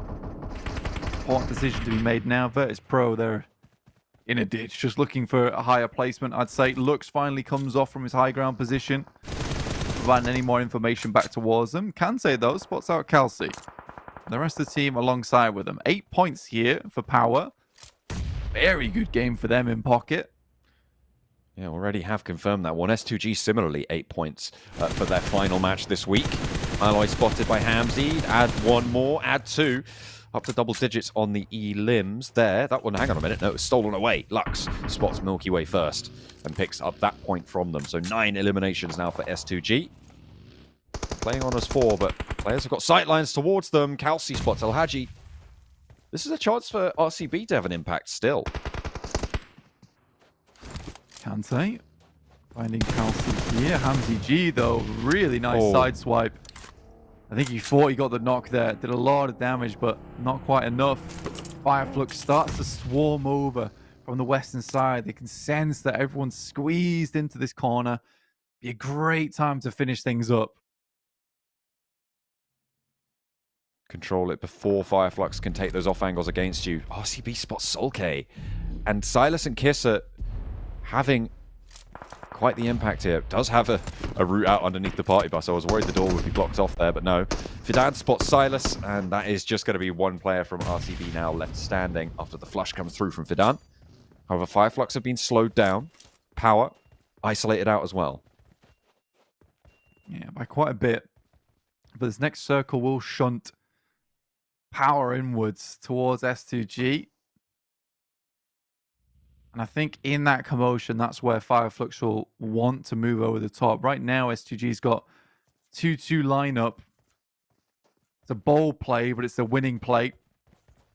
Got to hold out both Power and Fireflux at the same time, or at least they understand that Fireflux has got free reign. They need to hold them back. As Power gets forced in by the blue, finish them off, and then immediately turn. Nade over the top for Hamzy G. Doesn't tag on. They're a little bit too far forwards for that. Back up from the rest of the players with the nades as well. Not quite sailing on. The footsteps now giving the game away. Not too many nades in Hamzy G's pocket. Doesn't have any, in fact. Can RCB backstab onto Power? Kiss definitely has the angle for it. He's got a nade as well. If he lands this right on top of 3 of them, this could be absolutely brutal for RCB. The question is, what work can they do against S2G before that happens? Final circle now, John. Will close all the way in. I spotted him. Still looking out for him. They should hear that Pin pin. pulled. Nade over. It's sailing in. Do they see it? Do they hear it? They're going to step up. There's Kante. And Easy does spot it just in the nick of time. But Kante's gone down. And now S2G can start to move forwards. Fireflux can start to encroach. Kelsey got flushed away for S2G. And Easy's cooking a nade here. Looking to find Ray Z. He's got him completely dead to rights. If he lands that target, but half HP bar, not going to be good enough. Fireflux continue to just marshal the top of this hill. As nades pour onto the S2G location, Ray Z goes down next. CEO later. The MG3 and Hamzy G further down. Using the UMP. Ray Z spotted, flushed. Solke picks up the point. Such a strong position here for Fireflux, but S2G opts for an interesting scenario where they just allow Power to make their way up here. Don't really open things up for Fireflux. Hamzy G does assist in taking down the entirety of Power in a blink of an eye. Now Fireflux sending in the stun grenades. S2G, an onslaught ahead of him. Hamzy behind the rock. CEO later as well. 2 versus 2. A lot of damage sent towards FLUX, but they get the first knock. It's just Hamzy now versus 2. The reload needs to come through, and he's going to break out wide during it. Goes for the spray, and Lux is there to shut it down. FLUX are going to take the final chicken dinner away from S2G. Their last match, it's still a good result for the Turkish side, but both of them being Turkish, it's still a Turkish chicken dinner. Yeah, I mean, we've been waiting a long time for a game like this from FLUX, and they look a little bit happier now. Some smiles on the faces, and it's been required for quite a while because, like I said, the way they played this game was picture perfect, and that doesn't happen just by chance, right? You don't make all the right calls, you don't make out all the right scouts, just on the off chance that you decide, oh, I'm going to move up here, I'm going to move up there. That doesn't happen. So for FLUX, the fact that they're not able to do this consistently is a little bit upsetting for me because I know that they have them in them. It's just frustrating. See you later on there with Hamzy G, who did a lot of work towards that end game. Not able to quite clinch it out. I mean, FLUX kind of had all of them dead to rights from that position. It was just made a little bit interesting by the fact that Power was able to get so far up that hillside. The rankings on the match here: 20 points, 18 points, 17 points. I think that's a pretty good split. I mean, you take those, right? If you're any of those teams, you're happy with that result, and there's not too much discrepancy in it. That 3 points it means more to some than others potentially, but either way, it's not the end of the world coming third compared to first on this instance. Playing up the top of that hill was just a little bit too tough for everybody, but FLUX, they were able to hold out nice and effectively, and Moneymakers going down with a big goose egg. Yep, very sad indeed. So not able to hit that 200-point mark, and they will not be playing again tomorrow. So that is them finished off for the week, and we'll see it back again in week 2.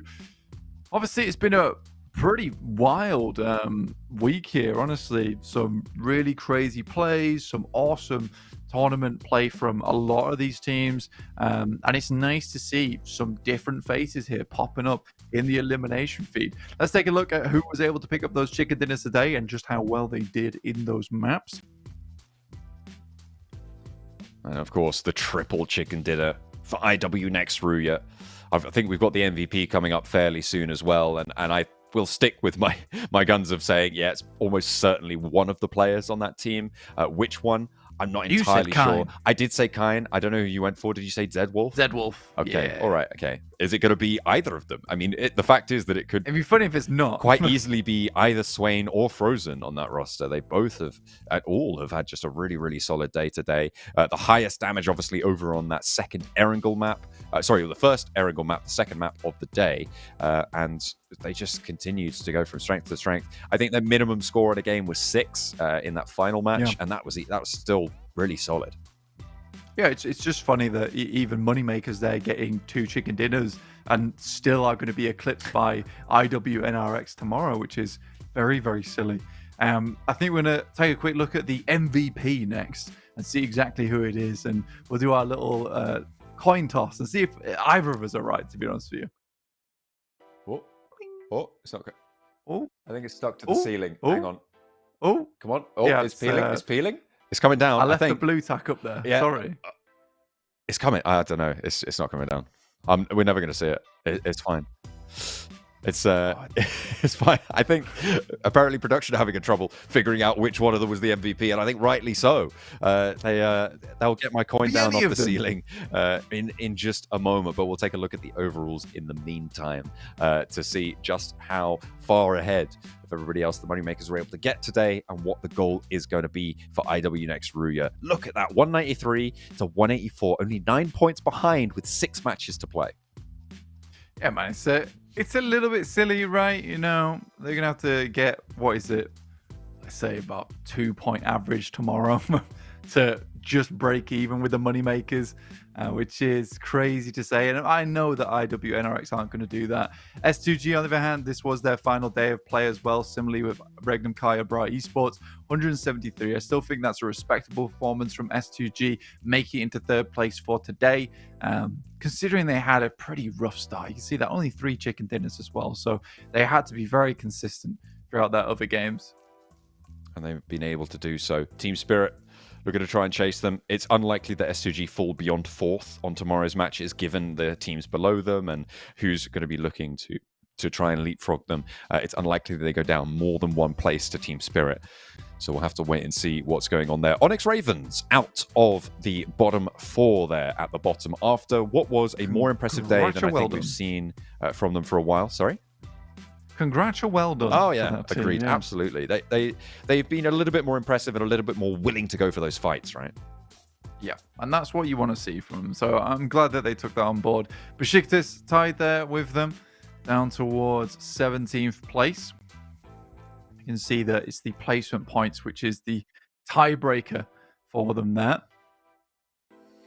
But yeah, interesting. Somebody helped Twisted Minds. I have no idea. Oh, yeah. I think the coin's coming. I think it's coming back down. Blank. Oh, crazy. Blank. Amazing. It's the MVP. It's the MVP coin. Who is it? It's Swain. It's Swain. It was neither of them again. Okay. All right. There you go. Fair enough. 2980 damage over those 6 matches. 14 eliminations on today as well. The choice, I've been informed, for their show match, for their warehouse challenge, will be Digital Athletics as well. Interesting. That is very much some bullying within their own region going on, considering I think Digital Athletics is possibly the worst, doing the worst out of all of them, but by no means terribly, right, in the overall scheme of things, as we already saw the overall rankings.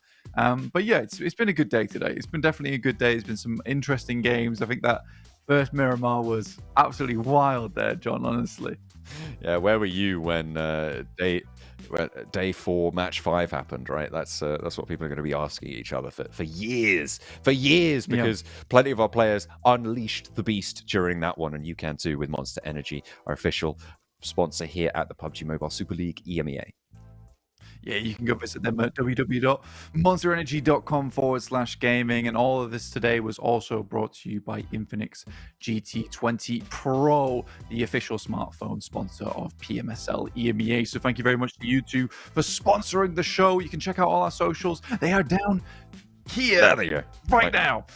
If you want to keep up with the show and make sure you know exactly when we're going live and at what time, and check out some funny clips here and there that do get tossed up on those socials now and again. Absolutely. My name is John Allen. With me has been Blank. We've had an absolute blast today. We've seen the last matches from some of the other teams, and tomorrow we'll be back with a little bit more action to decide who's going to get what bonus points to hopefully have a chance of qualifying for those finals and even further to PMWC. We'll see you guys tomorrow.